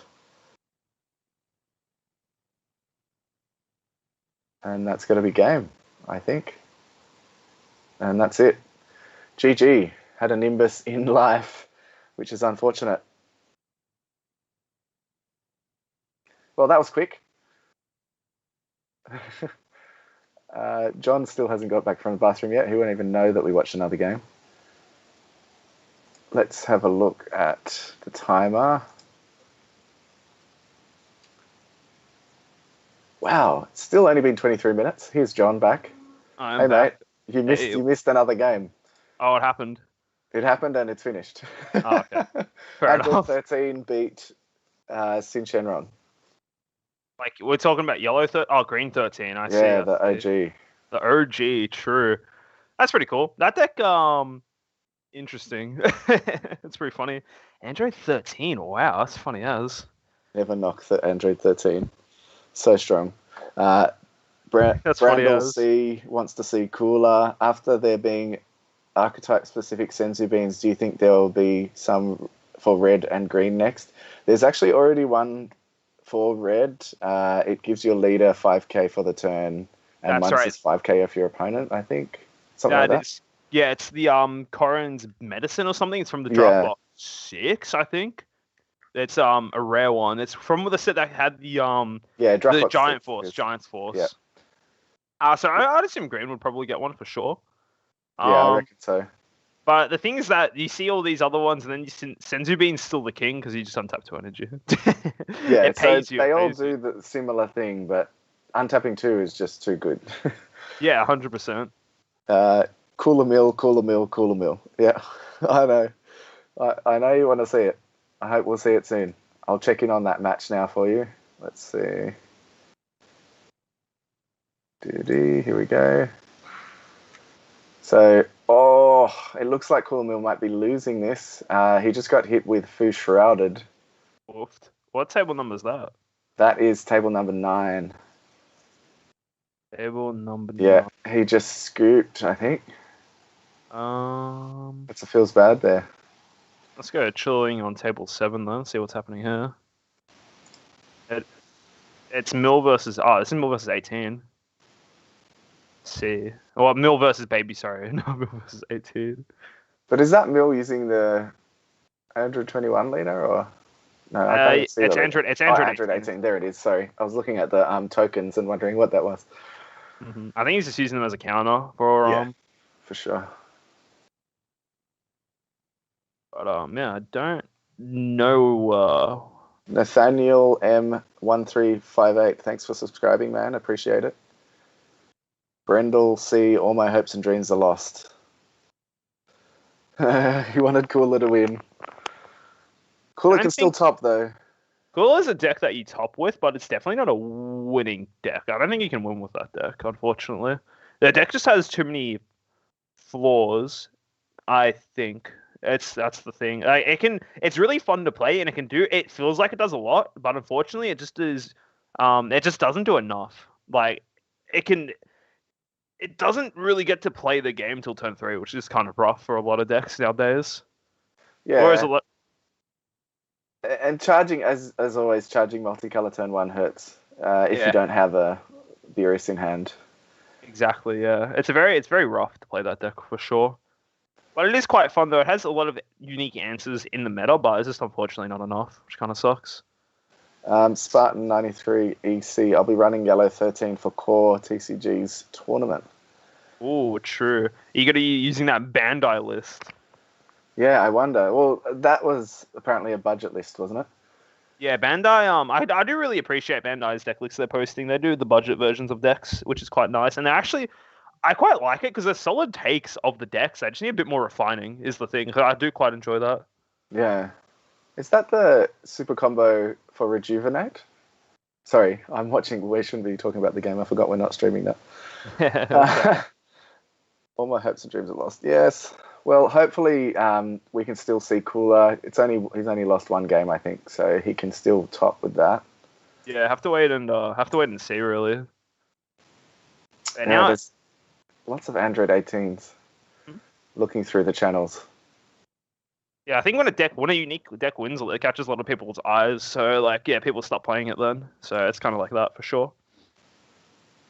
Yeah. But again, guys, we're just waiting for next round to start. So yeah, just got to wait and see. I can agree to that. I was thinking of running the baby unison in a couple of calls like of draw, but I wasn't sure. I don't think you ever want to run the baby unison in cooler. The unison of choice has to be Jiren every time because Jiren just does so much for that deck. It's absurd. It gives you additional and then this boy. And that one as well. The new you need to run Jiren too, because there's only one of him. All right, now that you've gone to your bathroom break, I'm going to quickly run to the bathroom as well. No see you shortly. No stress. What happened to the peel-off deck? I have no idea. I didn't even know there was a peel-off deck today. So, yeah, just waiting for that. Yeah, I don't know. I just do not know. But yeah, I feel like Cooler is fun, but it is just lacking in certain parts of certain elements, which just hold it back, unfortunately. Like, it's kind of cool that deck didn't see play too much when it first came out, because there wasn't a place for it in the previous format, when it came out in the Set 9 format. But it's quite cool nowadays seeing that the cards that exist in the deck are quite playable and quite useful. So, yeah, curious to see if that keeps on happening, but it is a tier 2 under the, it's kind of a roguish style of deck for sure.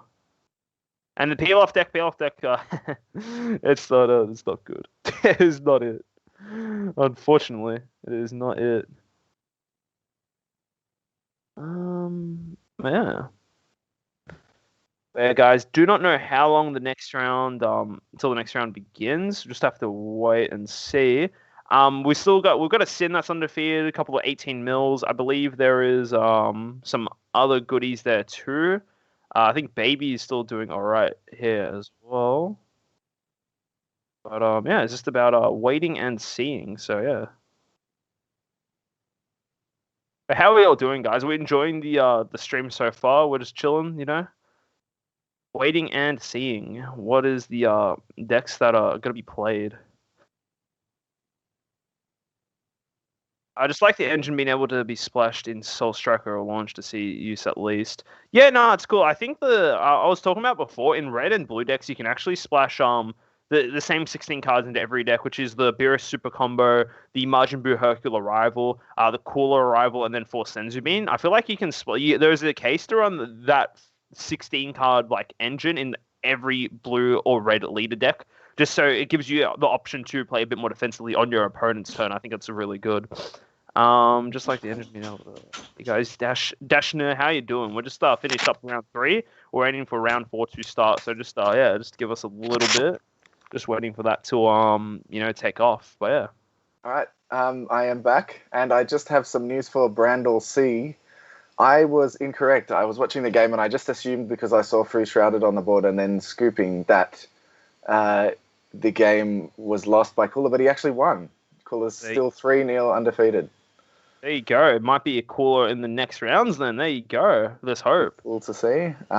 Spartan 93 EC. I'm going, he's running the yellow 13. He said, I'm going hand nuke 13 with the push to rip 3 cards out of hand turn 3 and potential 4 on my opponent's following turn.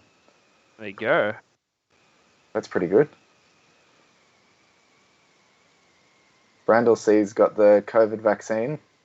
There you go. Good man. I haven't got it yet. I'm actually working in the healthcare industry, in IT though, and we're eligible for the vaccine now, but there's no clinics that are only doing Pfizer, so they say they recommend to wait until there's Pfizer vaccine only, unless you're over 50, so we're not getting those. Yeah, that's just waiting for that to slowly roll around the world, so yeah. Pretty good to see that stuff's actually been happening, so yeah. It's funny that Australia was one of the, the first to react to COVID, shut our borders and all that, but then we're one of the last, to actually get the vaccine rollout happening properly. Yeah. It is interesting. I'm not entirely sure. It's not really. I don't really know much about it, but I guess when you put it like that, it's pretty interesting. I guess. Pretty just odd. Some bad management, I'd say. Fair enough. Not wrong. I can get behind that for sure. Time is still going. What do we got? Looks like there's only a 13 handful minutes of to go, but yeah, there aren't that many tables going. Brandel C says, my college provided the Pfizer vaccine free of charge, so I'm glad my family and I could be fully vaccinated. That's good, man. I think whatever your beliefs and your views on things, I reckon we need to get a good amount of the world population vaccinated so that we can see off this terrible virus as soon as possible and start going back to usual. So Android 13 is 3.0. What other leader is 3.0? Sin Shenron is 3.0. I think there's a couple of 18 milliliters that are 3.0. So. And we know Cooler Mill's 3.0. That's pretty cool. I think you can probably bet on some Piccolos being 3.0 as well, and maybe a Dark Broly I did see in the top tables. Still, some of the round 3 games are still going though, so we don't know all the results yet. Yeah, exactly. There's still stuff going on, so we're just it's literally just waiting and seeing now. So, yeah, it is the rough part about what's going on. You're just gonna have to wait for all the games to finish up. So, yeah, and we're just here to kill time until that happens. So, yeah.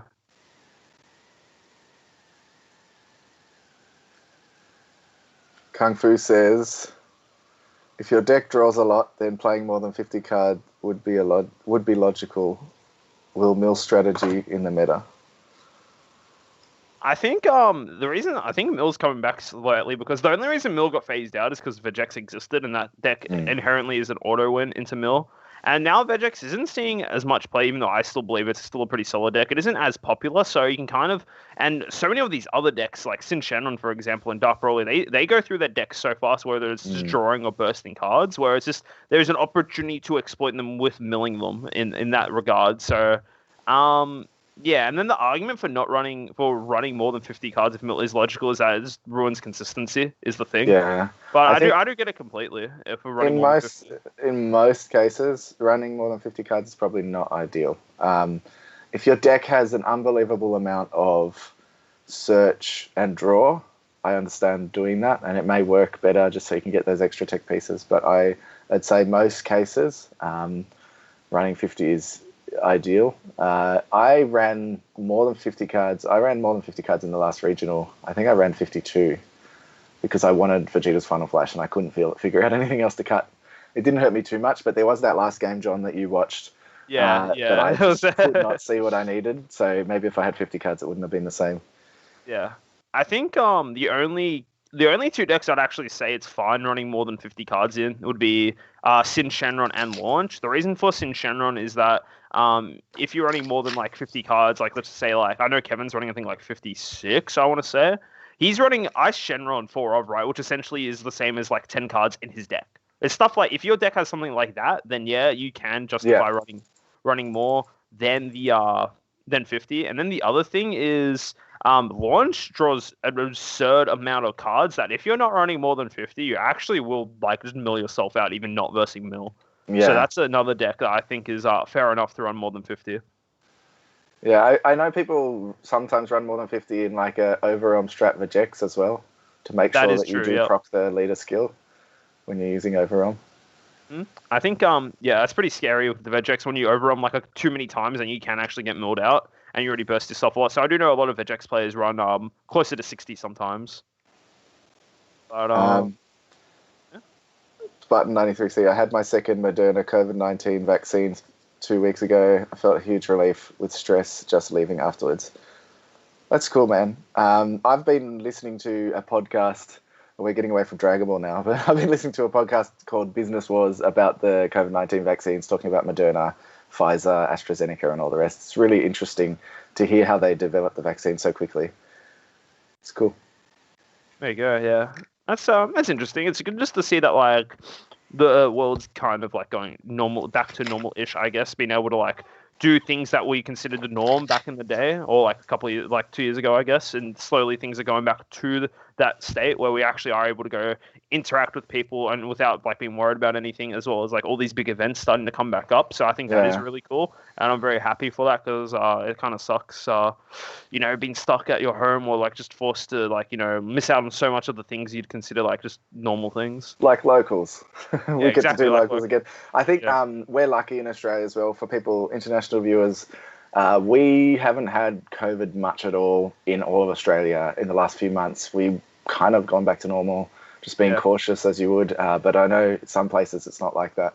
India, for example, is completely in lockdown and they've got heaps of people dying. But even America, now that everybody's starting to get vaccinated, is starting to open up again, which is really good. Yeah, exactly like that. Yeah, it's cool. It's good to see. 100%. Someone, Dasnier said, set 2 Zamasu 60 cards is like 2 extra life. Yep, that is true. Actually, that's true. Yeah, that deck, look, I get that angle, but that deck is pretty inconsistent. So I feel like you don't want to be running 60 anyway, even though you can get 2 extra life. Yeah, that's true. I like it's very inconsistent. I prefer Vegex without Overwhelm, so I never go through that issue. The testing against Meki Overwhelm will really stop you from having the Sparking 20. That's true. Meki does change a lot of that. It'll be interesting to see Vegex against Meki, depending on how much they can actually warp your drop. Could be strange. They could start mill you out. The warp, we get them no 20 cards and drop. It is what it is, Just happens. I don't know how much time we've got left in the round. Should be only like a couple more minutes now, I'd hope. I feel like we've still got 7 minutes. Not too bad. 7 minutes. That's all right. Not the end of the world. Pairings. I think we should only have like 6 undefeated players left, I believe. I think, because I think there was 11 last round, or am I just crazy? I will have a look. So undefeated, there were 17. Oh, really? Yeah. There you go. Oh, no. Am I wrong? Sorry. End of round 2. Yeah, it looks like heaps. Fair enough. Well, I guess we've got to see what is in store for us. I guess that means we've got like 2 to 3 rounds left. Minimum of 2 rounds for sure. But yeah, I feel like it'll be probably 6 rounds is my guess. It's usually 6 rounds. How many people in this event? That's a great question. I actually don't know. There were, at the start of the event, or at least in round 1, I believe there were about 100 or 100, just over that. There are a lot of people, which is good. It's always good to see a lot of people playing. So there are about 110 at the start, but people have already dropped. Yeah, I get it from the player's perspective, like not really much to play for if you lose a round, but yeah. There you go. My Bay Gengar is correcting us, 25 undefeated, 101 in event. There you go. I trust you. I'm not a maths dude. Wait, really? 25 undefeated? That's crazy. That's a lot of players still undefeated. But that would be at the end of round 2, I believe, because we still haven't got the round 3 results. Mm-hmm. That is true. That is very true. So you were saying you're going to run Android 16. Anything else you want to run coming into the next set? I think I do want to build Meki Kabura as well, because I do think that will be like the deck at the start to play. Android 16 I'm looking forward to. I want to play Bardock. I don't think Bardock's going to be very good, but it will be very fun. It's a style of gameplay I do enjoy playing, so it'll be good to see how that goes. Other than that, nothing off the top of my head. I guess waiting to see if King Vegeta is actually like worth hunting the promos for. That's one big thing too. See if that does well. I might start trying to grab those promos. But other than that, I guess not much. I really hope someone figures out how to make the yellow androids good, because I think that will be fun, but they just don't seem very good right now. They don't, yeah.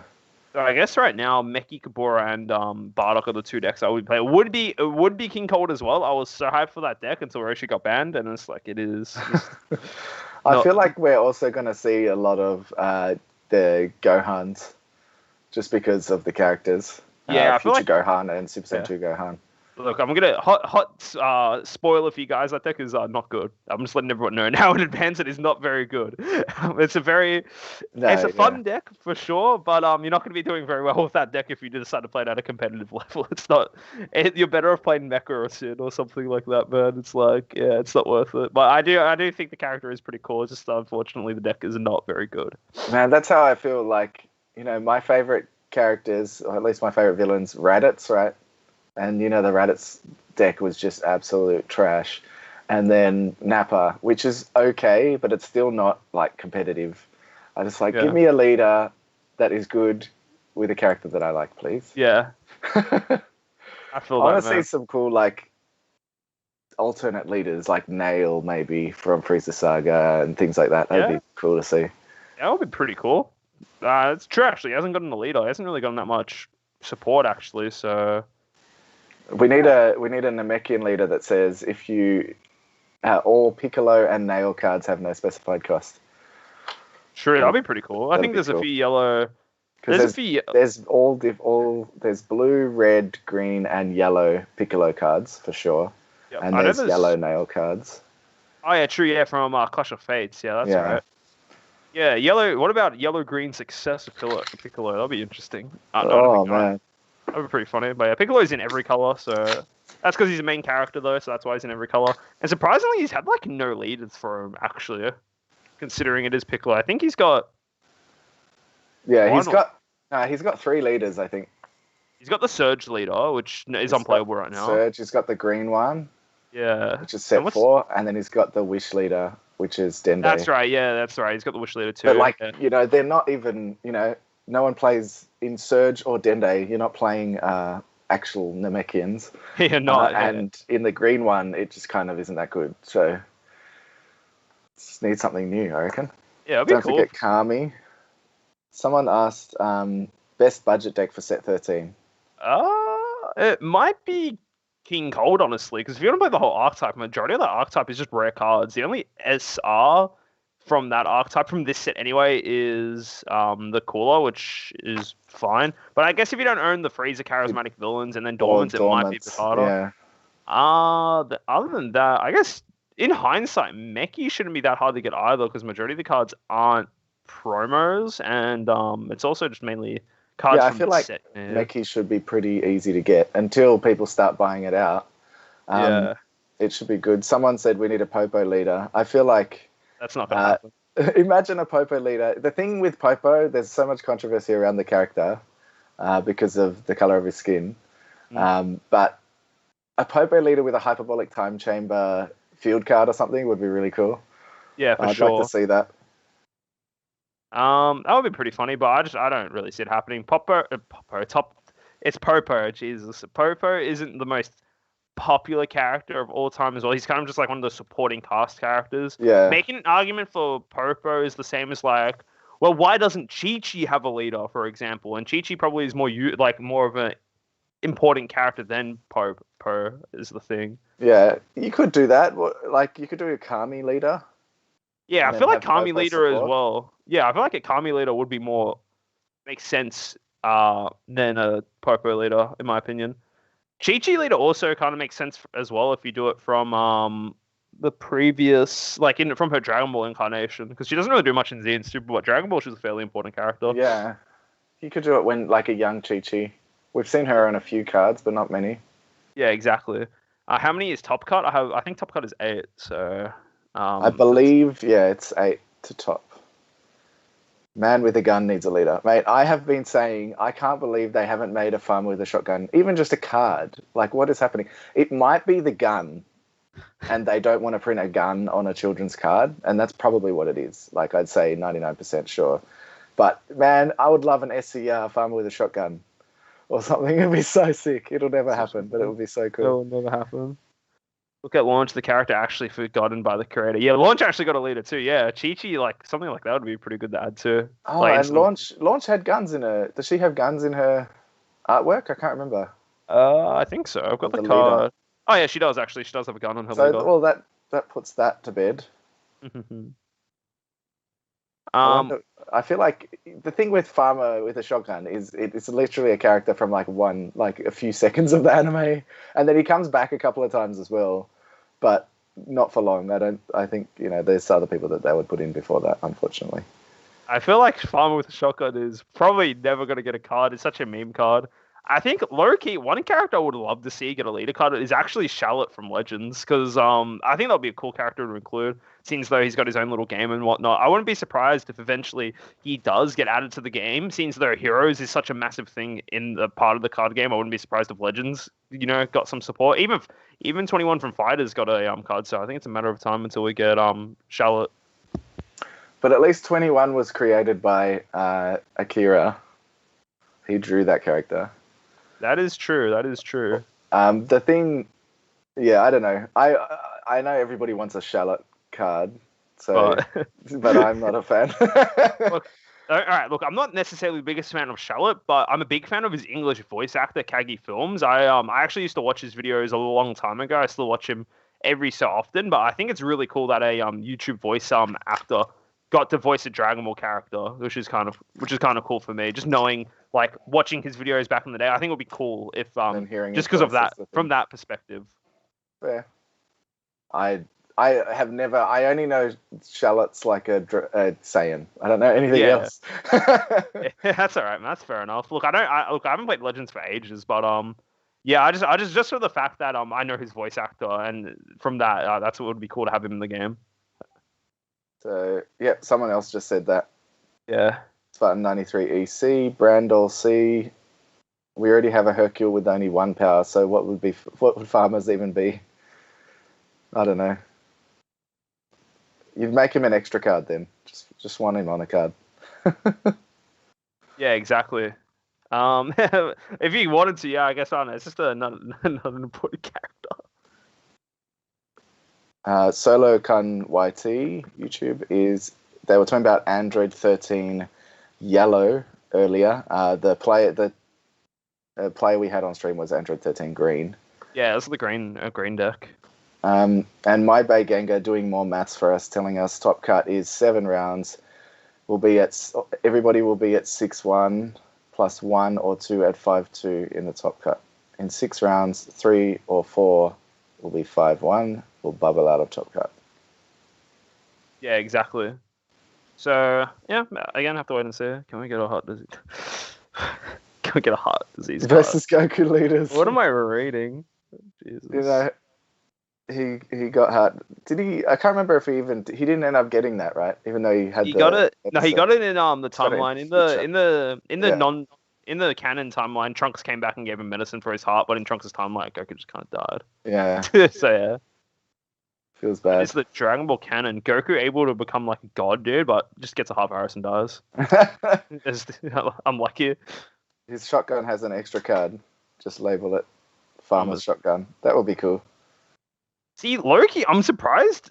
On that note, Dashner, I'm surprised there is any like equip cards in this game where you can like equip Saiyan armor and it's like your card gains barrier or your card gains X thing, or if your card would be KO'd by a opponent's skill or battle, discard this card instead. I'm surprised we don't have equip cards, but very curious to see how Bandai will implement it. There'll be probably be extra cards with the same thing as like the keyword field, but instead keyword equipment instead. Very surprised that we don't have them in the game already, considering 13 sets. But I can see the weaknesses behind those cards as well. Like they will be very clunky and they only do niche things.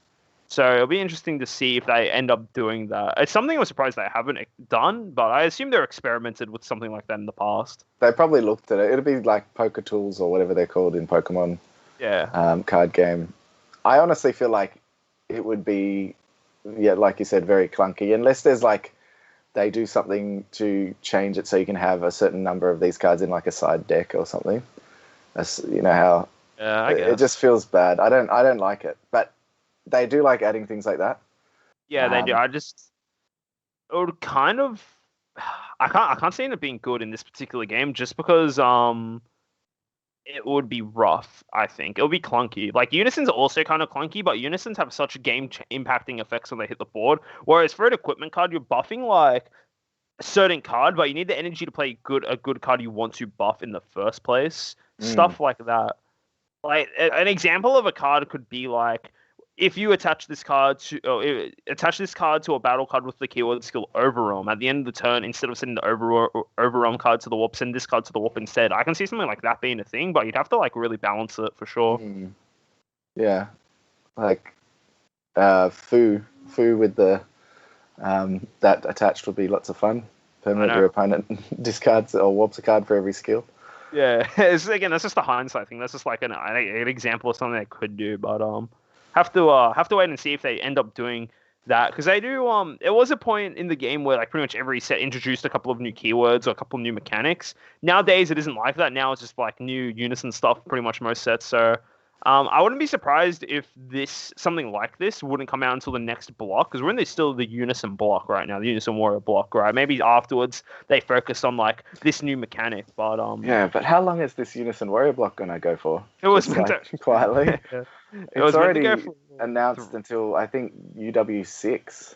Yeah, I think there was only meant to be 3 sets originally. That's what I heard from. That's what Bandai first said as well. But I think honestly, the Unison Warrior block's been fairly good, I want to say. I don't think there's anything too crazy broken that's outside of Vegex at the start, but they know like banned all the cards for it, I guess. Yeah. I don't think anything's been crazy, but it also gives them a chance to reinvent older archetypes as well, which we're seeing with like stuff like the Goku's Lineage card, Unison, for example. So yeah. I think it's just waiting and see what they end up doing and ending. See how long this goes for. It has been longer than intended, but I think it's not. I do much rather this particular like block, I guess, compared to like the other blocks. But to be fair, Bandai has had a lot of time to learn how the game should work, and I think they're doing a pretty good job. Like, I'm not complaining. I think they're doing great right now. So yeah, I think they're doing a good job. Just time in round 3, by the way, and extra time. So round 3 is now over. So we will be popping into round 4 very soon. I hope that'll be good. Yeah, it will be great. It will be good. Going to table 2. Alrighty. Let's see what spicy decks we'll be watching. Just getting it up now. And I might try and do different formats in the future, one of which could be a Unison Warrior format. Yeah, I agree. Yeah, for sure. Alrighty. I'm just going to mute myself and let the players know they're on stream, so I'll be back in a second. I will successfully mute myself this time. Hey, how you going, Let's just go back to the GOAT format. Come on, guys. Am I right? Pretty good. Just a heads up, you will be on... Free Cell? How crap would Cell be now? Imagine tapping 3 for a battle card that doesn't have barrier or deflect. It would just die. They could definitely limit it, I think, and it wouldn't. I mean, unlimit it, and it wouldn't be a problem. So Dark Broly is one of the decks playing that we're watching. We were bound to see one of them. Sadly, it's happening now. I find Dark Broly extremely boring to watch, but let's hope we got something else coming up. It is a really strong deck, of course, so can't knock it. Dies instantly to Green Mirror, yep. I mean, imagine, like, tap 3, God Sealing Technique against blue. Okay, your card doesn't do anything. Pass turn. Wouldn't be surprised if they brought, like, a remake of the Cell Leader out. That would be pretty cool. Because I actually really like that leader's skills. Pilaf table 1, is he? I can't see.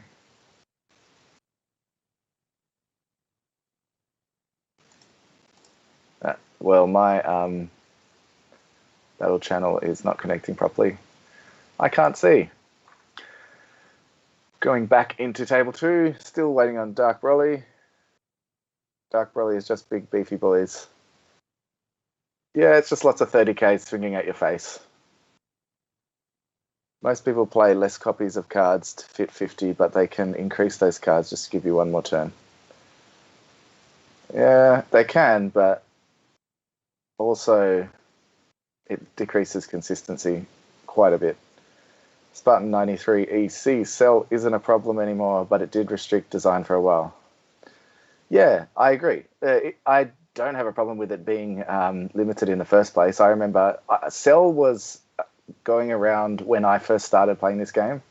I didn't come from another card game. I had never played another card game before, other than, when you're a kid throwing Pokemon cards at each other. And I played against Cell at my first locals, and I was like, wow, maybe I don't want to play this card game. Because obviously, as a more seasoned player, you understand how it works and how to kind of try and combat that. But at the time, as a new player, I really hated it, and I understand why they limited it. But now, I don't think there's an issue with taking it out, bringing it back.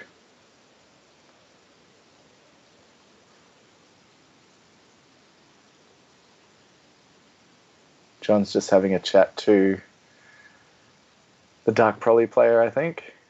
They might know each other. He's got a Dark Broly Chibi mat, which is pretty cool.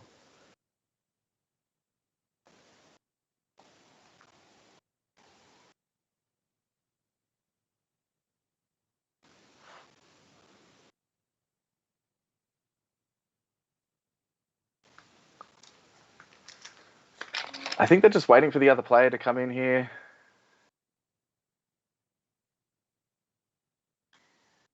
I'm going to quickly check the pairings. Go to table 3. All right. Looks like we are going to table 3. Really great here. They have already started. This is Launch versus Blue Baby. Someone wanted to see Blue Baby, so there you go. What's happening, Alright, Sam? I just told him to. So we're just going to table 3. If you just jump in table 3, John. Table 3 instead. All right, easy. I'll let the guy know that he's not going to be on stream. That's all good. I'll be back 2 seconds then. No worries. So Baby has gone second here. Intersecting Fates to look at the top 2, add a card to hand. He just did 1, and then untap a card at the end of your turn. Passing. Launch, playing the 1-drop promo. So that one lets you neg an opponent's battle card by 5k when you combo with the when you flip a card in energy over in life over, I believe. But all right, I didn't realize we were already in this game already. Yeah, I don't know what happened with table 2. I think they were just waiting for somebody or something, so it took too long. That's all right. Well, already we got it sounds like Robert Reitzy's playing here, if I'm not mistaken. I recognize that voice anywhere. So Robert Reitzy in playing Launch. He went first. Arriving a Boo here. Is it being played on stream yet, this game, or because I was just looking at us? Oh crap. Oh good. I'm just commentating. They can listen to my dulcet tones of what's happening. Looks like Robert Reitzy is playing his tricolor launch deck he played a long time ago, back in the American it's someone quite some time ago. It looks like it's got some upgrades. He's running a new Goku card, the one that's like combo attack.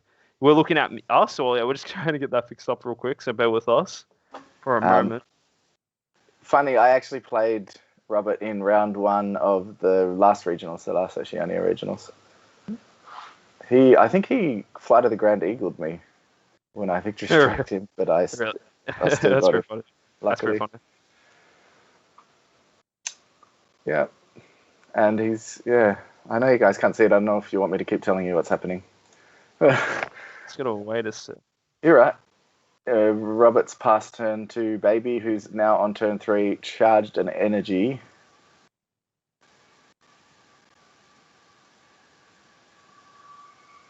And he's attacked, and then Robert's comboing with the promo that he had on board to flip a life, flip the leader and draw a card, and then now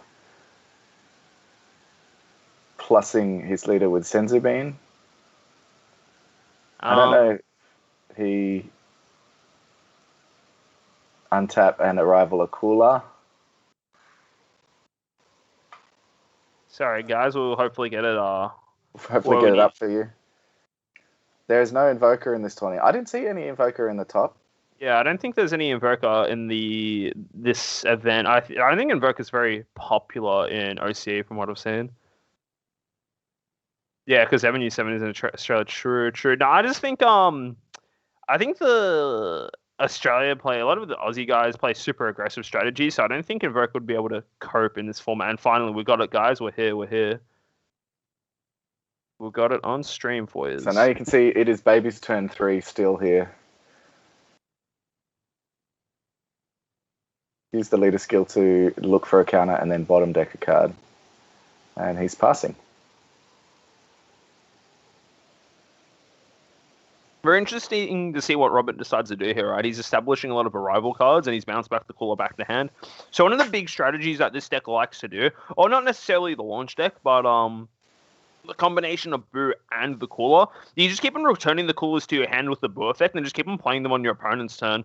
Just swing with them, bounce back to hand, minus something 10k, just being able to kind of deal with the board quite easily. So I feel like it was weird that he played that turn though, because he didn't have any battle cards. So why, if you're playing it and then bring it back, I don't understand why.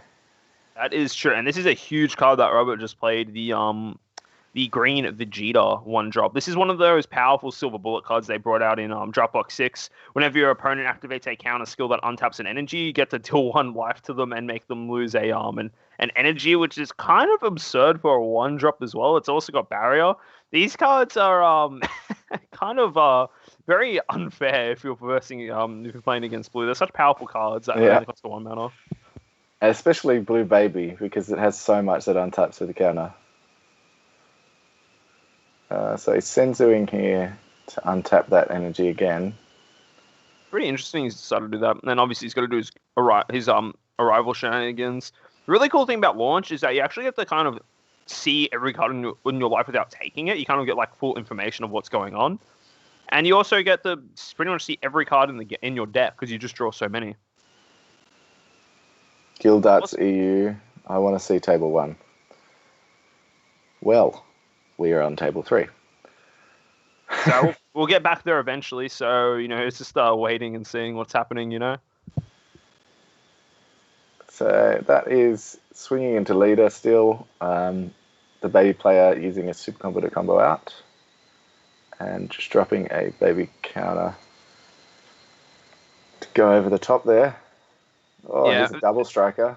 It feels so bad right now if you're Ethan here. Just like seeing this baby, it's just seeing that Vegeta story is just such a problematic card, and blue doesn't have that many ways to deal with barrier cards, right? We have obviously the Gotenks Unison that lets you bottom deck 2 barrier cards, but it's very expensive Unison. You have to play it for 4 mana and then use its -3 skill to do that. It's not very ideal. And then other than that, I don't really think there is any. Like, Ethan's sitting here, he's got 1 energy open, right? It'll be for his, like, Dimension Magic or his Revenge Big Bang attack, but then he just loses a life anyway, so it's really just rough. Yeah, he has to either not untap or take a life. I feel like you need to untap here if he does, and cop that life, because otherwise you don't have defense at all. Exactly. I think one way he can untap is Senzu Bean. I believe it doesn't. Ooh. He chose to Sparking Negate and not untap. That's pretty spicy play right there. That's pretty cool. Interesting, yeah. That is one way to prevent you losing things from the Vegeta, but it is very rough regardless. And yeah, it looks like he's passed turn. Very nice for Ethan. The big thing about that is that from seeing Robert Reitzy, like, this is a deck he's played in the past and he's also like done deck profiles on it. One thing he liked to say, he likes to extend his turns a lot with Senzu Bean, so being able to just kind of throw off that like line of play by just negating it, like really well timed negate, honestly, from Ethan. Just doing it like that is good. Like, it means Robert can't endlessly extend his turn. Yeah, but, he still had that Boo to attack again, but I feel like he just decided it wasn't worth trying to continue. Exactly, yeah. You don't know. He probably wants to keep it in active mode. It's just he might not have a Beerus in hand, so he just come with that off board to play that cooler he does have. So yeah.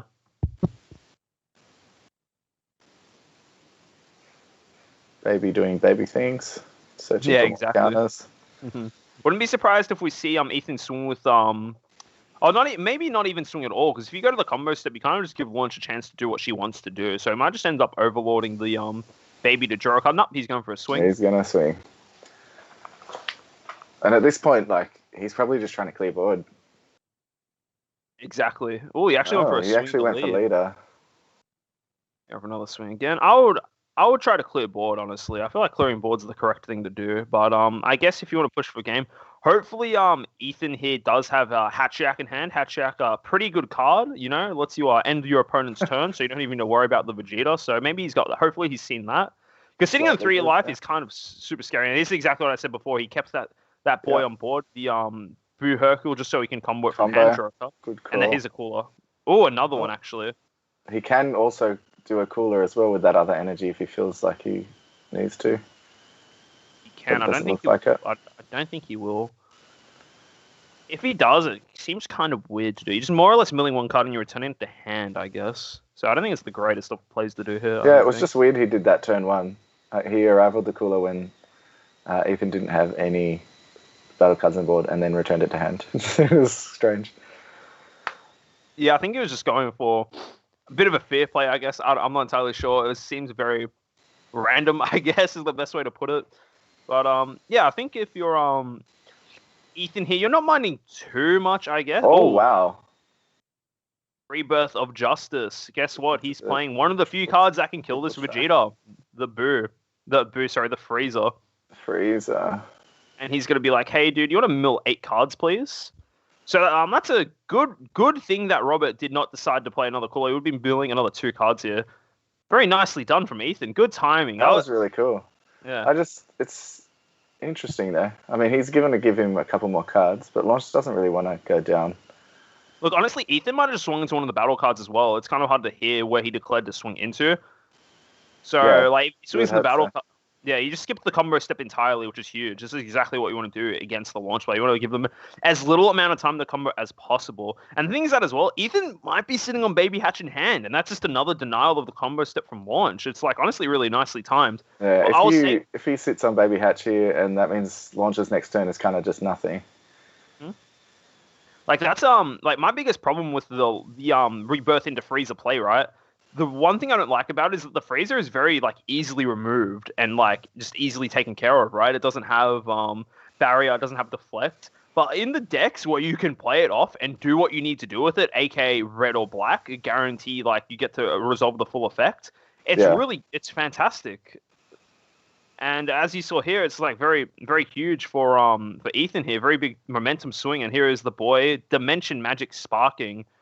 This is quite nice here. And normally this is like, oh, it's whatever, you know, go down to 2 life. But you denied again. Launch doesn't get the combo here. Launch doesn't get the draw carbs. It's just fantastic. Does he play Kaioken? Look, Robert? In the last list of his I saw, he did not. He might have updated it. That might be part of the reason why he charged a green energy there. If he is playing Kaioken, it is huge. But it looks like Robert just passed his turn after the...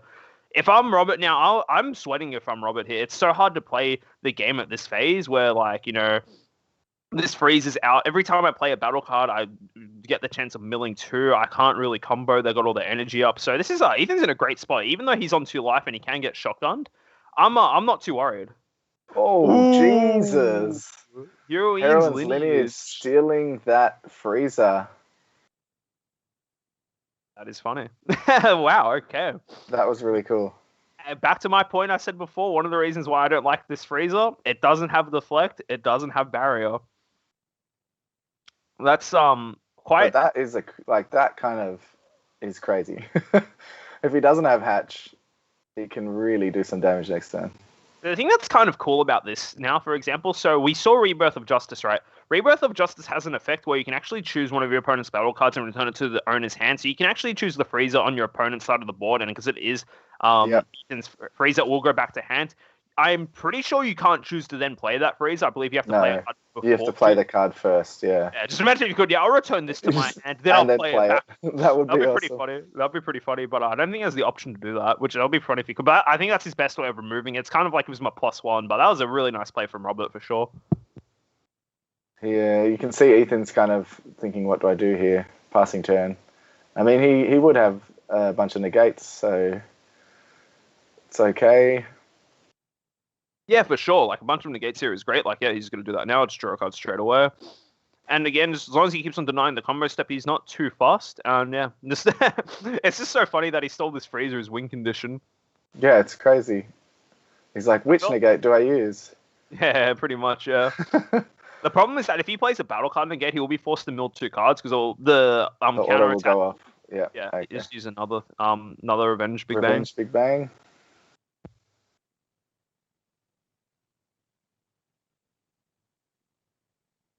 And looks like it went back to Ethan's turn. Now, yeah, it's starting to be a slow matchup, but you don't really blame Ethan, right? His boss monster just kind of got stolen, and now he's kind of forced to negate endlessly.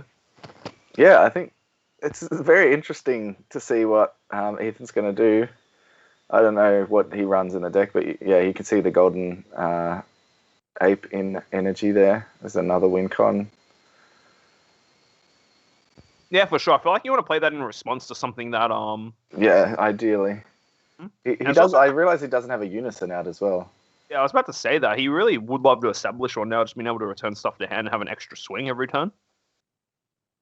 But yeah, it's kind of interesting. It's kind of like each player is kind of like on their last leg to an extent. It's very scary for both players in the situation. Like, because Rob must be like worried that if he draws too many cards, that's it for him. But now Ethan's got to deal with his boss monster, so it's pretty funny. Turning the Tide, he's on 6 energy, so next turn he will have to Turning the Tide. But I don't think Turning Time inherently wins the matchup here until he gets a Unison out on board. You kind of want to combo those 2 cards together so you get like way more value. So what's he got? He's bottom decking. I think it's just going to pass again. You ready to see Ethan cast God Sealing Technique for 5 energy? Because I am. I'm more than ready. Doesn't have to. It's 4 energy because he's got the extra. True, my bad. 4 energy. Does he have another negate? That's so funny, man. He has to negate. This is a killing move here.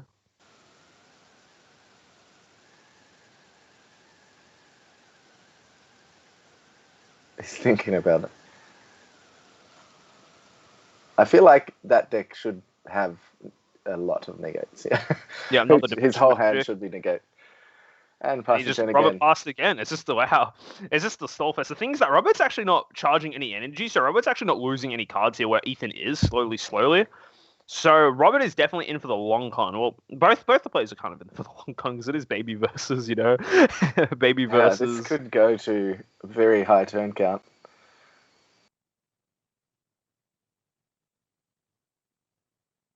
I feel like I'm surprised he doesn't have his Unison out yet. I mean, the baby leader, it's hard to search because he searches for cards with counter.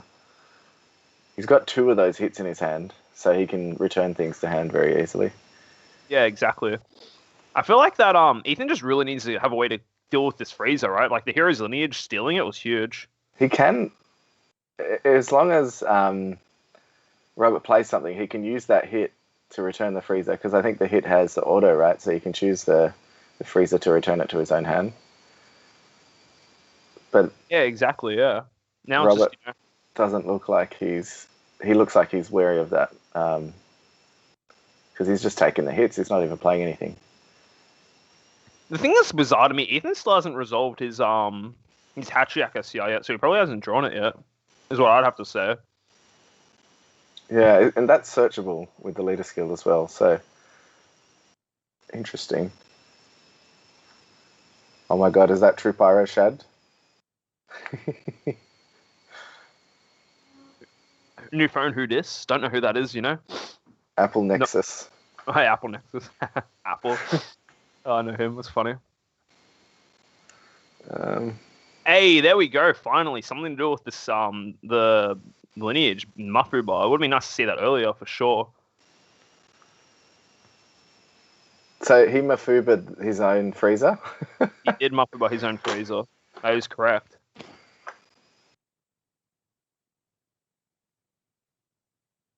And this game's crazy, dude. This game has gone on for so long.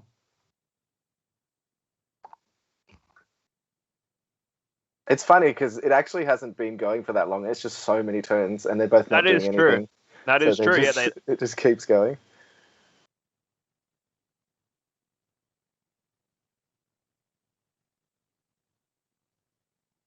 So he can arrival now. He can. Because I mean he can still get hit by hit, but Frieza can't be hit by hit anymore. That is correct. So that's where that comes in. The thing is that if he bounces it back to hand, he's got another energy to like return it anyway, so it's not even that big of a deal. Yeah. So Robert forgot to flip a life off with the launch, so I guess he just wants to be on this side of the leader because it is 10k on this side. Yeah, he probably decided not to. And he probably doesn't want to draw too many as well. 2 seconds, Sam, sorry. You're right. I'd say he's wary of drawing because he didn't have that many cards in his deck.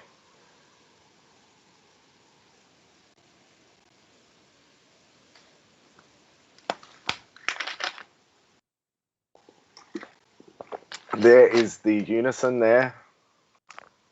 Finally, I wonder if he's been holding it or if he's just found it. I feel like he would have got it out if he had it.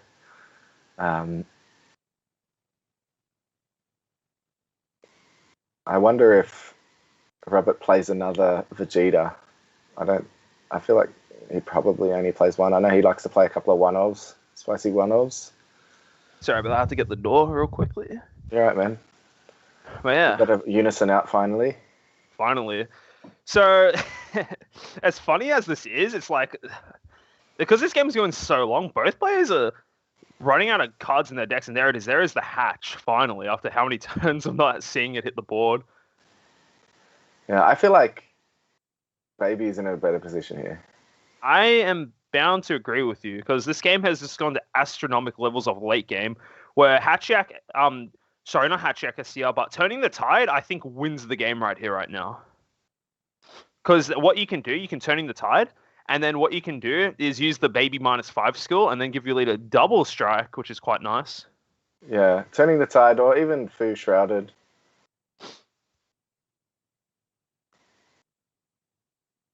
Just going for a big swing with Hatchiak. It looks like he might go for Turning the Tide, because he needs to do that, get that life. I guess you want to crit with Turning the Tide is fine as well.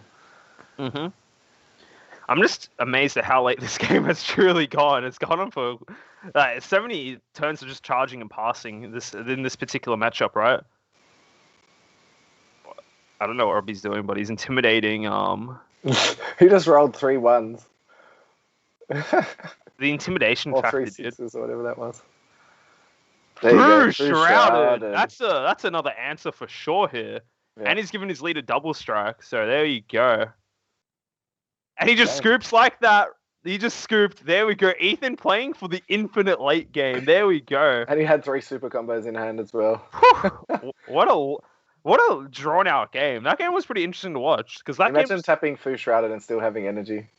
Yeah, it's like that. That was a very long game. I think it got to the point where Robbie couldn't do much. Turning the Tide was one way to answer. Fu Shrouded as well. Because the thing is that, like, the thing with the game going longer and longer, like, Launch likes to do things with minimal energy, whereas Ethan needs energy to do his big plays, right? So even though they're sitting on the same energy and same cards in hand, the cards that Ethan are playing are just better. That's all it is. It's just... Yeah. And it really does counter Launch being able to stop all the combo phases. Exactly. Like, Launch's biggest asset of her is that she's the best leader in the game during the combo step. You get to draw so many cards and do so many things. And, it was just unfortunate that, like, Ethan was able to just buy infinite turns, more or less, right? Like, stalled the clock for as long as he needed to. Game went longer and longer. And, yeah, like... What's Robbie meant to do? If he wants to play his cards in that situation, he has to start hard casting them, which I think is what he had to do. But then he's playing with less energy, and that could be problematic if Ethan decides to do something like that much earlier in the game. But it just got to the point where Ethan just he was able to cycle better cards. He got his Unison, he SCR, his Fu Shrouded. It was good. I think Ethan played that quite well, and it's nice agreed. Nice to see that it was able. It was a long game. It was a very it was a long game, but we still have 25 minutes of the round left. Yeah. it was a long game in terms of like how late into the game it went with energy wise. Like a lot of it was just charging and passing, honestly. But yeah, sometimes it's how games work out, and it's like one of those cards like Through Shrouded. You're saying you're not a big fan of Fu, but like in a game like that, these are the reasons why you do run Through Shrouded and Mystery, so you can close out these longer games. That's why it is one of the best game enders in Yeah. In this. I feel like if you get to that far into the game, it's okay to be able to play a card that wins. Just on another subject, table 1 we got a red Pilaf undefeated, which is pretty fucking excuse my language, sorry, pretty cool. Interesting. That surprises me so much. And he's playing against the Android 13. Like, imagine top table after 3 rounds being Pilaf and Android 13 green. It's crazy. That is interesting. I did not realize Pilaf was on table 1. That's funny. Yeah, no, table 1 has not finished yet. It's only turn 3. How is that possible? Unless he's not charging. It's possible the Pilaf player hasn't been charging because he doesn't have any cards in hand. Twisted Damnation. I was sad when he took Freezer. Oh yeah, like I'm guessing that's you, Ethan. Yeah, like when we saw him take the Freezer, in just seeing that power play alone, it's like, damn, it's in Robert's favor. But in hindsight, it's like it actually didn't really make too much of a difference because you don't have to play battle cards. You don't need to fall for that strategy, right? Whereas he needs to play things and he needs to be able to combo, and you just completely deny him of that. So yeah, it was a good game to watch for sure. I'm quite happy with It was a good game to watch. I loved how many it was charge and pass. Yeah, in a row. Cool. It's like when Ethan's sitting there, like, as the B player, your opponent's like, yeah, I'll charge and pass, dude. I swing, negate, your turn, dude. Ethan's like, okay, another energy. I get my pass back to you, you know? Rather get hit with Tide because if you survive, you can play on your own turn. I feel like if you're getting hit with Tide, you probably can't survive anyway. Yeah, I feel like in other situations, if Tide... All right, let's just say now instead of him playing through Shrouded, he plays Turning the Tide. He wins anyway because then both players have no cards in hand, and then he just uses the Unison to give, his leader double strike. You swing once the Tide, it's a critical swing. Then you swing with the leader, that draws you a card, so you have more value, and then you're just like, yeah, dude, good game. At least with Fu, you can potentially out-combo it. It's not easy. You can't use your super combo draw and things, but there is the option of out-comboing it. Whereas with Tide, you just kind of don't have anything. And no, people aren't playing Tide unless they know they can win. Pro tip, just win. I agree. That's my favorite tip. Just win the game. But, yeah. I think... Yeah, oh, look, Ethan, for that game, like, the two colors that have no answer, like, no matter what card they put in for the Freezer combo is black and red. They don't have cards that answer that particular that combo. There's nothing in the game that says that they have a counterplay to answer that. So you're fine. You're fine no matter what there. Yeah, I think we all could see you were waiting to use hit to send Freezer back to your hand, but it just Rob knew that as well, obviously. So he wasn't arrivaling on purpose. Oh, no, he couldn't arrive. Just every attack got negated, so...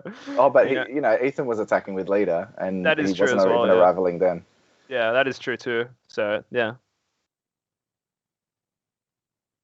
So we still have a good amount of time left. Really good stuff, honestly. There's been some...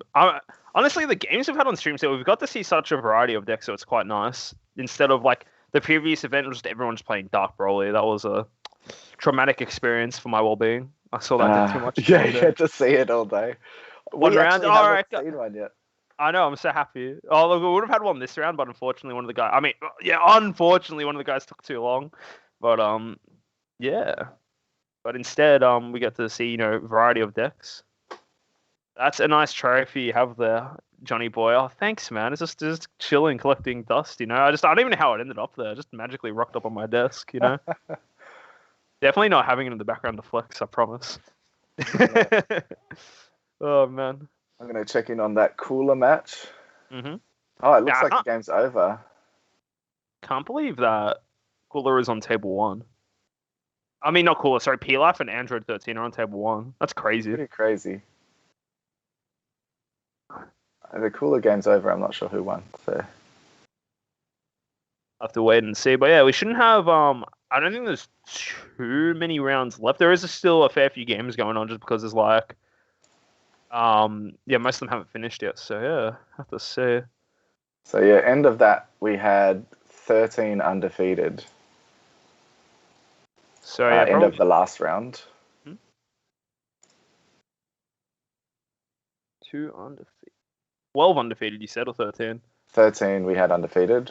Robert Rietzi was the last one undefeated. So we'll probably have around 6 or so. So we still have a couple of rounds to go.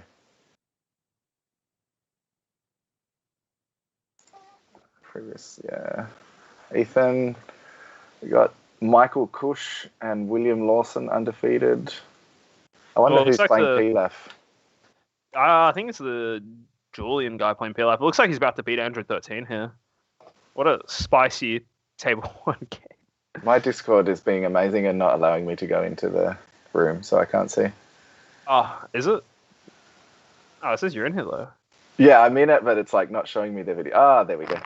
Oh, he's going in. PLAF winning. Wow, I kind of thought Android 13 was going to win just because he had PLAF had no cards in hand, but loving that setup there with the couch. Man, I wish I was sitting on a couch. True, just get the desk up wherever, just pull up the, just get your card games ready, your webcam, all that good stuff, yeah. These guys can't see it. It is what it is. Yeah, so it's frozen for me. Did he just win? I really don't know. Looks like he's comboed, and I don't know. It looks like the peel-off player has no cards in hand, but that's okay. I don't know what I just watched, but yeah, I don't know. I can't see anything. I don't know what is happening, but that's okay. Excuse me. I don't know. I don't want to check out. Oh man, but yeah, it should be good to see. So we've got like a variety. We're gonna have Android 13 or a PLAF in the top. We've got a Sin confirmed in the top as well. We have Dark Broly. Not Dark Broly, sorry. Baby, I was meant to say. So we've got a fair bit of variety for our top cut, which is kind of good. Curious to see how all the Android 18 players are doing. So have to wait and see. Who was that? But yeah, now at the end of the day, we're just trying to kill some time before the next round starts. So if you guys got any questions for either me or Sam, or just things you just want to ask about the Dragon Ball card game, questions. Yeah, send us some questions our way. We'll answer them, no matter what. Kevin will win. I have a good feeling. Yeah, Kevin was the guy who was playing Sin against Peter last round. He's one of the Cardtastic boys. How Looks many like Cooler lost, by the way, just so you know. How many undefeated? Too many. There's too many undefeated. I don't know. After this round, I don't know how many are going to be left. So we'll have to wait and see. I think there's 2 more rounds after this, if I'm not mistaken, because there was 13 in this round. So next round there should be 7 or 6, and then depending on how it. Oh, there's probably 3 more rounds then. Yeah, I think there's 6 undefeated. Android 13 player. They're still playing right now. They're still playing right now. So he's against PLAF on top table. That's right. You heard it here first. That is PLAF on table 1. On table 1.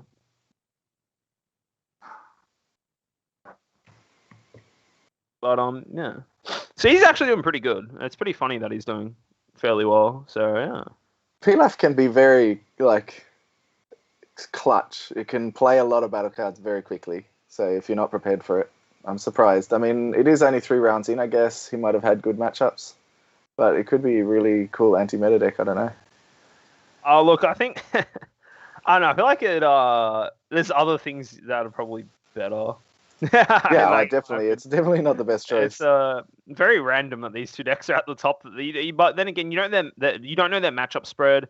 You don't know like what's happening and whatnot, like in their rounds and that. You don't know like the full details, I guess. So it's kind of hard to say how they did up until this point. So it's just cool to see, just random things just popping up here and there. So he's I don't know what's happening in that game. I will stop watching. I'm just PLAF versus Android 13. Who would have guessed? Yeah, it's crazy, man. Like, hopefully we can maybe get that PLAF player on if he wins. That would be Well, cool. Android 13, either or would be pretty cool to see. We did see Android 13, but you're in the bathroom. Oh. Well, my bad. But we didn't get to see the whole game, so yeah, it would be cool. That's what I want to see, the game from start to finish. That'll be good to see. Be very good to see. I'm getting hungry. It's getting pretty late in the day. It's already 4:30. It's already 4:30. It's been a fairly long day. It's all right. I think we started with you. The day goes quickly. Same to you, Sam. It's always good to chat about Dragon Ball. So yeah, it's always good to just have a good chat and whatnot. So yeah. So we got. I've heard that some whispers that there might be some in-person tournaments coming up, bigger ones. Yes, that's what I heard as well. I think it's going to be like after June, July, though. I think that's what I've heard in OC anyway. But yeah, I have to wait and see. I don't know how they're going to do it. I don't know exactly what's going to happen with it. I haven't really heard that much, other than they're probably going to happen, is what I've heard. So I'm pretty keen for that. Finally get to start playing again. Well, that's the plan anyway. But yeah, again, time will tell. We just have to wait and see. I'm keen to see. It's nearly 1:30 a.m. for me, so I should sleep for call tomorrow. American time, you know. Thanks for watching, Spartan, mate. You've been a very good contributor to the chat. Yeah, thanks for coming along. Man. Thanks for coming along. It's always good fun seeing a lot of people in the chat. It's always nice. Nice to have a chat with all the players, so it's good. It is good. And there we go. Yeah. Billy pretty cool that a lot of events happen on the weekends, yeah. I think there's still an undefeated King Piccolo. That sounds about right. King Piccolo is a super strong deck. So it makes sense. Murphys, yeah, man. What do you reckon? I might order Uber Eats. Uber Eats Dan Murphys. Uber Eats Dan Murphys. I'm down if you're down, Sam. I'll order some too. For anybody who's doesn't know what Dan Murphys is, if you're not in Australia, that's like a big liquor store that we have here. Just like one of those warehouse type ones. That is correct. Dan Murphys is pretty good though. They usually give good deals in that. So I can't complain. Yeah, feel free to order yourself some food, Sam. You know, you've earned it. It's been a pretty long day, so yeah. So I'm sad. I have no undefeated players anymore. Cooler was my last.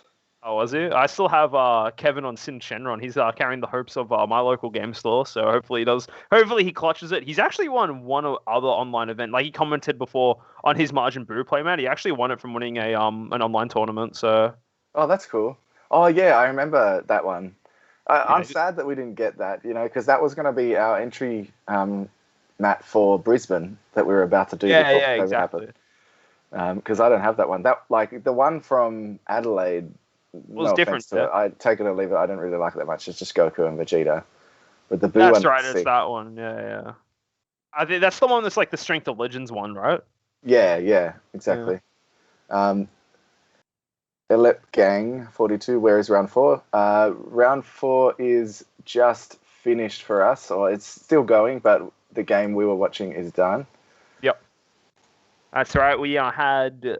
I actually have a mental blank. Who do we just have on stream? We had. I actually can't remember.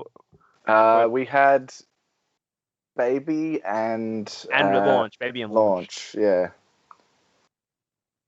Marker mate, rocking my Cyberman champ, Matt. I love that, Matt. That's a one of. I've made that for. We had a series of online events for COVID when it first started. I think before anybody was doing online events. And I made a mat that was like Cyberman holding a Dettol, which is hand sanitizer for anybody who knows, and it was wearing a mask as well. That's funny. So that was cool. That's very funny. That is a one of a kind playmat, so that's good to know. Yeah, even I don't have one of those. True. And I made it. That's pretty cool. There you go. Kai Hanley just dropped. He's another kind of well-known Australian player. Yeah, I feel like when it gets closer to the end of the day, players will probably start dropping. So yeah, makes sense though. To be fair, I think. Yeah, I mean, I'm the same. Like, if I lose 2 rounds, I'd probably just drop.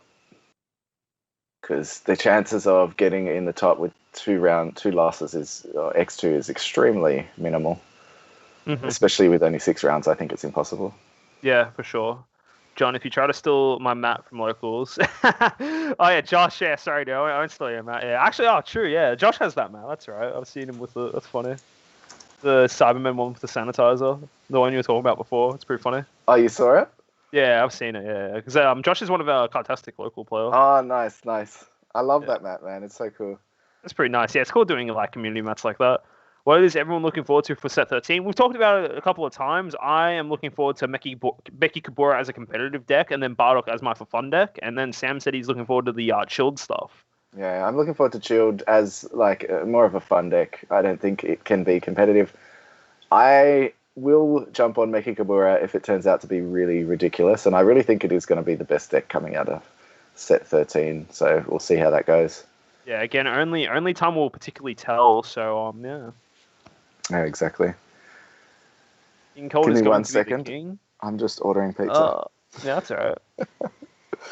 Yeah, that's all right, Paul. That's all right. King Cold's going to be king. I think it would have been really good if Roshi didn't get banned, but Roshi ban actually hurts that deck a lot because the big thing about that deck is that the Unison lets you play your field spells for free, and then you do have, and you can use Roshi to grab them back and play them as well as all your other extra cards. Yeah, there is the 1-drop battle card that lets you play the fields from your drop, but it's just not as good as just Roshi, so that's the thing about that. I do think the nerfs will hurt that deck a fair bit.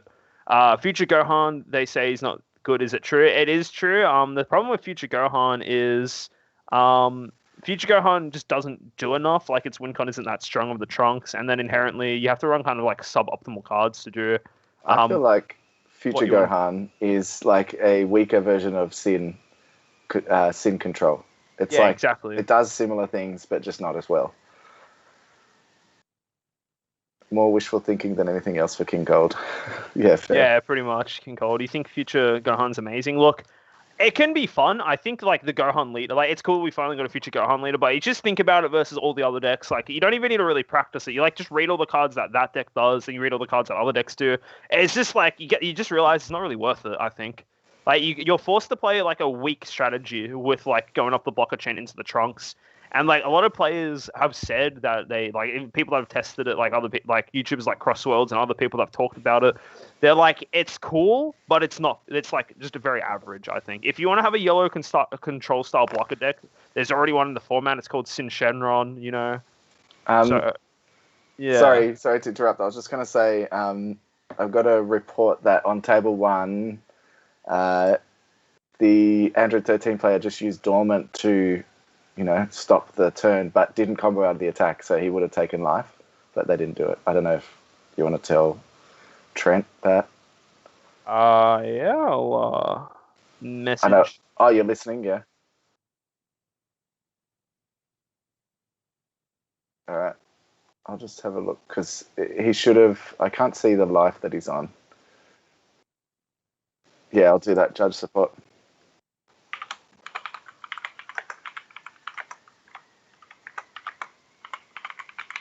I lost my train of thought. Do you think any of the new decks will change anything? I don't think any of the new decks look strong as that. I think Meki Kabura is the only deck for me that it's like, all right, this is going to make waves in the format, right? Just the ability to steal your opponent's battle cards is actually like the strongest removal in the game, and it essentially gives you a free body of whatever you steal, right? Like probably just a 20k beta that you gain for free.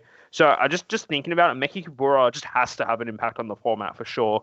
As far as other decks is concerned, I think the only other deck that maybe, in my opinion, might have an impact on the meta is King Vegeta, but that's after it gets the promos. Because I've heard a lot of talks that say, oh, King Vegeta's super good. You do so much of this stuff that's really strong and whatnot, right? But now it's just a matter of seeing those cards in action. Like, I briefly tested the King Vegeta when all the promos got revealed, and it felt okay, is the thing. But I don't think it's as good as current strategies, in my opinion. And I feel like it happens a lot with when new cards come out. You see them and you think, in theory, they look good, but you do have to see them against the meta. You have to see how they play. A lot of the times people are like, this deck's amazing, and then no one plays it. Yeah, exactly. It's just because you need to actually see how it interacts with all the different decks. It only gets 4 or less in a round barrier. That still hits a lot of cards, right? That still hits a lot of things. And on top of that as well, it is a wish leader. You got to keep in mind, every time he attacks, it is a +2. Like, just no matter from. It might be from life, it might be from deck. It is a straight +2. And the Dragon Ball cards have a lot of powerful effects, right? Like, just the entirety of the deck of Mechikabura is really good. That has its own version of Toppo. It has a very easy way to activate Rejuvenate skills with the Unison. Just like, you look at all the pieces around Mechikabura just outside of the leader, you look at everything in general, right? And just the whole entire deck looks so strong. It has a free Senzu Bean. It has just so much stuff going for it. And it has a lot of, like, the fact that it's black, it means it can run all the good black support cards, like Koitsukai, for example. It can run just all these really just good generic cards, yeah? And just as a whole, it looks objectively like the best deck. Whereas I really think so too. Yeah. Then let's go back over to the example saying why Yellow Gohan isn't good. You look at that deck in whole, right? The leader is pretty solid. Like, don't get me wrong. You have the ability to draw a card, and if one of your blocker cards gets KO'd, you get to awaken from, like, max life, which is, like, really good, right? And then you look at the backside, and it's like, well, you're locked to playing Trunks cards automatically. All right, what are the Trunks cards? They're not very good, okay? Okay, let's have a look at the other cards for it. Oh, these cards are still just all weak. It's just like, it's kind of like that. It really does seem lackluster. But Limelight, I do love your enthusiasm. Top of the meta, baby. Future Gohan players, love it. Yeah, for sure. I appreciate people that play decks even if they're not good. Optimal. They're not good. It's good. But and sometimes, if you do tune a deck really well, then you can do well with it. Exactly. And you can, like, open people's eyes. So you can open our eyes to why it's good. I'll give you a perfect example. King Piccolo, right? Everyone at the start said King Piccolo was going to be bad because it starts on 6 life.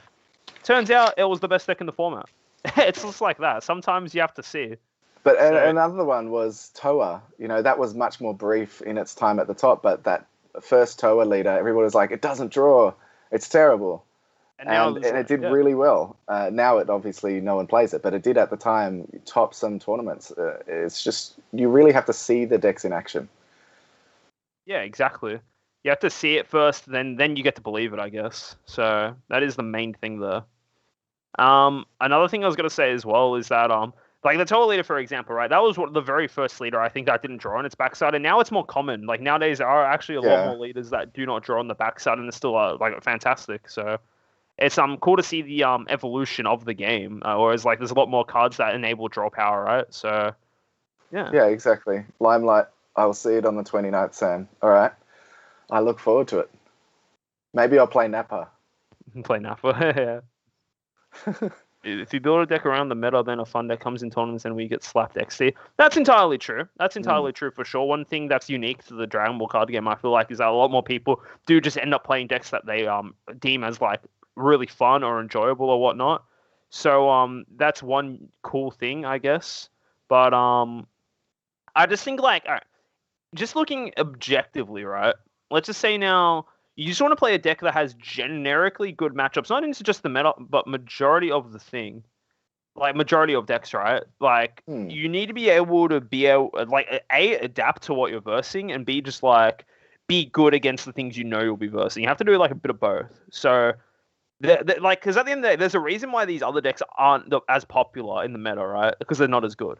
And yes, they can beat certain decks for sure, 100%. Any deck can beat any deck depending on, like, how the game plays out, right? It's just like you get more opportunities to win if you're playing a better deck, and that's why they're, like, deemed meta. It's true. If you hone a better deck, you have a better chance of winning, even against something that you don't necessarily know about. But in my opinion, half of winning in this game is card knowledge and knowing what everything does. Before I go into a tournament, if I haven't already, I tend to go and read every new card that has come out, memorize things so I know what's happening. You don't want to be that guy who's there like, what does that card do? What does that card do? Because it breaks your rhythm, and it also gives your opponent that confidence that they are doing something that you don't know what's happening, and it helps them. It does. Confidence is a big thing in this game too. Yes, and for sure. I feel like definitely knowing what cards do is very important. I'm trying to figure out if I want to sell a green package. Do you guys think green has a place in the future meta? It does and it doesn't. Again, the problem with green is that there's no really, like, insanely good, like, green strategy right now is the problem. But I think that green cards are always playable. Like, you can't just say, like, Dormant, like, Freezer's the best counterplay, like, the second best Unison counterplay, second only to Trunks, yeah? Dormant is the best for a Unison counter attack, and then Demiga is arguably the best Unison in the game, or is by far the best of one-cost Unison, so green has a lot going for it. It's just that the problem with green is that it struggles to really close out the games. You have to use, like, black cards, for example, like Dark Banisher Fu, or, what do you want to call it? Or like Fu, Dark Banisher, stuff like that to close out the games. Green just doesn't have a great game ender right now. And there's no archetype that enables you to close it out, is the thing. That's the problem with green. Would I sell it, your green stuff, if you don't actively play green? Sure, why not? Tien is slept on. I agree. Tien is a little bit slept on, for sure. I think it's really strong. But again, cool. Yeah, but again, back to my point before, it's like, well, why is it slept on? It's because it's like not as good as the other decks. The thing is, with Tien that I find annoying is that for the leader's Awakened auto, which lets them KO a card and gain critical, it needs to have exactly 3 Tien or token, multi-form tokens. So if you have more than 3, like, because when you Awaken, you play 3. If you have a Tien on the field, you can't proc that auto. That's pretty funny. I didn't know that. That's funny. Which is pretty annoying, and I feel like that was dumb of them. The Card Game Master says Paikuhan is fun. It is fun. I played Pycon when it first came out. I still got the deck made here, as you can see. But it was just terrible. So I stopped playing it. It's funny. We were talking about it earlier. There's that new card coming out, support for it, but I still don't think it's good enough. Yeah, it's pretty... Best leader for this set's pre-release. I thought about it a little bit. I think it's Chilled, actually, because Chilled's the... Hey, you got the deck still. That's funny. I think it's Chilled for... If you're playing in pre-release format, I think it's Chilled because you look at every other deck. Bardock, you need to find the archetype for it. Chilled, you need to find the archetype for it. Gohan needs skillless cards to be good. Bojack needs the archetype for it. King Vegeta needs the archetype for it. Yellow cards, Gohan maybe. Then Android also maybe. Just kind of depends. Then black, like, you need a lot of Overwhelm cards for the Kai to work. And then Meki Kabura, you literally need 7 Dragon Balls, otherwise the deck is unplayable, right? You might not even hit that in pre-release format. No way, yeah. I think if you do pull a decent amount of black cards, then I see Supreme Kai being decent. Yeah, I think Chilled's the way to go, though. But Chilled is my pick too. Because you just get free bodies, free self-awakening, it seems all pretty good. And it's not like you've got to get gimped or anything from like 3 life or whatever. So I think Chilled's good. But if you high roll the 7 Dark Dragon Balls from some miracle, then you played Meki for sure. You play Meki for sure if you hit that leader as well. But it's very unlikely. Someone's asking, can you watch the tables in Discord? You can, but it does slow the tables down, so prefer if you watch on the stream. Yeah, prefer if you watch on stream. I never saw Yellow Life Control Freezer from Vicious Set. That was a deck that an American player played in a recent tournament. Look, I don't actually know what that deck does, honestly. I read it, and it just seemed kind of average, so I never really touched it since. But for sure, you can cheese people with it, because people don't know what it does, such as myself. I'd literally have to sit down and read all the cards to understand what that deck did. It's just funny that that it directly counters Turles. Or Turles. Yeah. It's because it cannot flip life up from any color that isn't yellow. So Turles' deck doesn't work. Yeah, it's pretty unlucky for Turles because it also speeds up King Piccolo's awakening as well, makes it harder for them too, which is pretty funny. Yeah, and the funny thing is, Pilaf just won. I believe Pilaf just won on table 1. There you go. Pilaf won against Android 13. That's pretty funny. That's crazy. So it means we'll probably see Pilaf on table 1 again. I'm keen to maybe watch that, Trent, if we can. That'd be cool. But the only thing is their cameras the connection seems a bit off. I don't know if it's just me.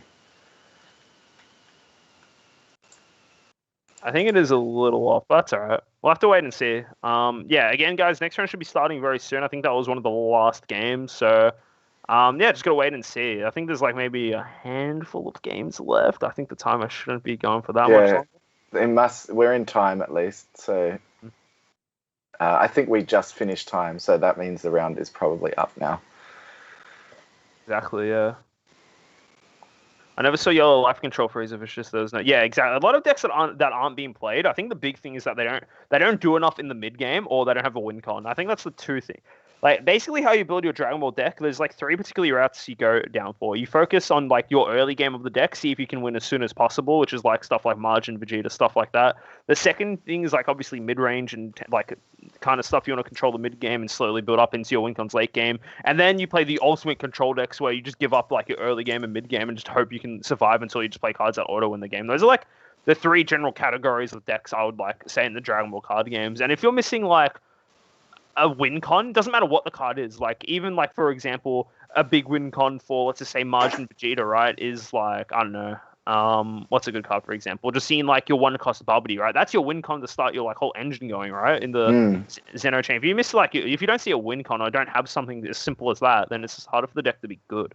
And I think that particular Freezer deck was one of those things that didn't have a win con. That's the same reason why green's kind of average right now. It's like outside of particular archetype stuff in green, there's literally no green card that you play that says I win the game, which pretty much every other color has.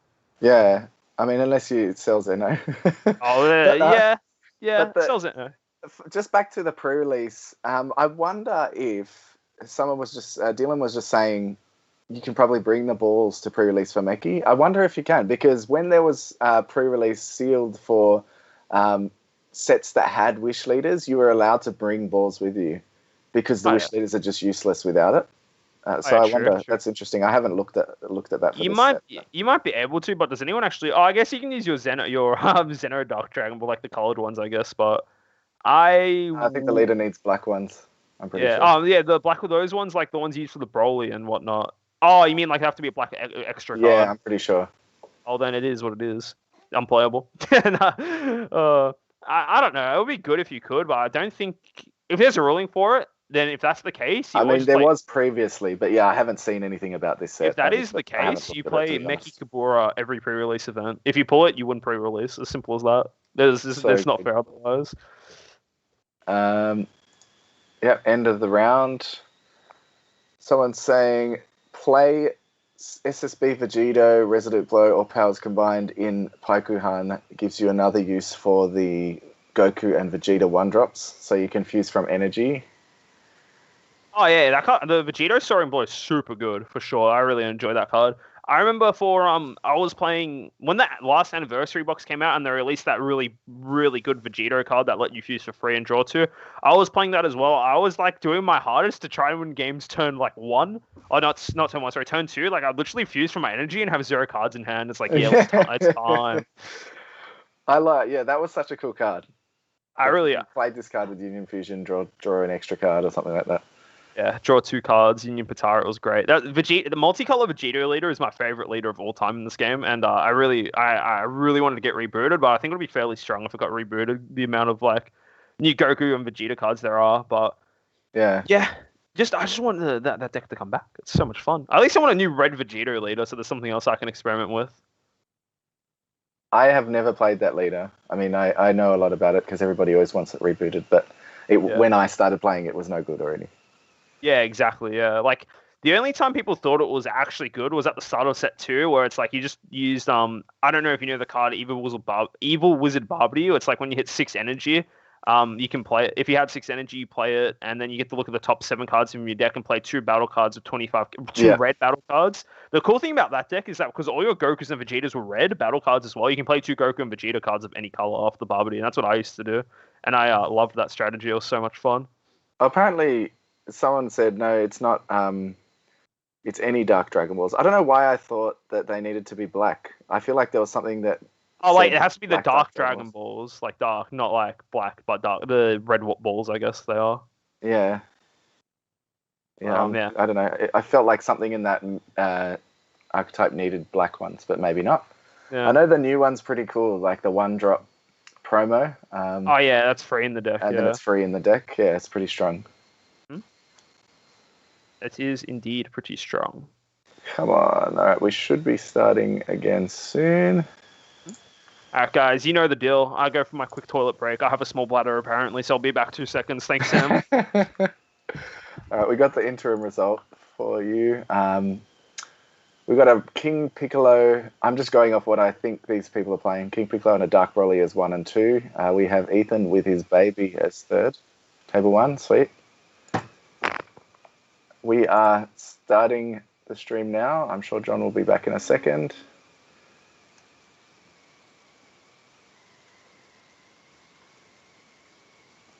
Here we go. I think we might be seeing, yep, it's a King Piccolo versus Dark Broly match. This was bound to happen.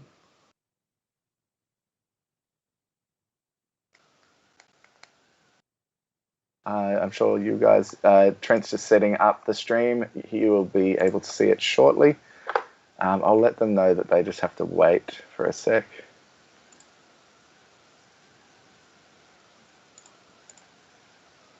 One second. Hey guys, if you could just wait while Trent sets up the stream, that'd be good. Cheers.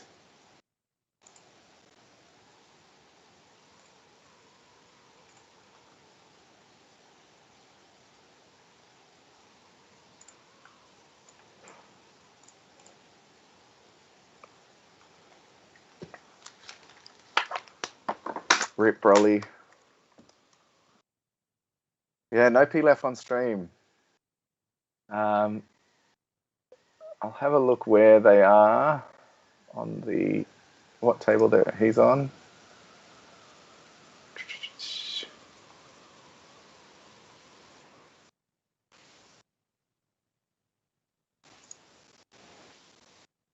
I can see the King Piccolo is better than the other one.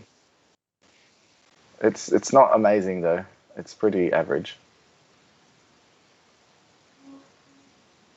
Oh no, I'm wrong. It's Sin Shenron versus King Piccolo, not Dark Broly. I just assumed it was Dark Broly. I don't know why I thought that. Sorry. That's more interesting. Apologies, guys.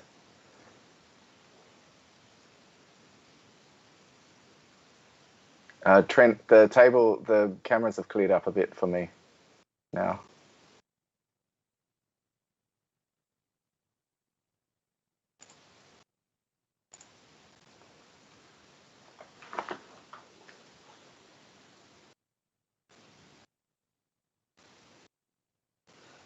So yeah, I wouldn't mind seeing Sin Shenron win this either. That Paul though, I'm such a spoil sport. I don't like super heavy meta decks. I like to play strange things and off meta things. But obviously, when you're playing in a tournament like this, I'm always going to try and play something really competitive. If I'm ever playing at locals or in smaller tournaments or with mates, I'm always playing something really weird or jank.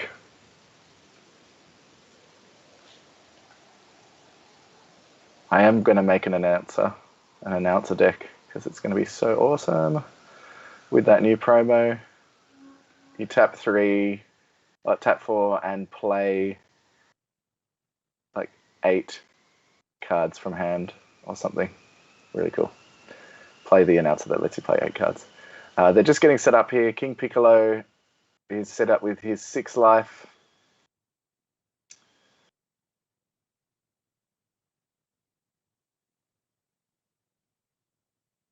I haven't seen who's going first. I'll just let them know they can start, I think.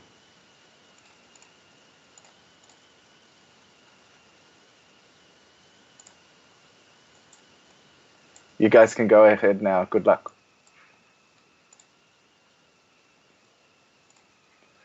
All right, here we go. King Piccolo starting off by charging and passing. I guess you kind of want to do piano turn 1, if you have it.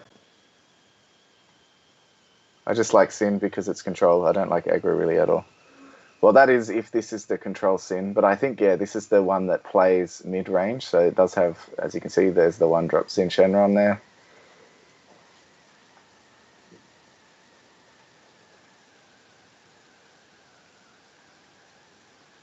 He's got that dual attacker, whatever that Shadow Dragon is that allows you to restand one of your Shadow Dragons on your opponent's turn, which is pretty cool.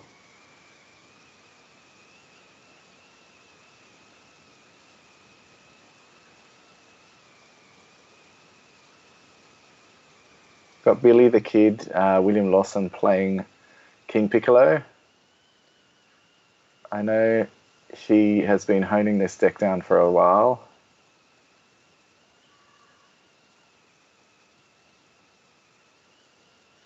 Attacking leader.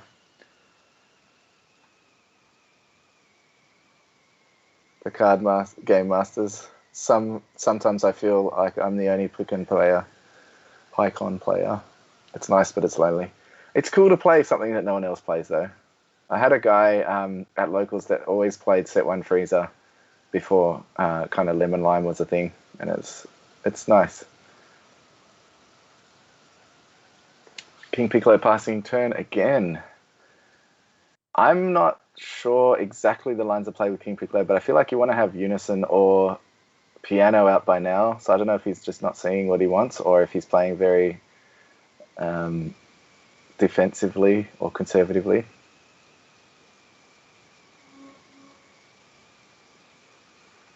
Yeah, I realised we're already in game. That was my bad for taking my sweet time. You're right, man. I'm just chatting about how it looks like the King Piccolo player is really, or Will is really kind of struggling. I don't know if he's just playing really defensively because he thinks he's playing against Aggro Sin, or he hasn't seen anything because he hasn't played a battle card yet. He's already passed his turn 2 with 2 energy up. I feel like you want to have Piano out, or maybe a Unison, but he did leave it there for, what was that? What's that extra card called that lets you combo with Attack of the Demon Clan. Attack of the Demon Clan, yeah, lets you add a card from deck to life and then combo with it or something similar. Yeah, I'm just going to say now that this matchup is actually really bad for King Piccolo. The big reason being is that how King Piccolo generally gains advantage is from being able to awaken either on turn 2 or turn 3, depending on if he goes first or second, from attacking and then getting 2 life face up. The thing with Sin Shenron, the optimal play for Sin is to always play the 4-drop Sin and then make it so the leader cannot attack. So it delays you awakening for an entire turn while Sin Shenron just having a great time. You kill the Unison as soon as it hits the board, so you don't have to deal with it. They deny cards, and you just play for the long game for Sin Shenron. When it gets to later phases of the game in this matchup, yes, King Piccolo can Violent Raise constantly over and over again, but it just feels abysmal if you're playing as King Piccolo. You literally just cannot play the game how you normally want to play it. You can't really play at your own pace. You're forced to play at Sin Shenron's pace, which makes it really rough. Agreed. So that he did get Piano out finally, but that the skills are negated, obviously, with the Shenron, the 9-drop, and then he passed turn because he can't attack with leader, like you said. Yeah. So it really just shuts him down because you need to attack to be able to play cards. You need to attack to awaken. He can't really, start doing anything until he gets that awaken.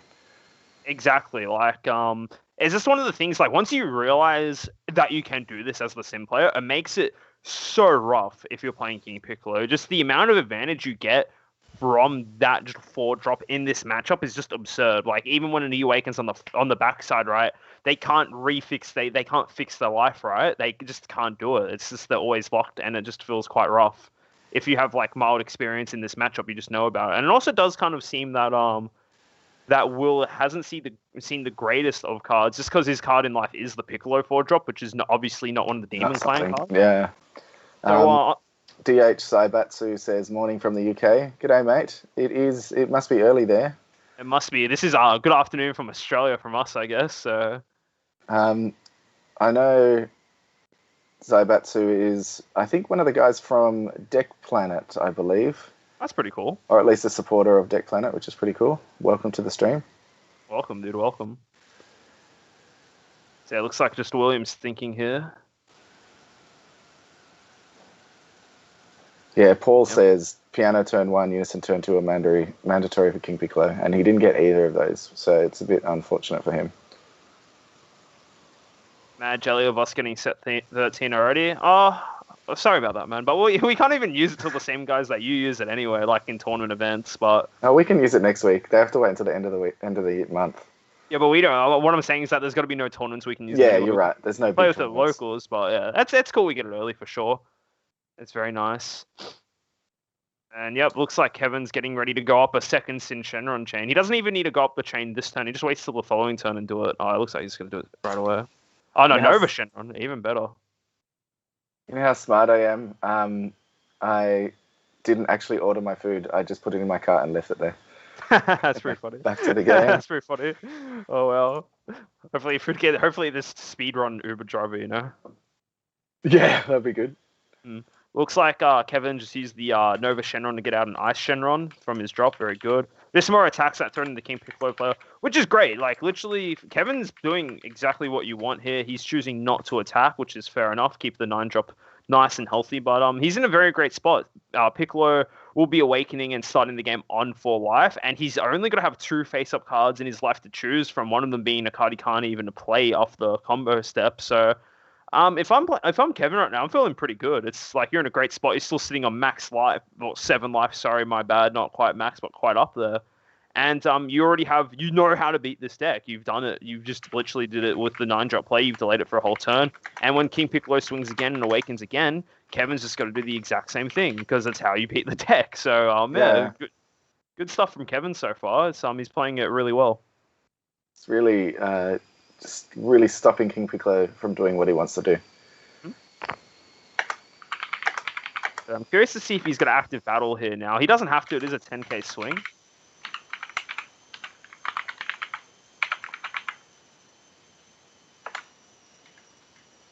He does decide to take the hit. Yep. Goes into his unison here. So at least now, we'll finally start being able to see cards, which is quite good.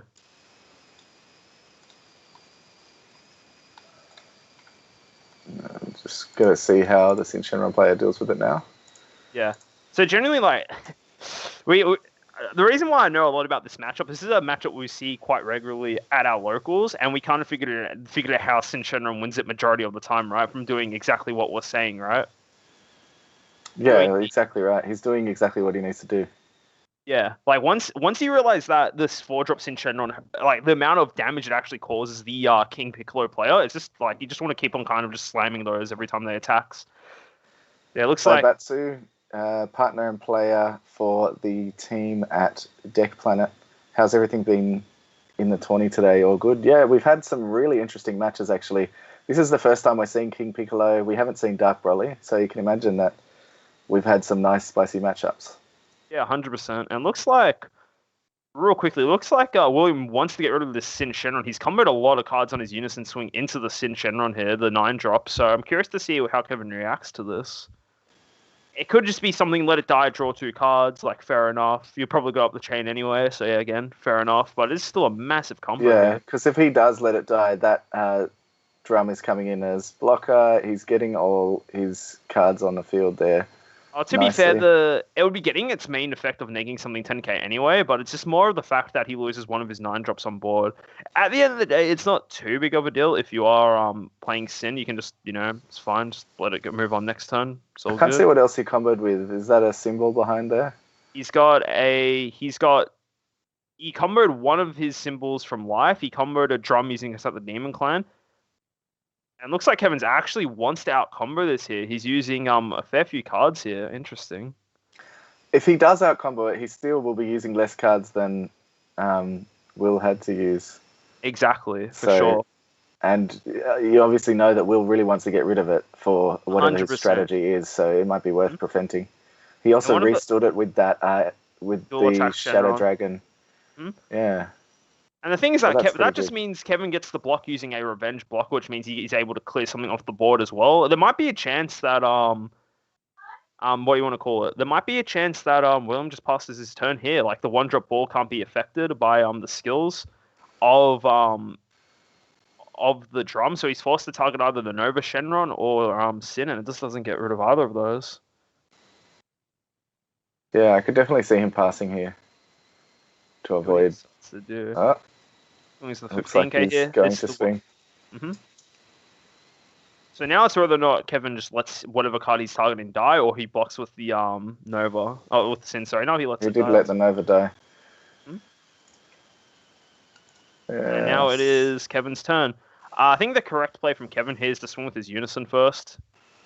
Just because once he swings with that one energy is 100% of Violent Rays. Not his Unison, sorry, the 9-drop first. So Yeah. He's just thinking now. So you were saying that Kevin plays pretty more leaning towards control. He does. He has access to both the engines in his deck because he's running like a half-half split of like the aggro engine and the control engine. But he's always been playing the Sin Shenron deck from when it was a purely control-based strategy to begin with. Excuse me. So yeah, let's see what he decides to do here. He's thinking about Yep, he's doing this. He's got to get a second Shenron guy out, lock the leader once again. So this is why this card's so good in this matchup. You just look over at Piccolo's life, right? So how Piccolo fixes that and gets his the Namekians into his life is by using what do you want to? Oh, that was interesting. I decided to do that. Sorry. How you get the better cards into your life is by attacking with your leader and then changing them. If you can't attack with your leader, you can't fix your life. So you lose the main functionality of the deck. And now Kevin's got 2 Sin Shenrons here, and it's kind of interesting that that William decided to use the Yamcha counterplay here, because now if he does decide to Violent Raise, well, they're under the threshold of the of that card. So yeah, it's interesting. He did attack with leader first. It looks like no Violent Raise. Yeah, not really much of. I understand it completely here. There's no real point going for Violent Raise here if you've already used a Yamcha and both these cards 15k. Yeah, exactly right.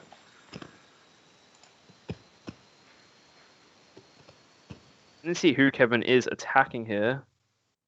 Looks like he let it whiff. It's the Unison, so using Oceanus to get Oceanus, the best combo in the game for sure, you know. Just Oceanus spamming. And Love that card. Yeah, it's very good. It's so, like, just a free searcher is crazy strong. It is. Oh, Vegeta Unison time. That doesn't really the normal kind of utility of that Vegeta Unison doesn't really affect the deck too much.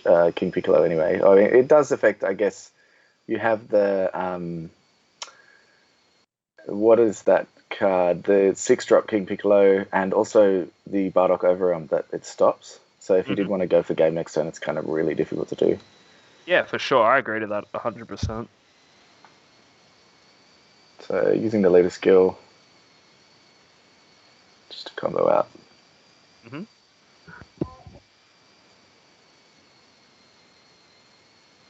And passing turn. Oh no. Thinking about whether to pass turn or not. Oh, Kai SCR. This is a very well timed Kai SCR for sure, because going into the next turn, you just got to blow up the whole board. That is not what you like to see. Uses the -1 so the Kai can't attack, but now it's like both these Centurion cards are getting cleared. Very nicely done by Will, yeah. Will here, yeah. Very nicely played. Using that one energy, baiting the Violent Rays, but actually sitting up with a Kai. Kind of rough. You lose the whole board. There's a reason why this Kai card is so strong. At least he gets to draw 4. That is true. You get the +4, but he is tapped out though, is the thing. Yeah, he was really relying on those Sin Shenrons for defense, I think. I think so too. I know that little side note on that SCR, Will actually borrowed that SCR off me, but then because he ordered one and from the US and it got stuck for like 2 months or like a month or something. But then it ended up coming just a couple of days before the event. Oh, there you go. He finally got it. So I think the first thing you do here is just you're going to resolve the Kai. Yeah, you got to do it straight away. Yep. You get the +4. You get to play 2 of the balls so he can go it up next turn. And then he also loses the Unison as well, which is quite annoying. I think that it's important. Those 9-drops actually go to Warp. And the Unison's gone as well, yeah. I don't think they realize that. Oh, there you go. I think Kai actually sends the Warp, not drop, right? I don't know, because I actually don't own the card. Oh, it looks like he's doing it now, yeah. Yeah. He's getting them now. That's okay. That's all good, at least they know. It does. It is kind of relevant because Sin uses 100%, yeah, because he can recycle them, yeah, 100%.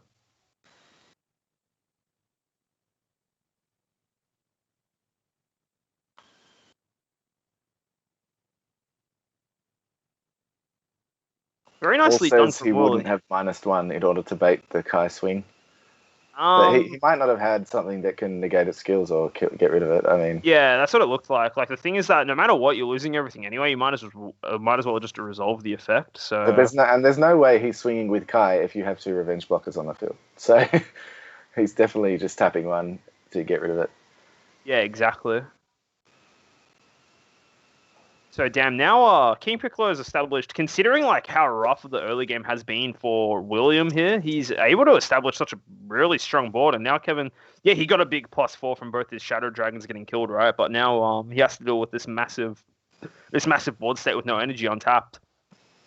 Yeah, I think it's really, really good the way Will has kind of worked himself out of that hole he was in at the start. Impressive. And now he just has such a ridiculously sized board. The only thing that's kind of rough for Will is the fact that he can't attack with his leader this turn. Is the only thing, just due to the 4-drop Sin Shen. Yeah.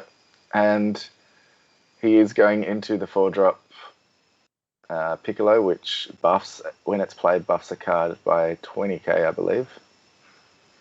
I believe he's not actually able to attack with, because Kevin used the 4-drop. He's just saying that now. Which is unfortunate.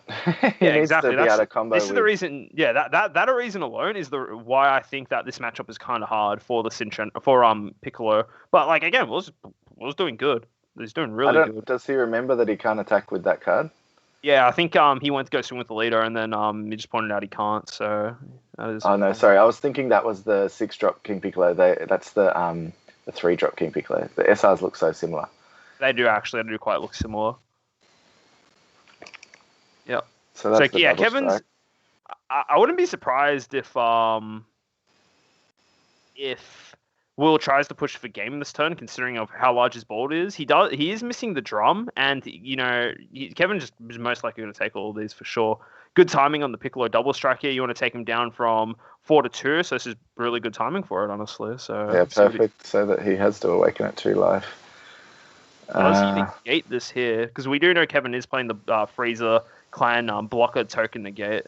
He's just thinking about it. That would be probably a good call, taking him down to awakening range as well and giving a blocker. Exactly. I think it's a really good situation here. But it's a matter of fact of whether or not he has it in his hand. That's the big thing, right? Yeah. Like, he's got a lot of cards, but that doesn't mean you see the card you need. So. Oh, no, he's just comboing out. Interesting. No combo on that. I think you might have want to combo a little bit if I'm Will there, but it's up to that's just what I would have done. I think taking him to 2 life instead of 3 is really huge. But I'm guessing Will's a bit worried. I think Will's a bit worried about the clap back on his following turn. Excuse me. So he's just put a marker on piano. That means he must have buffed piano 20k. He did. Now he's going for piano late game swing. 24k.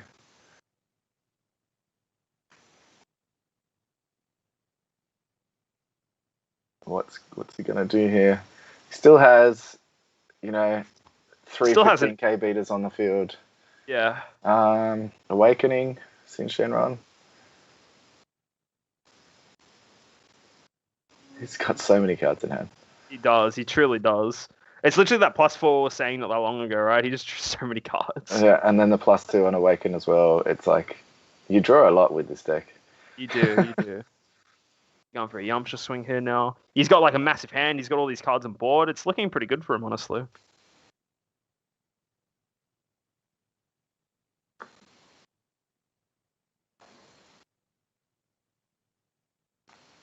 Just waiting now, slow and steady. Seeing if he decides to combo or not. Just a 5k combo. This is kind of nice because that means he's able to use one of the not the rejuvenate skill, sorry, but the effect of the symbols. Just put another card under the unison and draw a card. Yeah. That's why you kind of want to combo the excess cards out of your hand. And I think now, slowly and steadily, this long barrage of attacks is coming to an end. So many swings from all this turn, being able to pressure Kevin, slowly just chipping away at his hand, swing card by card. I really feel like that Vegeta probably does save him this turn, doing that minus on the Vegeta, because he could play over him, he could go into the 6-drop, because he only need 1 energy for that, but he just can't because of the -1 Vegeta. Yeah. And obviously locking down that leader with the 4-drop was good too.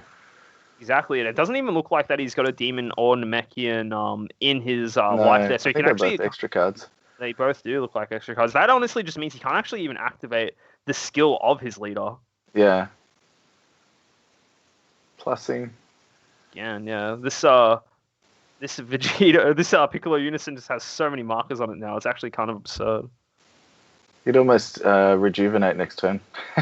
Yeah, he can definitely, because rejuvenate, you use -2 to gain the rejuvenate skill, then use another -2 to actually. -2. Yeah. Yeah, to then rejuvenate. So it is pretty full on. 5 energy. 5 energy, 1 away from the 6 threshold, but it doesn't really matter in this point of the game, I don't think. You need to try and find out a way to like bring his board size down, because the thing is that because he's got double symbol and the Piccolo Unison, he just draws so many cards. Oh, this play is really nice from Kevin. He's got to use the ability to tap out William here. This is so nice. This is really huge. Cool. Yeah, that is huge.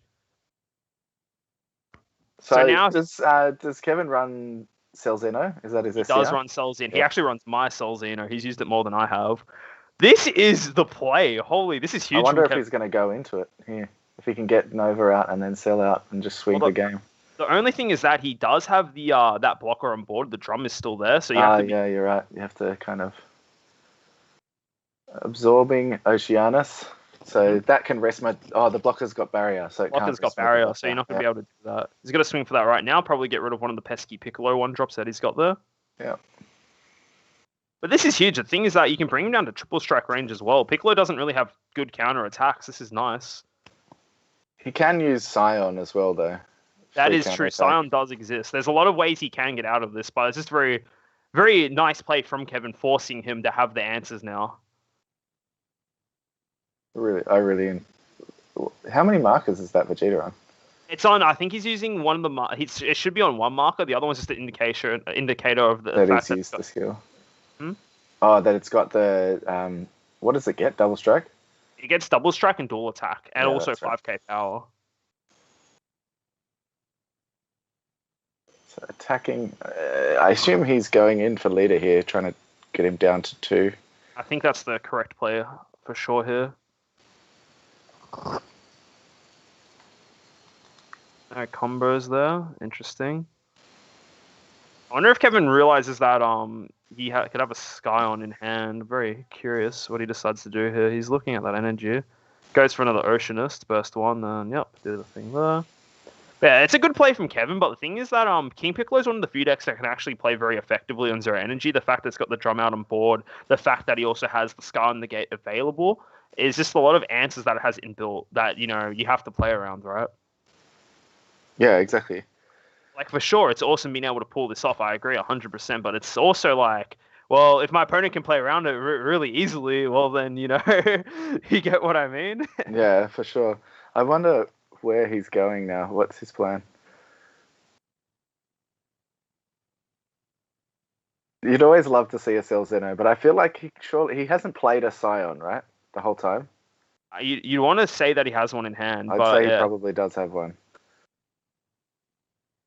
Very tough situation to be in for both players, right? I feel like Will, if he's holding onto a Scion, it's really, really good for him, yeah? He's still got tons of cards in hand. It's very risky, for sure. The fact that Drum's also still out on board, it's it's a very greedy play to go for the Scion here. I think it might be worth going for a Unison swing just to see what happens, because if not, you get 2 cards or a super combo out of his hand. You just have to play it like that. That's what I'd go about if I was Kevin. But this is a super intense. Since it's dual attack, you're not losing too much by attacking once with it just to see what's going on.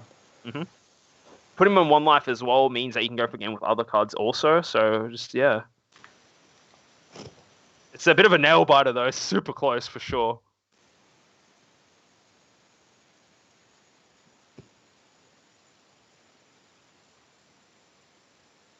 It's not really about now it's kind of not really, because both players have relatively high combo power. It's more of who has the most negates in this situation. I feel like it's a very good match. I feel like either player can still take it here. I think so too. Yeah, it's still Kevin's turn here. He's still thinking about the best way of, his best line of play. But this is really, really intense. I think not having the Sin Shenron out as well, the 9-drop, kind of makes it that the next turn can be very lethal for King Piccolo. He Exactly. didn't use the -1 on the Vegeta either, so he can attack with whatever. Yeah, I don't on think top it of that, would he's matter. going to have He'd be- 6 energy anyway. Yeah, so. I was gonna say he'd have 6 energy for sure. So I don't think the minus skill matters that much for King Piccolo. It's more if Kevin does decide to play the triple strikes in Shenron or use his energy to do something else, it means he's not leaving anything up for Nimbus. Yeah. Okay, Ray he's not- says, "Damn, are they playing inside a cave?" Yeah, it's both players so dark, isn't it? I think so. It looks like Kev's opted to play a Haze Shenron here. That's telling because Haze Shenron is a 4-drop. I want to. He just missed. Hey, Shannon's a 2-drop. There it He is. can play it from hand. That's fine. Interesting that he chose to do this though. If he had Wolfang here, it kind of just destroys that. Yeah. But it doesn't look Very like it does. curious as to why this is the line, why this is the choice. Very interesting. Comboing with the ball. I feel like he's going to try and go in with Vegeta, I guess. Very telegraphing that very strongly. Which means, as Will, you'd probably definitely try and out-combo this. Even if he doesn't out-combo this, if he's got Scarlet in hand, he just has the That's blocker like and the negate. Yeah. What is Ethan playing? He's playing Blue Baby, on the other table. So it's like this match is super intense here. Like either players can take this. It just really depends. Like he crits took the life. He swings in here, blocks with Awakening. the. I think if he goes Scion, there you go. And Cell Xeno is out of reach as well because he needs another energy for that. I don't think that was the play to play the Nova for sure. And he swings with it again. He just uses Drum to block. Yeah, I would have drummed first. I guess it doesn't matter too much. Really? Yeah, I don't know. I feel like Kevin's kind of out of options here now. I don't think he can do much. He's got one blocker. He's got one blocker. He's got a hand, but he did combo a bunch of cards into that crit swing. He's got a bunch of cards in hand, but it doesn't really matter if you're on 2 life here. The Piccolo there is a double strike. I think William's about to take this with King Piccolo. Yeah, I don't think there's much that Kevin can do. Even if he uses that negate, he gets another blocker, he stops an attack. It's still not enough. I mean, I don't know what Will has in hand, but this deck can play a lot of cards. It can, sure. Excuse me.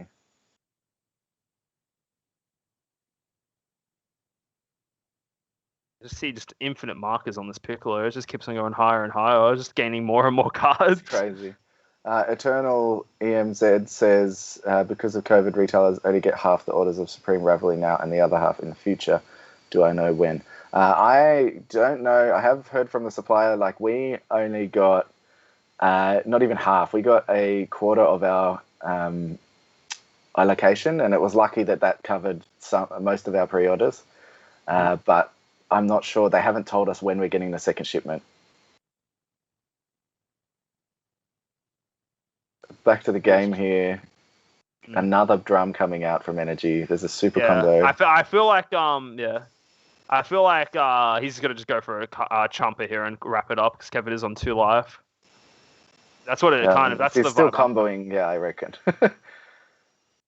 If he's still comboing, like he's going for a champer. Or maybe not. Just trying to get him down. He still has a blocker. It just means all of his cards are lethal swings. That is correct. Yeah, I think this is Williams' game. I don't really see what else Kevin can do. 1 life. Yeah, it's kind of rough in this situation. He's got that 1 blocker left, but then you just see the amount of battle cards and energy William has at his disposal. I think that might be the game here. Yeah, he just to add insult to injury, Drum comes out and negs Rage Shenron by 10, getting rid of that combo piece.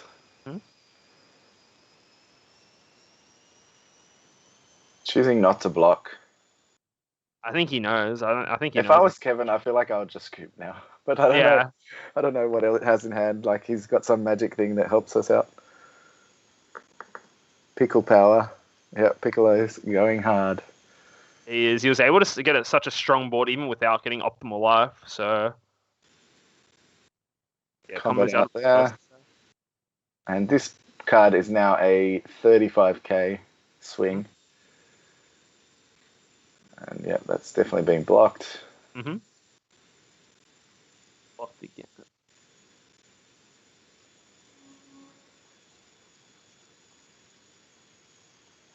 And oh my god, the Vegeta Unison coming out.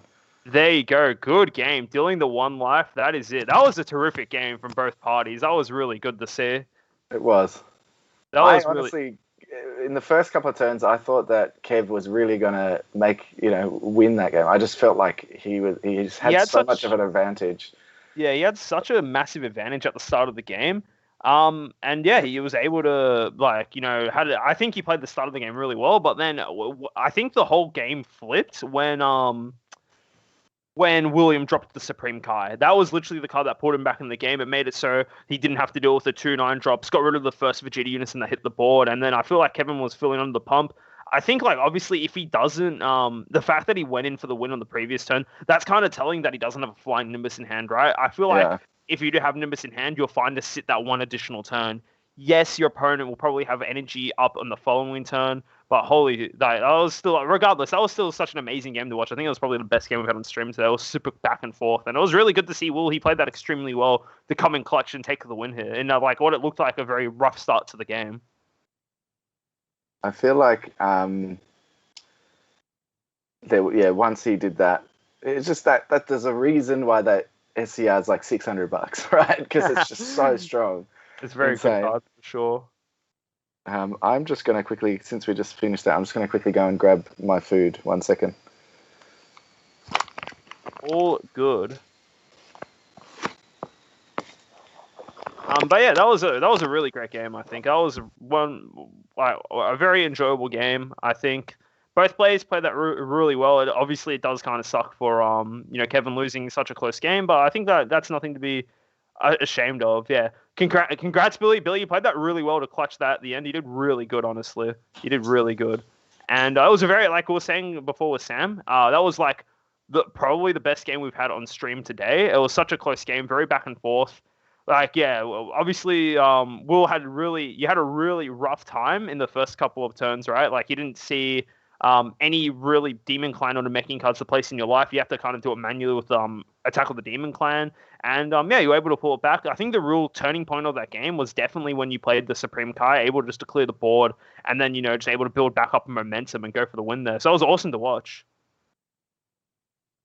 I'll just double check with Trent. I think there's another round if you want. Yeah, wait, let me I can't do it, Billy. I don't have the power to actually grab you and come and ask you questions and stuff because I don't really do that. I'm just waiting for just everyone to get back and whatnot. But yeah, man, congrats. You played that really well, dude. You played that phenomenally well considering I think that Sin Shonen Saban in that, obviously you might believe that as well, just because of how hard it is to deal with the 4-drop Sin, making it hard to play. I think that was a really good game to watch, honestly. I think both of you guys played that really well, and it was fun to watch. And yeah, congrats on your win, Bill or William. You did really good there. You did. That was just clean gameplay, honestly. There's a reason why you keep on doing well at all these events, and then also being able to come back from that situation. It's both time to fight in Mulligan. Yeah, that's alright. That's fair. Time to fight's a pretty good card. Lets you search for whatever you need. Yeah. It's just more of the fact, at that, there was 1 turn or 2 turns there where you literally couldn't add Demon Clan cards in your life and you couldn't activate the active battle skill on your leader, which is a big thing for that deck, right? You want to play from your life. I think, yeah, it was interesting. It was a very good game for sure. And yeah, again, I said it already. I'll say it again. You played that really well and you earned your win there. That was quite nice. And yeah, I'm not too sure how many players we have left undefeated is the thing. So, yeah, I think there might be 1 or 2 more rounds after this. Not entirely sure. So yeah, it's just about waiting and seeing. Punished for not running Nimbus. There you go. That's the answer we're looking for. Not running Nimbus is, yeah, that's probably, yeah, it's not it if you don't have Nimbus. Oh man, learning experience. Still run Nimbus for sure. No, that was just great, honestly. I don't know. That was probably one of my favorite games to watch on Watch on stream. 7 rounds is confirmed. All right, looks like I'm never leaving. I'm just here for the rest of the night for sure. That was a good matchup. I think like good stuff. Will like good stuff winning that game. It was awesome. And Kev, you shouldn't feel too bad either. It was like a really great game from like both players. Like 100%. Game was really good. And keen to see, Will be playing in later rounds, and it'll be good to see if he can carry on this momentum, and maybe win the whole event. Bring it home. There's still a variety of decks still in there. Yeah, I think we still have a couple of mill decks running about. We have not King Piccolo, sorry, Blue Baby, but yeah.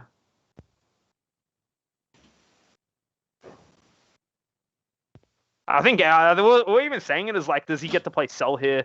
He still has a couple of swings to go through. You should have the Scar on that. That was really good. That was a good game. Again, I'll keep on saying it every time. That was my favorite. I think that's my favorite game I've commentated actually, because it was just so close. It was so back and forth. Alrighty, I'm back. Welcome back. Did you get your pizza? I did, mate. I did. Very good, very good. You got some good snack, good game of fuel. That pizza, Pizza, some chicken, chicken nibbles or something. Yep. Jeez, I think I have a cold. Yeah, Billy, go back to watch it. That was a banger game. That was really good to watch. Yeah, it was awesome, man. Like, we thought that Kevin had such an advantage at the start, and then you just kind of drove it home. It was really good. Yeah, pulled it back again. The big turning point of that game for me was definitely when you were able to drop that Kai. We were saying that it's like he's left the one energy up for a not a dormant potential, sorry, a violent raise. That's what you'd expect for the what do you want to call it, for the Shinshino matchup. But the fact that Yamcha dropped both their power already, it was kind of telling that you weren't leaning into violent raise, and instead you just played the Kai in a very pivotal point of the game. It was quite nice. It was really good. It was very good, very back and forth. Yeah, I think we've got a couple more rounds to go, Sam. 2 more rounds, I believe, is confirmed. So we just have to wait and see here. So yeah. We definitely do. Because what did we got? This round we had. Where am I looking? End of round 4 into result. We had 6 people undefeated, and then that means we're going to have 3. So there's probably 2 more rounds, depending on if the person playing down wins or loses, I guess. Yeah, for sure. Just end it now. It would be good to end it now. Like, nah, JK. We have to see the rest of the games. We have to see it all play out and whatnot. So problem is, like, do you guys have to hear me eat or what? Like, oh, that's funny. Oh man, hopefully we have some more good games like that. I hope the final game is as good as that one there for sure. It was great. Let's hope so. What we got on the round timer?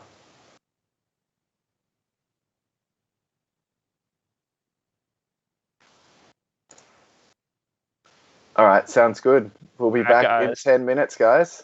Quick commercial break. We'll be back in like 10 minutes. Cheers.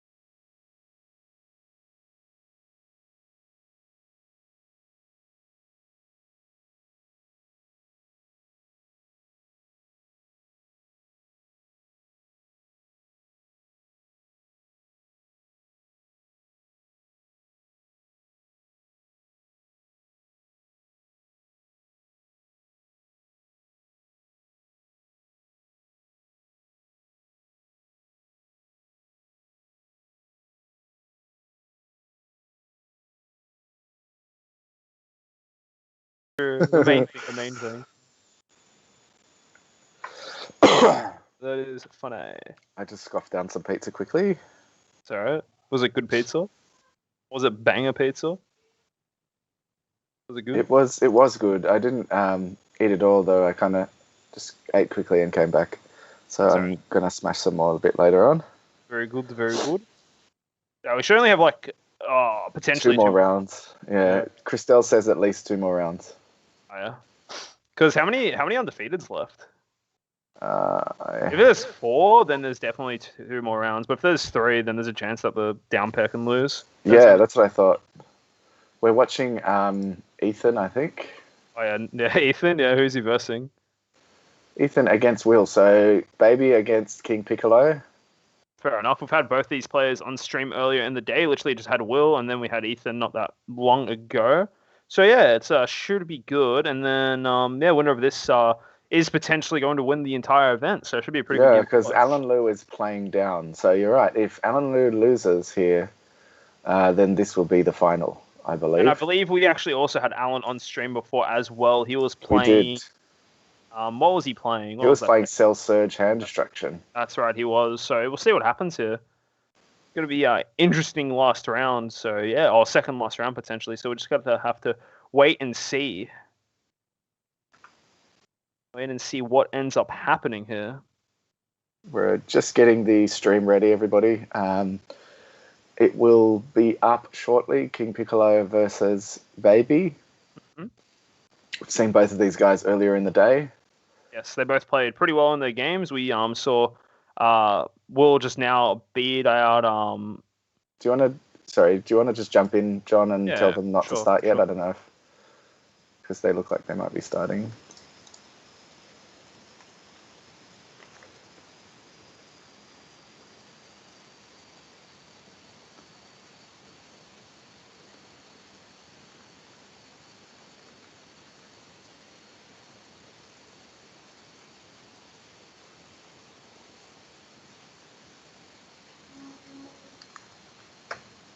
So just letting these guys know not to start until we get them up. And it looks like we got them up, so they probably can start now.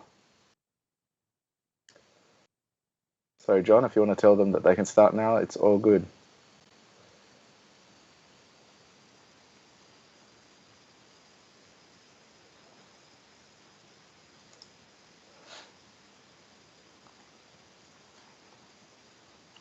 Alrighty, game underway. We have Baby versus King Piccolo. This is a matchup I'm not too familiar with because I've not seen it played out that often. But I feel like we saw in the previous game that Will was mainboarding the new Vegeta. Well, not the new Vegeta Unison, the old Unison, the one from the first Unison Warriors set. And that card inherently has great answers into Baby because its -2 skill forces it so anytime Baby plays a battle card with a skill, it's just placed directly in the drop area instead. So all these value counter attack cards and playing skills with cards with Rebirth of Justice, you literally cannot do that. So would not be surprised if that is what Will Mulligan's for here. Only thing is, it doesn't come out until turn 4, so he needs to kind of wait for that. Oh, looks like there we go.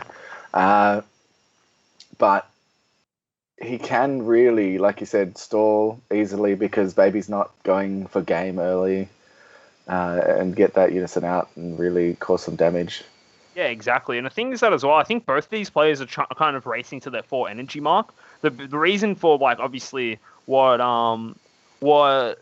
Ethan wants to do, he wants to drop his Freezer, right? Because Freezer straight out answers this deck. You want to Rebirth and just kill everything with Freezer over and over again, right? That's the hard answer to the King Piccolo deck. Whereas to literally stop that Freezer being dealt with, like, and needing to deal with it, you kind of want to try and get your Vegito out if you will. So it'll be an interesting game. Yeah, exactly. Gildard says there is 3 undefeated. How's it the last round? So what happens is the player in third place plays down to a player that has already been defeated once. And that means that if that player wins against the player in third place, he is no longer undefeated. And it means that the top 2 in this round here will have only 1 undefeated player left. But exactly, yeah. It's like with only wins. So I don't know if Alan's playing against someone that's drawn. I'm not sure. Yeah, so he's playing. I'm pretty sure he's playing a player that's also X1, right? So if Alan does end up losing that game, that means the winner of this game will be the winner overall. Yep. So this can be potentially the final round, but either way, the winner of this has a chance to win the event overall. So this is kind of like a weird semi-final final game. Yeah, it's like a potential final. So these players probably know that they need to win this round, no matter what, potentially right? win. They're waiting here for some reason. Oh no, so he's got piano out and he's attacking. So this is what you want to be doing turn 1 with King Piccolo. Exactly, trying to get your resources out. Get the draw straight away. It's pretty good going second for King Piccolo because you're able to get that early awaken off on your second turn of the game. Start comboing out your pieces, start gaining that like incremental value. But at the same time, back to the point I said before, this is honestly kind of good for the baby player because it is a race to who can get to 4 mana first, right? And if you're starting ahead on that race, simply just trying to find first player to see their either the Rebirth and Frieza combo for the baby or the Forge up Vegito, it just really swings the whole like a game completely. That's like going to be the deciding factor, in my opinion, right? Because as soon as that baby hits the board, Vegito doesn't have King Piccolo doesn't have a way to clear that Frieza, right? It doesn't have a great way outside of the Piccolo unison, and even then, like just the initial first swing can be enough to like completely swing the matchup.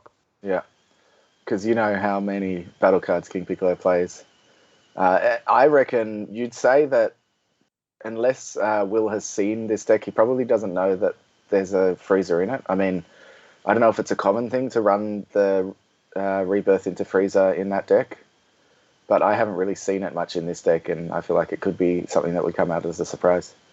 Yeah, exactly. I think William is a fairly experienced player. He's played in a lot of the American events as well. So I think for someone of like that has his experience, I think he would know that it is a potential tech option. And as well, if he's just simply been like checking out the stream and that, I think he will know. He would have seen that. Yeah, that's true. I actually did put Ethan's deck into my top 16 analysis of the last tournament as well. So I know Will watches our videos, so he probably saw that. Yeah. So disregard what I said. The thing that for me actually, I wonder if Ethan knows about the Vegito is the thing, because it's a new tech that King Piccolo players are starting to use, and honestly, the reason why they're starting to run this tech is literally for this specific matchup. It's a very hard matchup just dealing with all these negates, all your cards getting cleared, etc., and like. It's just a way that it's a card that just hard answers this deck for sure. But like again, if you see it, if you know about it and you're able to play around it, you should be all right. Yeah. So he didn't hit the unison here. So he attacked the Demon Clan into Symbol instead. Honestly, it's not even. You probably don't have to drop the unison here. Just you're right. If he is going for the Vegito unison, you probably don't waste the energy on the Piccolo. Yeah. Wait and see. Yeah, it looks like it's going back to... There it is. He's going to play it right now. So the combo with this you want to do, playing the unison here is great. So what you kind of want to do, you want to use the Piccolo skill, draw a card, gain some markers on it fairly early. That's all good, right? But then what you want to do on the turn you're planning to play the Vegito unison, you want to use the -4, the second skill on -2 skill. Wipe out your opponent's board with the, do that. Then gain a life, and then you upgrade it. That way you get the most value out of this unison before upgrading to the Vegito unison. Yeah, exactly right. So taking 3 cards from life to add 3 Demon Clan / Namekians. Really seeing all those cards he needs to see there. Yeah, we literally just saw Will in the last game not able to see most of his things, and now it's nice that he's finally getting all his pieces off. Wouldn't be surprised if Ethan decides to counter this with a hit here. It seems like a pretty good play. Does he have the counterplay in his hand? Doesn't look like it. Does not look like it. Okay. And it looks like he did this really, really nicely last game, but Will's just able to optimize the drawing between his symbols and his Vegito, his Piccolo unison. He sees a lot of cards in his deck, and it's really cool to see. So much pressure here. Going for the double strike. And there's the Gohan straight away. This is one of the few cards that you do want to run the... Ooh, there it is. Got a crit of life here. Very nice. So the attack is still negated, but the effect, yeah. The effect is stopped, and that's the main thing. Moment of Awakening.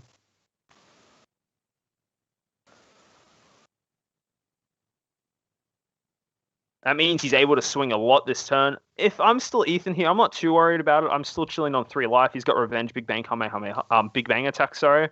Yeah, he's not dying this turn, but it definitely is a lot of pressure still. Exactly. Just eats more cards out of his hand than he would have ideally liked, is the thing.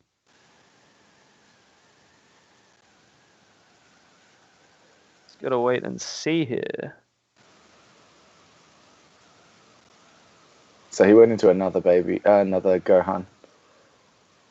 That is correct. He negated into the Gohan. Very nice. It just kind of sucks that he was forced to go up the chain a second time. Well, not up the chain a second time. Yeah.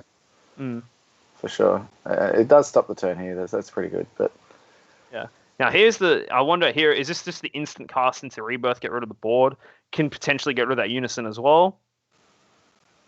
Yeah, triple strike into the Unison. Get rid of the board. He doesn't have an answer to that. He doesn't. He can Yamcha it, but it wouldn't kill it. So exactly. They're swinging straight away. I believe it would be into the Unison here. Don't think there's any point negating that he's negating it straight away. Okay, that's fine. So if he does Rebirth into Frieza, it's another target. Very value. Again, the big thing about it as well, honestly, is that it does tap out. It does tap Ethan out, so that's probably why he's a bit concerned.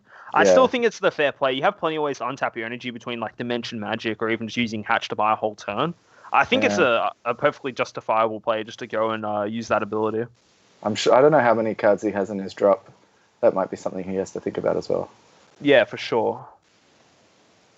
You would put Rebirth in there and whatnot, but you have to again wait and see. And probably use Overlord.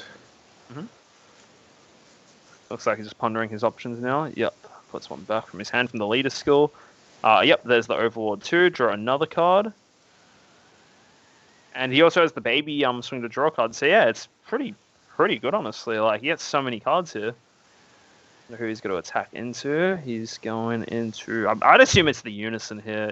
It's either Unison or Drum, but I feel like it's better just going to the... Not Drum, sorry, Tambourine. Yeah, I think Unison is the smartest move, but he's going into something because there's a combo step. Yeah, it looks like he's swinging to the leader there. Now it is time. Is it Rebirth of Justice time? He's just going to pass. Yeah. Yep, looks like it. Looks like it is a pass here. So I wouldn't be surprised now if we see what we see before. Use the Unison effect to draw some cards and then drop Vegito straight away. Or he might just use another Omen of Awakening like he just previously did. It's obviously a card that's high value in these situations. And yeah, we'll have to wait and see what he decides to do. Because Omen's super good here as well, just by additional turns. That's the main, like, just get rid of these pesky floodgates that our baby can run. So to wait and see. He's thinking about it. He might just go straight into it, honestly. I'd be fairly surprised if he did. What he decides to do. Yeah, it looks like he attacks straight away and again with a... What is that? Trunks? No? It's kind of hard to see because of the glare. It is the Trunks, yeah. Did he Omen again just then? I do not think so, because he doesn't have any energy tapped. Oh, but he put it in the drop area. I think he must have just comboed it. Oh, did he? I'm not too sure what happened there. Yes, interesting. He tapped 2 energy, so he played it. No, he tapped 1 energy. Because he doesn't have a Unison, so it would cost 2 to use. Yeah. Oh, he does have. He must have tapped it. Why did it go straight to the drop area then? That doesn't look like he omened or anything. Oh, you know what it is? It's the Piccolo skill. The Piccolo skill puts it straight in the drop, sorry, because it goes counter attack. The Piccolo goes auto pending, then Piccolo. Yeah, that's what happened. 15K. Yeah, you're right. Unison KO. Yep. Jake helping us out. Mm-hmm. Another Piccolo here. Yep. Evolving straight away after getting it negated. So he's going to buff that Tambourine, probably. Yeah, Tambourine being able to swing for 2 massive attacks is quite powerful, honestly. And he doesn't have a problem with any of these cards because the Trunks is only stopping the big boys from attacking without bottom decking a card. Exactly, and it doesn't look like that he runs any of the other stuff as well in his deck. And when I say other stuff, I mean, what do you want to call it? Any of the bigger King Piccolo cards, like the 6-drop SR or even the Oberon Bardock. I haven't seen him play either of those. We didn't see it at all. Although he did keep getting hit with Vegeta and stuff in the other game we watched, but yeah, I feel like he doesn't need it. He's just going wide board aggro really once he gets his board out. That was Mafuba, very nice. Beautiful. Very nice play and a very good negate as well. Definitely using the counter attacks while the Piccolo is on board is quite annoying because obviously it just kills them straight away since most of the cards are 15Ks. But this is nice. He's doing pretty good here.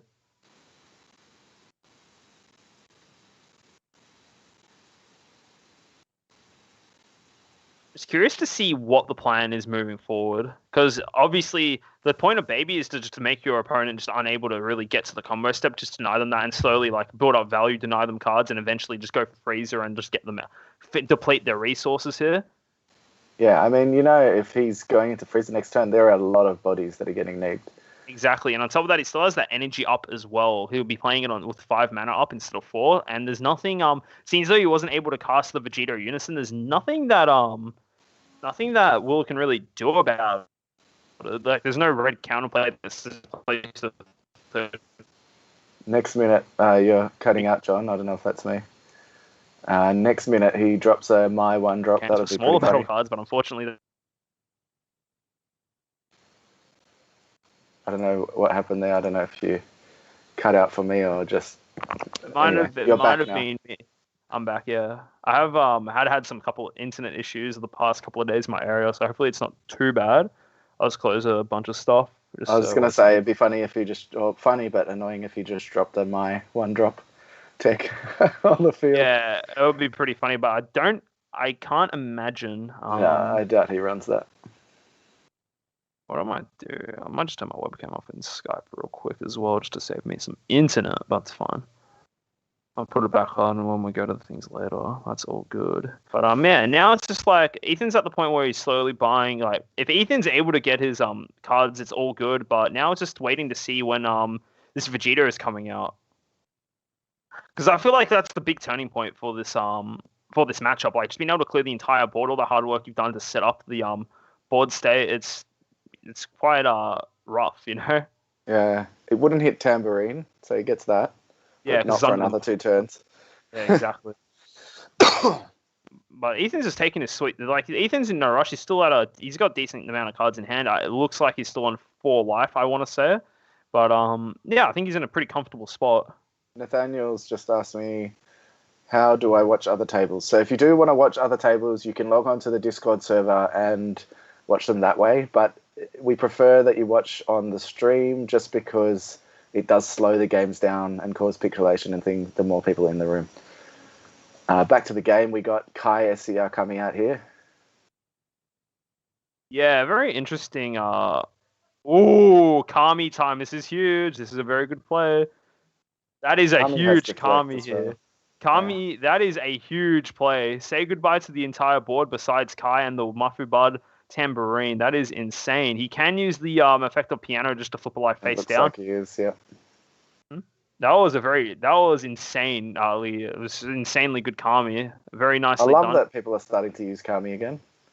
Kami's a great answer into this particular deck because obviously, they get to spit out such a wide board really quickly, and most of them are all 4 drops or less. So it hits all of the board, including those pesky drums. That was very nicely done by Ethan. A lot cheaper way to clear the board compared to Freezer, and now there's Kai on board. Kai doesn't really do too much. Yeah, I don't know why he played Kai there. Yeah, I think he was just trying to set up. He did this in the previous game too, where he played Kai towards the end of his opponent's turn.